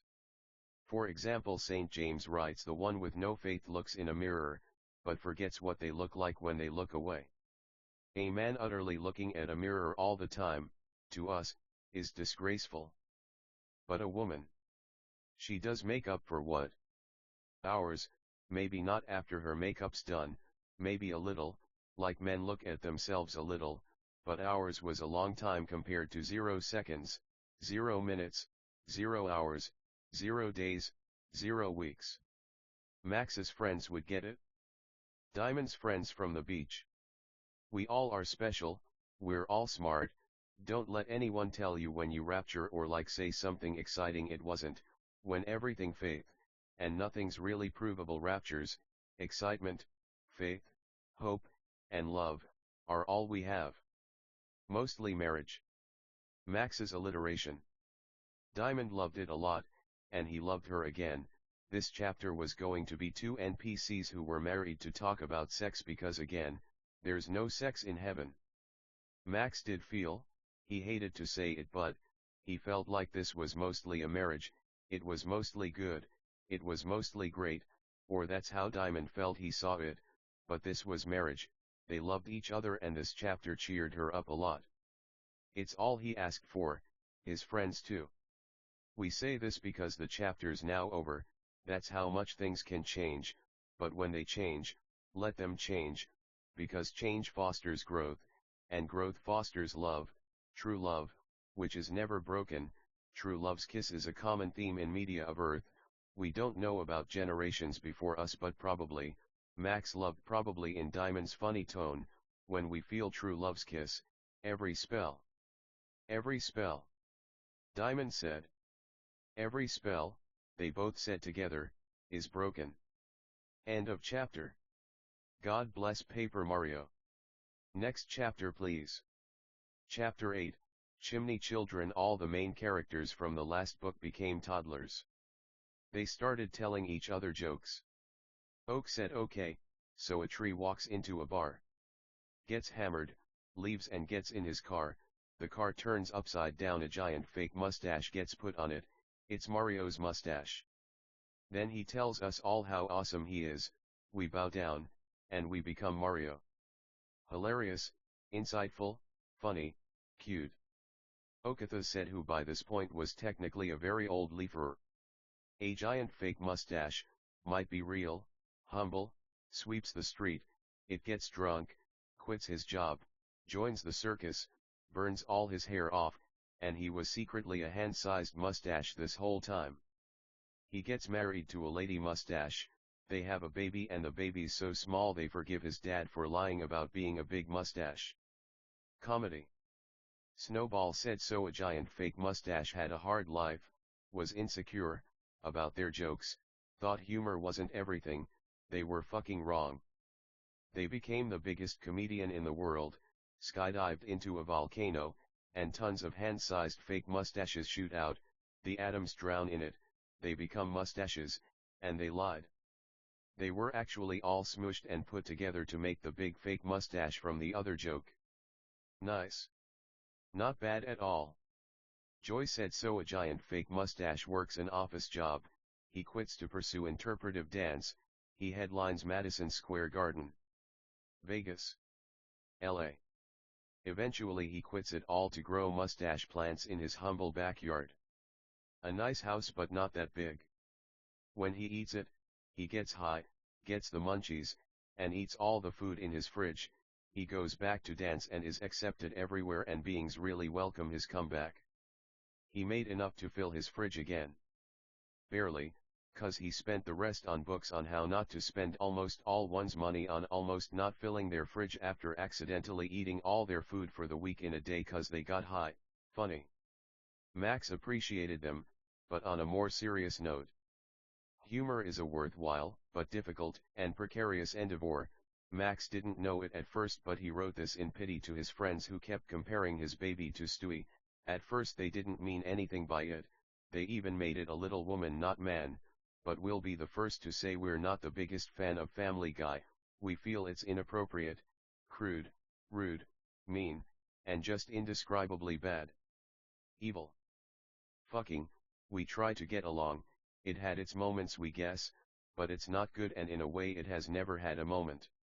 Max didn't even think of comparing this to Family Guy at first, but he noticed toddlers talking about alcohol, idiots will still be offended, then act dumb when they realize these are actually infinitely old beings, that makes all the difference. Family Guy has lots of problems, the kid is way too young, mocks the overweight, women, Christians, Muslims, Jews, the disabled, church, the Bible, kindness, love, hope, faith. It's shameful to think such a disgraceful show, or like any fucking show like it, is really appropriate to watch.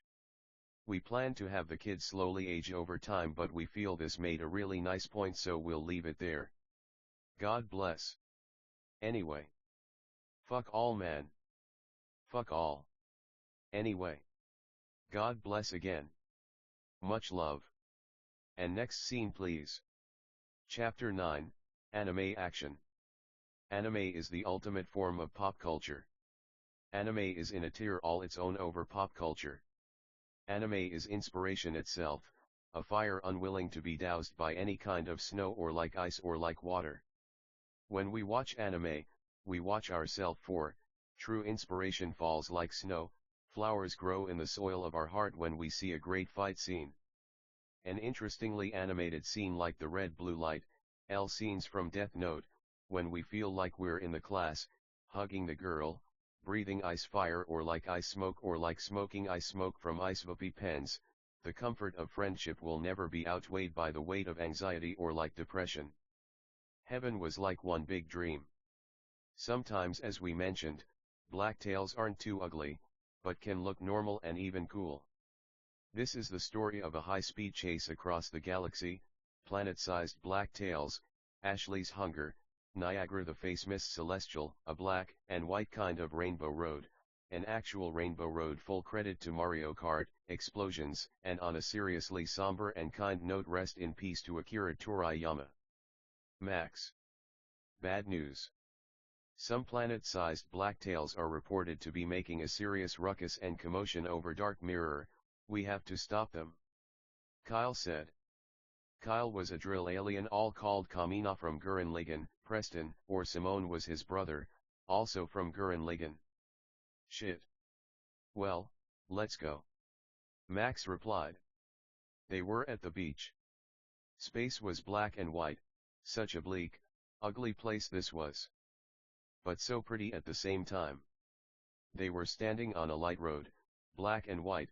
It was tessellated with patterns of dragons and ouroboroses.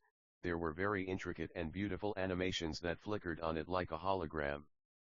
Racer was there, their friend, an infinitely old, infinitely young, race car. He ran on liquid light. Why, he was born a mere Hot Wheel if you can believe it. We gotta hurry, man. They're almost here, Racer said. We know it's space, but bear with us. The blacktails were coming into view, and fast. They were going to lead them away and try to eliminate them. Max and Kyle jumped into Racer. He became the slickest, sleekest race car you ever done saw. They started bolting super fast.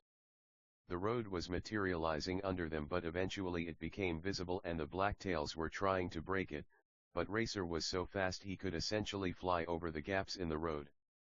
Max and Kyle got on Racer when they were close to the blacktails and started their attack.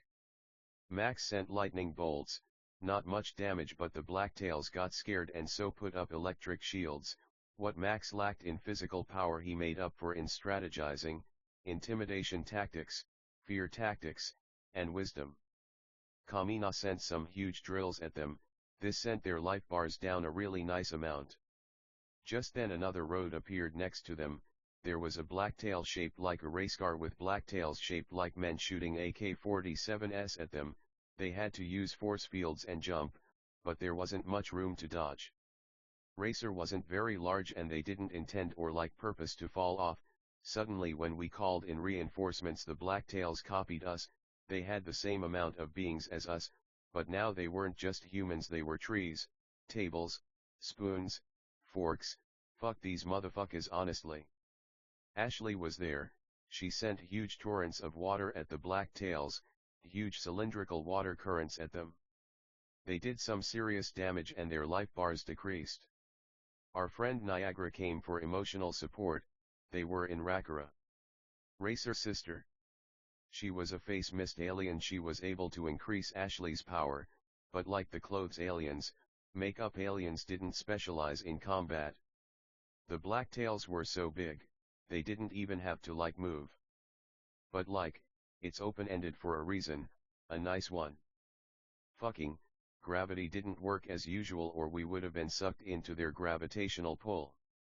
Look guys. Max started. We feel like we're going to have to somehow get on these blacktails. Max thought of it like dominoes. If we took the smaller ones out, the big ones would obviously soon follow. Alex had to use her pistol because the blacktails had electric shields up. God damn it. Their life bars are hardly going down. We need to make sure they keep away from Earth. Alexandra said. Do moons count as planets? XD, we love the concept but man. Anyway. Lindsay sent huge sequoias at the moon or like planet-sized blacktails. Their life bars were going down, but it looked like they'd need a miracle to get this done. We have an idea, said Niagara with a quiet confidence. We might be able to make one drown Ash. If we turn their friends to water they might drown, like, not actually but like, they'll feel bad for their friends so they'll pretend to drown to eulogize them, then the others will see it drowning, and get scared. Niagara felt bad that she wasn't trained in combat, but she loved her life. She liked Ashley a lot and they even knew each other while Max was on Dark Mirror. After the women left the beach, the aliens greeted them to comfort them in the fact life wasn't always about fighting but equally about helping those who fight. No sarcasm, no unnecessary use of the word do or like italics for the sake of italics, but true, pure, watery, Niagara love. Eliza was in the passenger seat with Niagara. She put a water-light dress on Ash. Niagara sprayed her with a special mist that sprayed light rose petals, light thorns, and lightning bolts. She put thorns in it, which was the first time she did this. To meanies, no, it was symbolic or like metaphorical, but anyway she had a rubber duck made of light or like something. She just missed her duck a lot and loved water. The Fire by Eden started playing on Rakara's radio. There were many roads, and many racers of all kinds on both sides of the indifferent coin. Ashley turned one of the cars and its riders into water, then sent it like watery lightning in a planet's mouth. It pretended to drown, but it happened so fast the other planets didn't realize he was lying. When they thought he was serious, he thought he was serious, then actually just effing conked out right then and there. One planet down. 9 to go. They were fighting intensely. Tables were so hard to the fist. Max lit a table on fire, then threw it at a car and it careened off the road and fell like lightning to the bottom of the universe, where it blew up, or like it might have went through the bottom of the universe through the top and kept going like that. Perhaps the universe had no edge, but Max felt it was unlikely. Max was hit by a fireball so hard he had to hang on to Racer from where the window went down. Racer pushed his window up so hard it popped Max back on the roof. Kyle screamed. "This time you goddamned motherfuckers are fucking finished, no." Kyle screamed. "That was redundant, you effin' meffin' b-word a word firm fur," screamed the planet. "Not quite like that, but we had a heart." Kyle summoned a planet-sized drill that fucked that man all the way upwards. It was slow on its head, then shot like lightning down. 8 left. Preston followed suit. He did the same thing. His drill was covered in fire, water, miasma, electricity, midnight cities, snow-clad charcoal mountains with cloud rings around the summit, abstract disappearing laser wands, upside-down philosophies, copies of God, crosses, Bibles, churches, but most importantly, love. It's time you goddamn die. This ends. No. Ag. Ag. Ag. Preston clasped his hands together and brought them down so fiercely and convincingly the drill fell like lightning. Then we perhaps blew up at the edge of eternity. Elizabeth was there. She had a friend called Hatlizabeth. They both sent fire mirrors at a planet that bounced like a game of lightning pong, or like upside-down swimming pools, or like skydiving, freediving into a pool from the top of eternity, or like charades, or like mimes, or like paintings blowing up like the forevers of the fiery, blazing, luminous, ember, burning, volcanic, magma, lava, heated, reflective heart of the soul's deepest wet spirit, but wet with the fires of the wettest, firest fire. It surrounded the planet with a vortex, or like spiral, or like helix of fire that became a huge fiery hollow sphere that engulfed it with unhollow fires. The ashes fell like lightning to the bottom of the universe. They high-fived and hugged. Max was a proud dog in that moment, let us tell ya.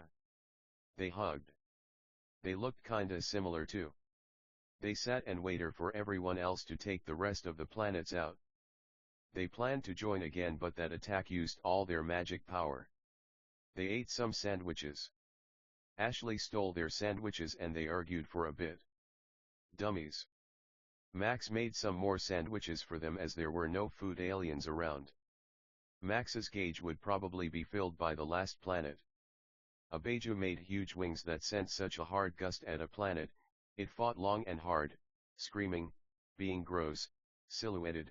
The feathers came off like broken glass, or like ripped Bibles, or like broken churches, or like fireballs, or like bubbles that blew up so hard they disoriented the planet. It lost its grip on space and time and flew away and hit the side of the universe like lightning. It blew up and fell like snow or like glitter or like rainbows on the iridescent, effervescent, luminescent, crystal-shaped heart of God. Another way we can think of this is the roads spiraling around a planet, so we meant like just really big, but metaphors help us understand and know ourselves. We'd teleport and fight. Susan wasn't there cause people were cursing, but we don't like fucking if some people curse around kids we don't judge, man, we get it, fuck judgy people. Angel hit a planet with another huge ice planet. She's come so far. Good job, Ang. The planet got a brain freeze. Listen. Started the planet. If you people stop, we'll leave the dark mirror alone and go back to the galaxy we come from. Bullshit, replied Ang, we weren't born yesterday, AI. She made ice, snowy blizzards blow from inside the planet like a spike or like webs or like unconnected dots. Eventually the whole planet froze over. How'd you know we were lying? It said with a breath that was passing away like a breeze. It's simple. You're shallow. Like, why were you going in the first place? Why'd you mock your sizes? Why have you never done the right thing? Angel said. We suppose it was obvious, wasn't it? He replied. His life bar emptied, then he fell like lightning to the bottom of the universe, the underworld, the grave, Sheol, a place of bones or like fucking death or like fucking decay. 4 left. Hadika and Hadley were riding in Speedara, Racer's other sister. They had a big family. On top was of course Angel and baby Susan. People decided to stop cursing so the baby could come. She was held by Angel because her mom was late. Poor Diamond, she was weary of Susan going, it was just a game. Attica put a hat on Susan made of the finest materials, the side of a cosmic, celestial, galactic, interstellar, astral, spiritual, religious, rainbow rain caused by a black tail hitting the side of the universe, that was King of Ages BT dubs. Hadika was a nice, kind, awesome woman. This was written International Women's Day by the way, so God bless. She loved clothing and had many successful clothing lines. She specialized in comfort and style, but was no stranger to armor and making babies stronger. She gave Susan a triangle sandwich and a few slices of a green apple. Susan's mouth watered at the thought. Angel held Susan up, and Susan with a fierce, angry, silly, goofy, cute, and small face extended her arms like her mom and sent shapes at the black tail. She knew where the shapes went, and Max was never prouder. Max was handling the riders because the planets were too big to hurt. Susan also hit the riders. Sorry, we forgot to mention. She wasn't going to hurt the giants too much. The Blacktails laughed at their member who was hit by the smallest baby the side of a very successful talking hat, Hadika, but God bless Hadley, it's just we were talking about Hadika, so no offense, we don't really know why we'd be talking about Hadley, but it's a test so if you said no or dumb both or like all or like one, cause this test is fucking stupid, you know what, you pass. Diamond kissed her daughter and knocked many cars off the path. They fell like lighting to the bottom of nowhere or like everywhere or like anywhere or like she used fire hula hoops. The Blacktails were being inappropriate because she had to charge them by hula hooping, but you know what, fuck em. Hula hooping was one of Diamond's favorite things. She loved to do it with Susan, and Max also loved to join and watch in a not fucking weird way cause that's his wife. There were still 4 left. Hadley wept. She didn't know if Aang had enough magic power for another huge attack. It's okay. Aang peeked her head while sitting on the roof. They were going about 900 miles per hour. They held hands. You are awesome. Thanks for helping us out. We heard you make the best shoes and gloves anyone can find. When this is over, do you think you could shoot a pair? Aang asked with a smile. Such a nice, sweet woman. Max loved her and she did good defeating that planet. Thank you. Hadley said with a soft smile. We suppose you're going to trade out for someone else. Hadley said, feeling a lot more optimistic and hopeful. She was sad 'cause she was going to miss Ang. But she didn't know it. We took acting seriously, we could have suspended belief and had them hug, but this fast. Plus, we were never hurt, we only acted hurt, so sticking to realism they were really best friends. They talked a little more and Angel left. Angel was replaced by Orchestra, a music alien. Hi Speedara.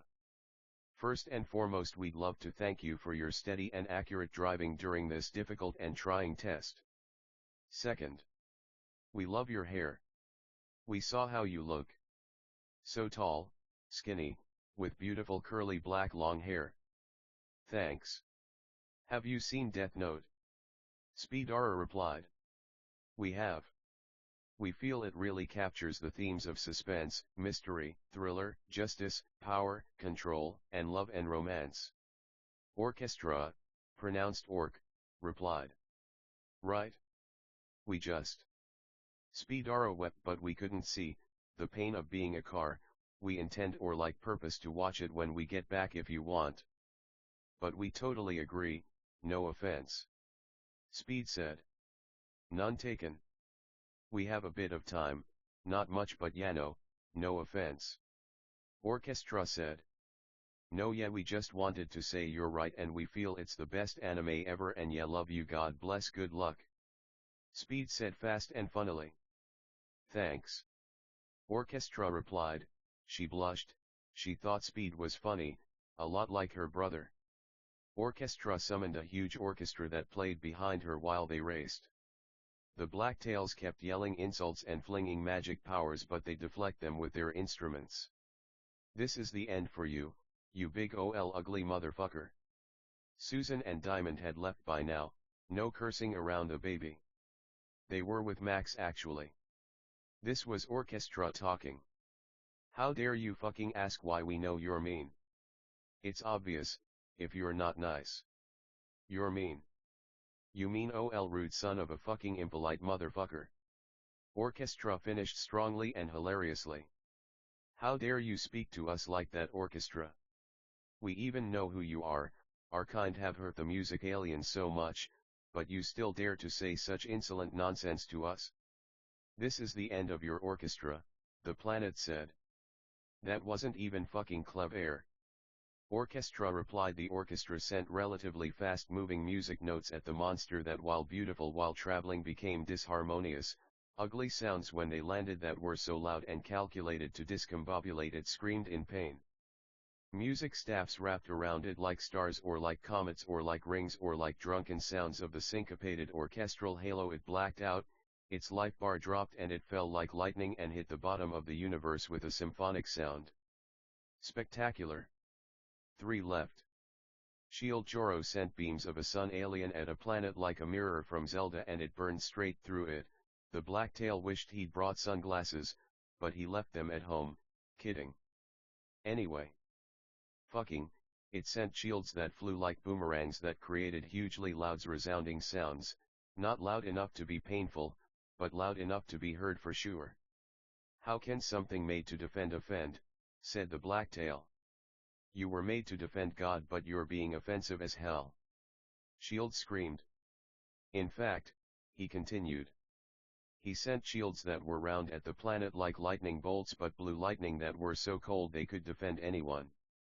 The planet choked on the smoke, intending to deflect the shields but lost his hands in the process.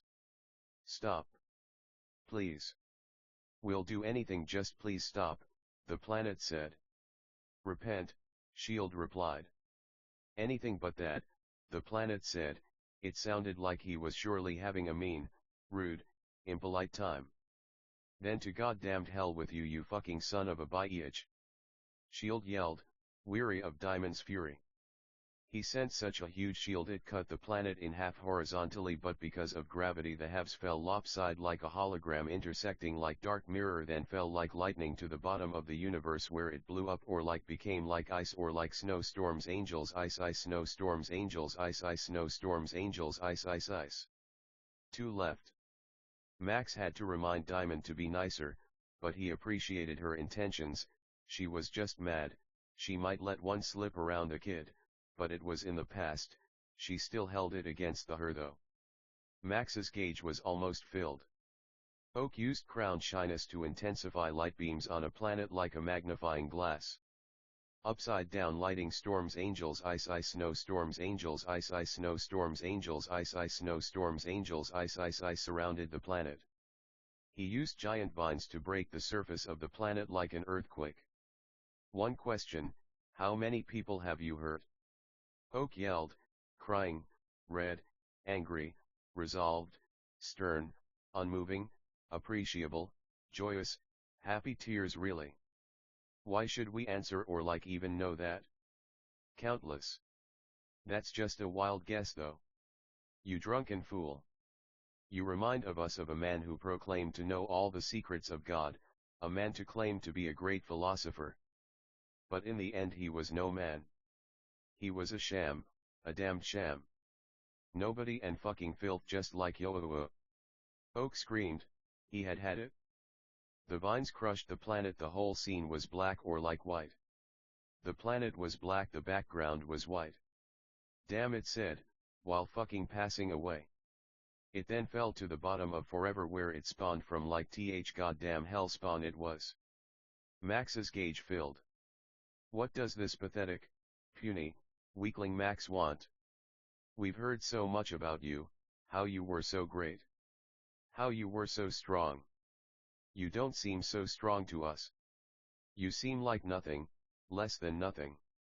If trash like you were in our trash can, we'd be offended. The king of the planets said. You sure damn talk a lot for someone who has nothing to say. Max used his gauge filled to send such a huge light beam at the planet it enveloped the whole thing and became ash. This was weird. Max's gauge wouldn't go down. You did it, buddy. Listen, we feel like you should give yourself a little more power, and a little more credit. We always knew you could do it. Love you, kid. God said. They hugged. We love you, man. Thanks. Max said, and God smiled and disappeared. Looky here, looks like Maxie has a new toy to play with. Abijah said nicely and humorously. Make sure you don't use that thing on us, huh? Said Kyle. Yeah. We're not planet-sized, so that thing would take us out like lightning. Preston said in a silly, funny way. He also made a goofy, obvious face. Max loved all of them. Good job, everyone. Dark Mirror is safe again. Anyway, something the beach. And they were at the beach. Something. Good job, kiddo. You really made your dog dad proud, Elizabeth. Max said, pride and joy in his timbre and throat. Thanks, daddy. She cried. She drank a beer. Not Max's favorite, but Diamond did too. It was okay, different strokes we guess. Well, go play with you friends, baby. Max said. They hugged, and Elizabeth frolicked away. Liz, we're proud of you, kid. We all, accept our places, but we're all still important. Baby's good. Toddlers waddled around, getting used to walking, talking, laughing, and building sand castles. Kids played frisbee, teens played in the water, adults played volleyball, elders still looked young, or like sometimes they looked old. Anyway, everyone was happy. Max kissed Diamond. Good job, babe. And good job to you, little mommy. Max and Diamond made out. No sex in heaven, but Liz, Ash, Ang, Abaj, KY, President. What was there was still even greater than he could ever know. End of chapter. Please next scene. Chapter 10, Rainbow Rivers. Mr. and Mrs. Rainbow call intended or like purpose to go whitewater rafting, but there was always a catch with mean silhouetted figures called blacktails. Max, Diamond, Ishal, Phiro, and Eliza went on a raft, but the blacktails made the scene black and white like neon, with giant jagged dangerous rocks, whirlpools, and a waterfall at the end with an impending, inherent, ticking, talking, timer. Occasionally our usual black and white scene would become different colors. These different colors represented a change in natural disasters or like black magic that would affect our heroes adversely, but perhaps they could twist that black magic to their advantage in these white waters. Aw shit. Max started. By this point it flashed red, blue, green, and yellow. It looked like these were the only colors that were going to flash, and it was utterly random which one would appear. Red meant fires were shot. Blue meant the waters would become rowdy and rambunctious. Green meant leaves and flora would attack Team All, and yellow meant bright lights would impair their vision, and beams of yellow light shot them which depleted their life bars. Red again. Duck. Max said, fear and trembling in his voice. A huge flash of fire shot out at their inflatable raft. It singed the top of Max's afro. He'd been meaning to get a haircut, but this wasn't exactly what he had in mind. The blacktails were on rafts attacking them with guns, their life bars were going down, lucky they brought so many potions and elixirs. Diamond retaliated with fireballs, fire tiaras for Teixeira, fire diamonds, and fire trampolines for Max's stomach. Max was touched, he didn't know she'd been training like that. Max got them to put up electric shields, he figured it'd work to get them to agree on a shield because water was such a strong conductor of electricity. Fyro sent 2 fireballs out his fists like punches. They did some fucking lethal damage. 2 more blacktails fucking passed away under that summer sun. A hot summer day, not a cloud in the sky, Max was hit with a fireball that burned him pretty bad. His life bar was at yellow but a fairy alien came out of his backpack like Zelda. Max thanked her, she basically said you're welcome and teleport out. Listen Max. What do you think we gotta do? We intended or like purpose to leave the raft, but we were unable to. Fyro said, worry, but confidence in his teary, dry, wet, sandy desert-like storm of a voice. We feel like, we might have to actually switch rafts with the blacktails, but not only that, we have to get them in ours, surely before we reach that huge waterfall, if not, well. Max laughed weakly, he knew it was only a test, homework, to the wicked, it didn't matter if it wasn't traditional work, they lived these experiences to learn from them, and he loved his friends for taking these things seriously, they took all kinds of work seriously, he missed them, he intended or like purposed to see them so he knew he couldn't give up. We're toast, he said weakly, his life bar was filled but, he still felt pain from the fireball, even when it seems all's going well, there's still so many roadblocks or like caltrops blocking the path to true joy, condescending, patience, love, romance, friendship, family, parenthood, adventure, imagination, discernment, more patience and still more. We might be able to use the blue light's water effects to get close enough to the blacktails so that we can steal their raft. They might be aware of this, but they might not, so it might not flash until the end. If it doesn't, we'll lose all our loot, items, skills, EXP, magic. She cried. We worked really hard to get all that stuff, we don't intend or like purpose to start over, do we Team All? She said with bravado, chutzpah, confidence, kindness, and love. No way. Everyone replied, listen Diamond, we have gloves that can turn fire into water attacks, it'll detract your offense and defense though. Eliza said. Thanks. We might have to if the blue light doesn't shine. They hugged. Ishal sent some feather-shaped ice blades at the blacktails. It was for a beiju, at the beach probably, he was nicer than us, love him, we were told to do this by ourselves, when things are too easy, we feel it takes the reward of challenge out, might seem obvious, but loot was no one compared to the sorrow of disappointing God and loved ones. Fire shields, figures, we had 2 fire users. It flashed green. Everything was green. A vine shot out the forest, wrapped around Max's ankle then submerged him in the water. Déjà vu, this kind of thing happened to him in a warehouse once.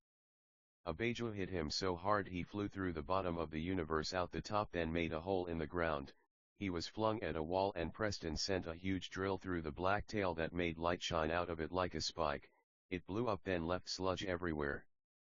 God called off a potential rendezvous. Max was so angry. How did this keep happening? Max now had access to more power, but he used it wisely. He felt challenge was the greatest joy. The water started boiling. Max increased the temperature of his body to an infinitely hot skin warmth that would instantly incinerate anything that touched it. The vine, however, wouldn't burn.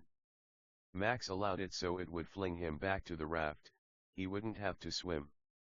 It was so hot, the blacktail yowled in pain, apparently deep in the forest, flung him up, then sent a Polaroid to its forehead like a lightning bolt, but no lightning. It ticked like a bomb, then blew up. It became a pile of Polaroids that were a slideshow of what just happened. A chain formed where Max was in the air, where the vine was like an upward diagonal line. Max stood on it, but a blacktail cut it with a sword and he toppled and he spun when he fell back onto his raft. The team were fighting the vines with swords because fire resistance was up. Max kept a leash on his powers, so to speak. No point. Red again. They were getting closer to the waterfall. If it didn't go blue soon, they didn't know if they'd be able to survive the drop. The blacktails sent phoenixes, fire horses, fire snakes, etc. at team all, but they honestly took it on the chin.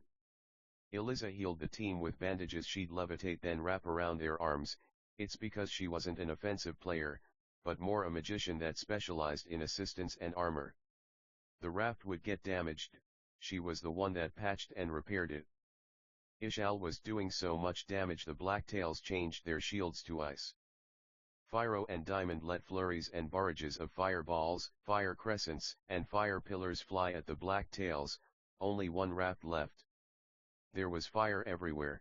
The heat was unbearable. Even the damn water was on fire. Some blacktails were knocked into vortexes. Some were knocked into the rocks. We were about 100 feet away from the drop, but moving fast, man. Blue. Here we go, guys. Last time it went blue, the waters became so shaky and rocky that a huge wall of water divided them so they couldn't see each other. Max planned to use this time to force their rafts to touch, then they'd switch rafts before the drop. It happened. Diamond wore Eliza's gloves, then got the raft to go near the water wall by forcing all the water on the right side of the river toward them. As she couldn't see, she also simultaneously moved them closer to the middle, but only affecting the water near them because her powers were weakened a lot. She was hoping for a miracle, but voila! The rafts bumped into each other and team all managed to switch their persons with the persons of the other raft. They were right next to the drop. They fell, but when they hit the craggy rocks, like a hologram, they passed right through. The blacktails, however, met a much more mean fate. Fucking God bless. Team all cheered and high-fived. They hooped, hooted and hollered. Good job, guys. We did it again. They got lots of gold, magic power, EXP, skills, and experience from this chapter. They hugged, smiled at each other with hope and fire in their eyes. Great job, team. Ishal said, with a quiet confidence, his blonde hair muddied with blood. Potioned healed, but didn't get rid of physical, aesthetic damage. In the first book, we had to heal at Golden Hotel, but now we can heal anywhere, kinda like how the real Golden Hotel or like Dark Academy is in our Halo, like a hanging toy in a baby's.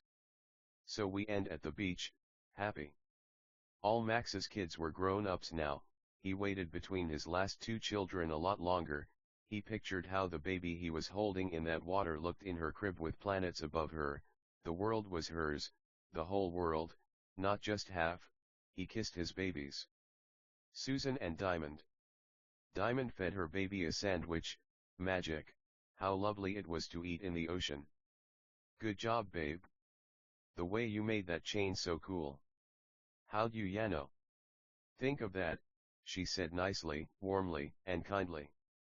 Well, we felt, we intended or like purposed to have a nice vantage point of the space, but you saw the freaking freak knock us right off and comically onto the boat almost in slow mo.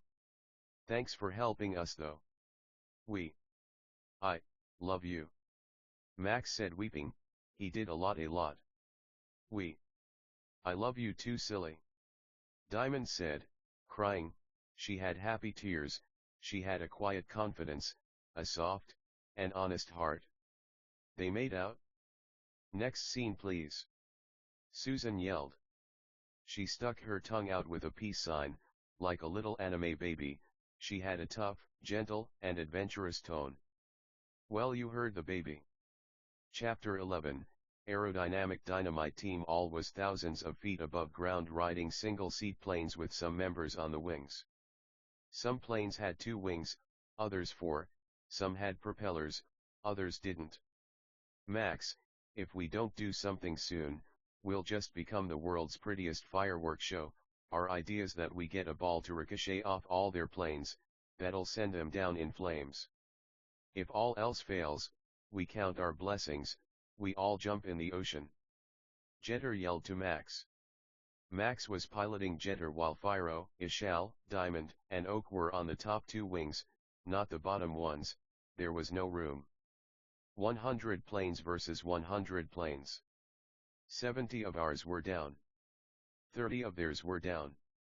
We were losing so much because we only had fire users, so they kept using fire shields.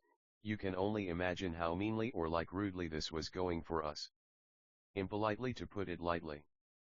The remainder of our forces were more varied, but still, we were mainly fire-based. Maddie was gone. Max wept. She was a fire user. She got her powers in the Arctic when they had to build a fake golden hotel. She got her powers with Diamond, who looked like she was on her last legs. Sweetheart. We don't think we can do it. Diamond cried as she groaned the sentence out. Her stomach was bleeding. We were out of potions and there were no healing users around.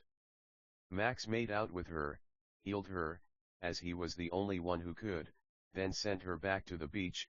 His powers had limits, self-imposed, like he could only heal her if she left. Our planes were still going down like shooting stars, or like lightnings at night, or like leaves off trees. It was grim. Eventually, and not too long after, there were 2 planes left. Max's, and Abage's with Kyle, Preston, Icebert, and John.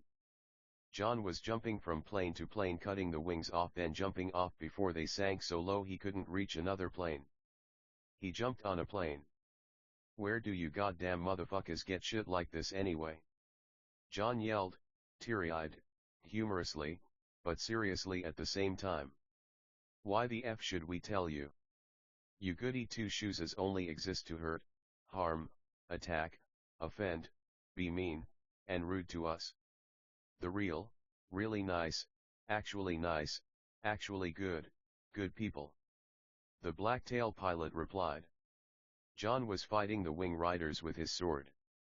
The blacktail was angry and crying at first, but he got a lot angrier and louder. How the F do you come into our world? We didn't hurt anyone, we haven't killed anyone. We haven't harmed an effing fly. How do you come into our world? Start fights with us, always win. And not feel an ounce of shame. John was still attacking the riders. He was angry, but he didn't know what to say. What a weird and blatantly untrue, offensive, loaded, arrogant, preloaded question. He was glad God frustrated their intelligence and words, or he surely would have no clue how to make it through his lifetime. Listen here, you damn scumbag. We are nice human beings. You're hurt human beings. Pretend to be human beings. Kidnap human beings. You act poor but you're rich, to you. You think you're so damn clever when the narrator says we don't know what to say. Goddamn excuse us for being honest. What you said was so stupid, we fucking thought we'd fucking pass away. You'll pay for their damn blood. They didn't even lose any loot because they fell in the ocean. You know nothing. You understand nothing, and this is the last time we'll hear your ugly ass nonsense, so help me good God. John yelled this triumphantly, broken-heartedly, nicely, meanly, godly, and holily. He was fighting the blacktails the whole time. They got his life bar to halfway, but eventually he was able to cut the wings off the plane, but he also stole some loot. Then he jumped to another plane while that plane went down in flames. Poor bastard, so misled. Blacktails didn't usually know how to swim, there wasn't any need to go after the pilots, they might put up a fight and there wasn't any need for unnecessary risks. So long you fucking loser. John yelled from the top of another enemy plane, he was a fucking loser, what he said was true of himself, not us, for his insolence death wasn't going to fucking be the end, unfortunately enough for him. Fyro had diamond water gloves. We were flying by some planes attacking them, knocking the riders off the wings, using large vertical, crescent water blades. You morons should know your damn place, he'd yelled nicely, neatly, and confidently while swinging his arms for the water crescents. When you mess with the bull, you get the horns. Max. This idiots think we're afraid of him. Ha. Ha ha ha ha ha ha. We didn't know it was comedy night at the damn Chuckle Club hut. Fucking fuck you. Fyro yelled while laughing, crying, he was confident, he was loud, proud, no one could fault him for his love of God, love, kindness, hope, family, beauty, friendship, wonderfulness, amazingness, etc. Max's eyes glowed, he was covered in it over his whole body, like light eyes, like stickers almost, or like metal plates, or like pins that glowed in front of him from his forehead down to the air in between his legs. His voice changed, you could hear his normal voice, but now he also sounded like kind of a demon, a deep, distorted voice was behind his, it boomed or like echoed like rolling thunder, it was gray clouds before, though it was blue skies before that, but now the sky was getting black. Thunder crackled, boomed, and lightning bolts started striking the ocean at an alarming rate to the blacktails. This is the end of your little folly parade, wicked. Max said with quiet confidence, he was ready to end this. Ishal and Iceberg froze some planes that fell. Oak hit some planes with his sequoia-sized and shaped baseball bat. Kyle sent drills, though some wings so their aerodynamic failed and they fell. Preston followed suit with huge drills that cut the wings off the plane. Abejo flew around knocking planes into other planes with large wings for wind. Poor planes, these were actual people, there was a special preliminary that allowed the planes to retain their loot if shot down, however, those who made it to the end got the loot for the game, and they weren't really allowed to share. Get him, Maxie. Show these damn fools we mean serious damn business. Kyle yelled while sending more huge drills at planes, he smiled, but he was serious, a fighter and a warrior at heart. If anyone can do it, it's you, Max. Preston yelled when he said you. He pushed forward, which sent 2 huge drills at planes toward him. The force he pushed at was about 400 pounds, he could feel the resistance in his arms. His tone was brave, a lion's heart, with the soul and spirit of a gladiator of ancient Rome, a true hero, a lover, and a dear friend, family member, and kind brother. Max, you have to channel the flora, groves, vines, plants, trees, fruits, vegetables, seeds, and crown shyness of your heart, squeeze it. Concentrate it. And just let those dragons fly, baby, yelled Oak. He was still hitting blacktails with that huge tree. His tone was compassionate, fiery, loving, hospitable, inviting, friendly, adventurous, and brave. Iceberg was black, over 6 feet, with a boxed afro and a ripped body. You got it, buddy. Our black brother. We love you, man. Thanks for everything, let's go to the beach after this, huh? You know Susan's waiting. Iceberg yelled. He did an uppercut when he said waiting and knocked a plane out the sky with a huge ice mountain. It felt like 300 pounds of force on his arm. He said this brotherly, hopefully, with the tone of dragons and spirits, the timbre of a friend who helped make a fake golden hotel, a man who was at his wedding, watched his kid, was way too good at Mario Kart, Yano, fucking, a true friend. Don't let us down now, man. We wish you could do what you did, Max. You saved Dark Mirror, you basically made it Light Mirror. Light Mirror. Ha ha, ha ha ha ha, we like the sound of that. You're the son of dragons, Max. So don't be afraid to let your dragons flyyyy. Abejo yelled. A friend till the end. Max's favorite, the best, goat. His tone was reliable, comfortable, cozy, cute. No, we're fucking kidding. He was such a legend though. He was the goat. For him. And everyone, he had to do it right now. Max floated among the 20 planes left, glowing, covered in eyes, white, bright. The eyes had no detail, just the general football shape of an eye. Suddenly huge dragons like snakes came from the ocean, the clouds, the sides, diagonally, they came everywhere rushing like jets. They were all blue, white, black, gray, silver, gold, red, green. They were like holograms in that they overlapped each other. They covered the sky. That huge area hundreds of feet by length and width was covered in dragons, fire fur, reptile scales. They moved faster all of a sudden like lighting going in and out of portals, so they just looked like lightning bolts, but if we played it in slow-mo, we could see the beautiful majestic reptiles destroying the planes as they went through them. There was a sphere of portals with little crevices to see the world through. Team All was in the sphere. The dragons kept going through until all the planes fell. Team All cheered, hugged, high-fived. The dragons went back in their portals, the portals disappeared, and when the portals disappeared, the sky became blue. Next thing you knew they were at the beach. Good job, Daddy. Tell us, Daddy, how many dragons are there? Susan said with a kind, loving, soft, innocent, silly, beautiful curiosity. Honey. There's so many dragons only God knows, and our friends the jinns.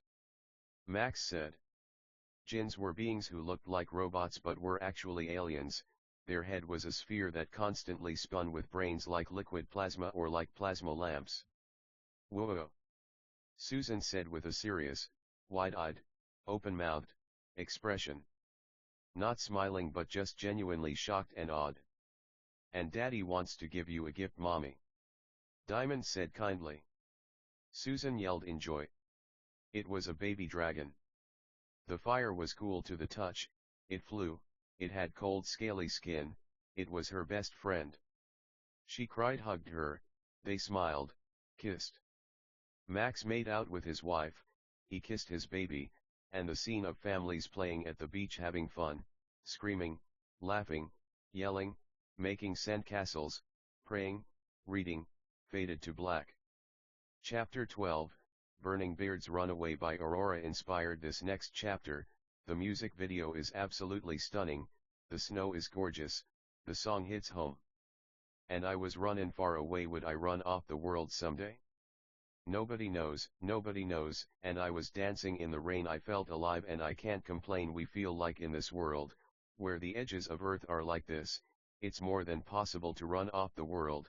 The music video shows such beautiful snow, beautiful scenery, and we feel more than any song inspires emotions of hope, adventure, wonder, anime, a black sky with planets, not just stars but planets, sirens, rain, a broken beautiful city. So this next chapter's that, a rainy anime city, planets in the night sky, a visit to the underside of Dark Mirror. It's a flat plane with nothing on it, feeding dogs in the rain, cigarettes, tears, game overs, fist fights, alcohol, sleep, the feeling of being in a relaxing, healing, potion, elixir. To be in a hot tub, is to be in our own soul. But no, take me home where I belong, I got no other place to go. No, take me home where I belong, I got no other place to go. No, take me home where I belong, I can't take it anymore. When snow falls, it falls upside down, it spins, it grows. When it stops growing, it realizes how much bigger it is than other snow. When leaves die, they become crunchy black snow leaves on the ground, or like puddles, wet, dirty, stepped on by those going to work, the gym, the coffee shop. We all have human beings we love. These human beings are like snow, like Aurora said, but I kept running for a soft place to fall, and I kept running for a soft place to fall, and I kept running for a soft place to fall, and I kept running for a soft place to fall. Snow still looks for a soft place to fall, so when it lands, it passes away peacefully. If we fall on a hard surface, we become what we touch, so if we've touched your heart, you're now an honorary member of Team All, get all that? Max told Diamond with a quiet confidence, he was dictating a book to her. How to make something from nothing. This is how to make something from one thing. They were in Max's suite, the one where he read Tifios, played ocarina, where she cooked for him, where he played truth or dare with his friends. I run from the liars, the fuel on the fire. I know I created myself. I know I can't fight the sad days and bad nights, but I never asked for your help. You got hurt. No, we don't belong together, so you took the love from my arms into the arms of yours. But I don't need a cure for me. I don't need it. No, I don't need a cure for me. I don't need it. No, I don't need a cure for me. When we die, we become like snow, we grow ice flowers, fire flowers, like wind that won't stop. Our heart keeps drowning in the effervescent love of what it is to be wounded by dark academia's fountain. Visit room DS15. The undying desire for movies is what makes butter sweeter. And our friends in fucking short, that's the cure for me. That sounded nice, sweetie. Listen, why's the world look like that now? It looks like we're so close to planets. We can see them, we know it's always night, but now there's color, we feel kinda scared. Diamond wept. She said this with a humorous, interested, apprehensive, curious timbre. Well, we heard a special event is happening, the other half of Dark Mirror is getting a gravitational field, so we'll have to check it out. Max said. He cried. He was apprehensive for Diamond's safety. He said this with quiet confidence, love, kindness, curiosity, and love. Susan was with Susan. She loved watching her little protege. They were the best of friends. What do you think our youngest is doing? Mama misses little under mommy. Sometimes we called moms under moms because we didn't know if God meant like don't call anyone dad nor mom. Diamond said this with a silly, goofy, cute, adorable, motherly, protective, confident tone. Well, hopefully she's still practicing her shapes. We know they were going to the beach again. Hopefully she gets to play with her friends again. The water's so blue at that beach, the heat rings like a faded view of the beach. Susan had the lunch you made her. She also has her daddy's heart, and her mama's amazing, wonderful, kind, nice, neat, swell, polite, honest personality. They both clapped and cheered at the thought of their daughter living a nice, neat, swell, kind life on Dark Mirror. Snow was white. When white snow melts, it become clear water, but only because it forgot what it looked like. Like C2 said in Code Geass, do you know why snow's white?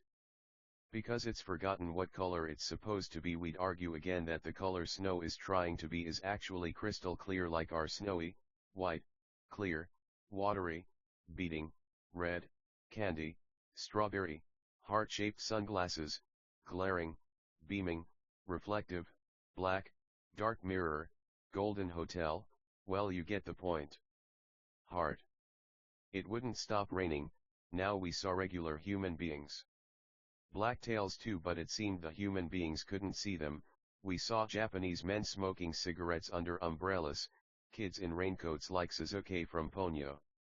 American businessmen in black and gray suits on phones in a hurry to get to somewhere. Work, food, friends, family, these were NPCs.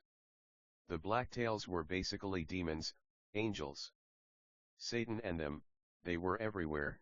The darkest night seems bright when God lights it up, but remember, this was still a perpetual night, though it didn't seem the NPCs noticed.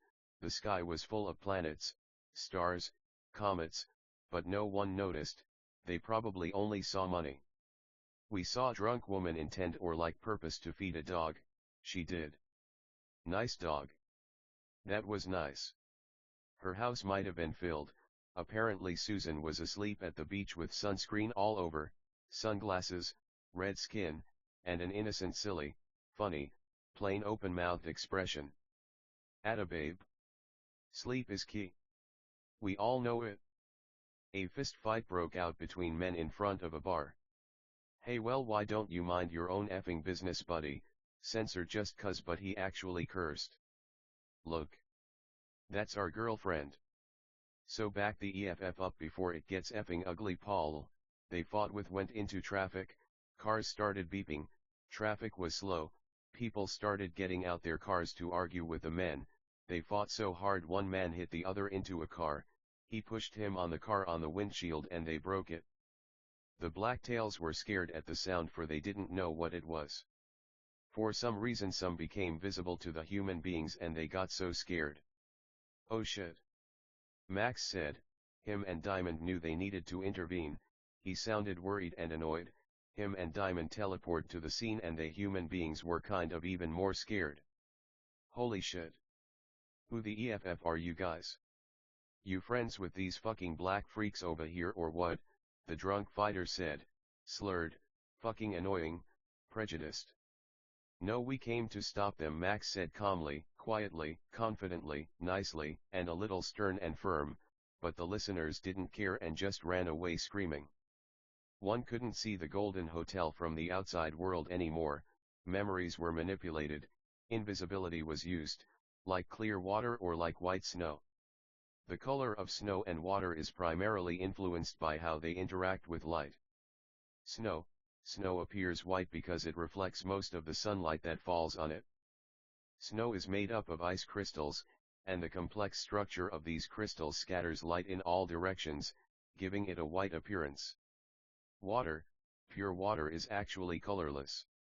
Water molecules do not absorb light in the visible spectrum, so when light passes through water, it continues mostly unchanged, making it appear clear or transparent. Snow water, when snow melts, it turns into liquid water.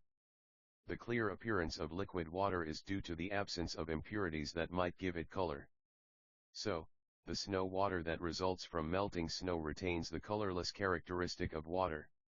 In essence, snow appears white due to light scattering by its complex structure, while water appears clear because it does not absorb light in the visible spectrum.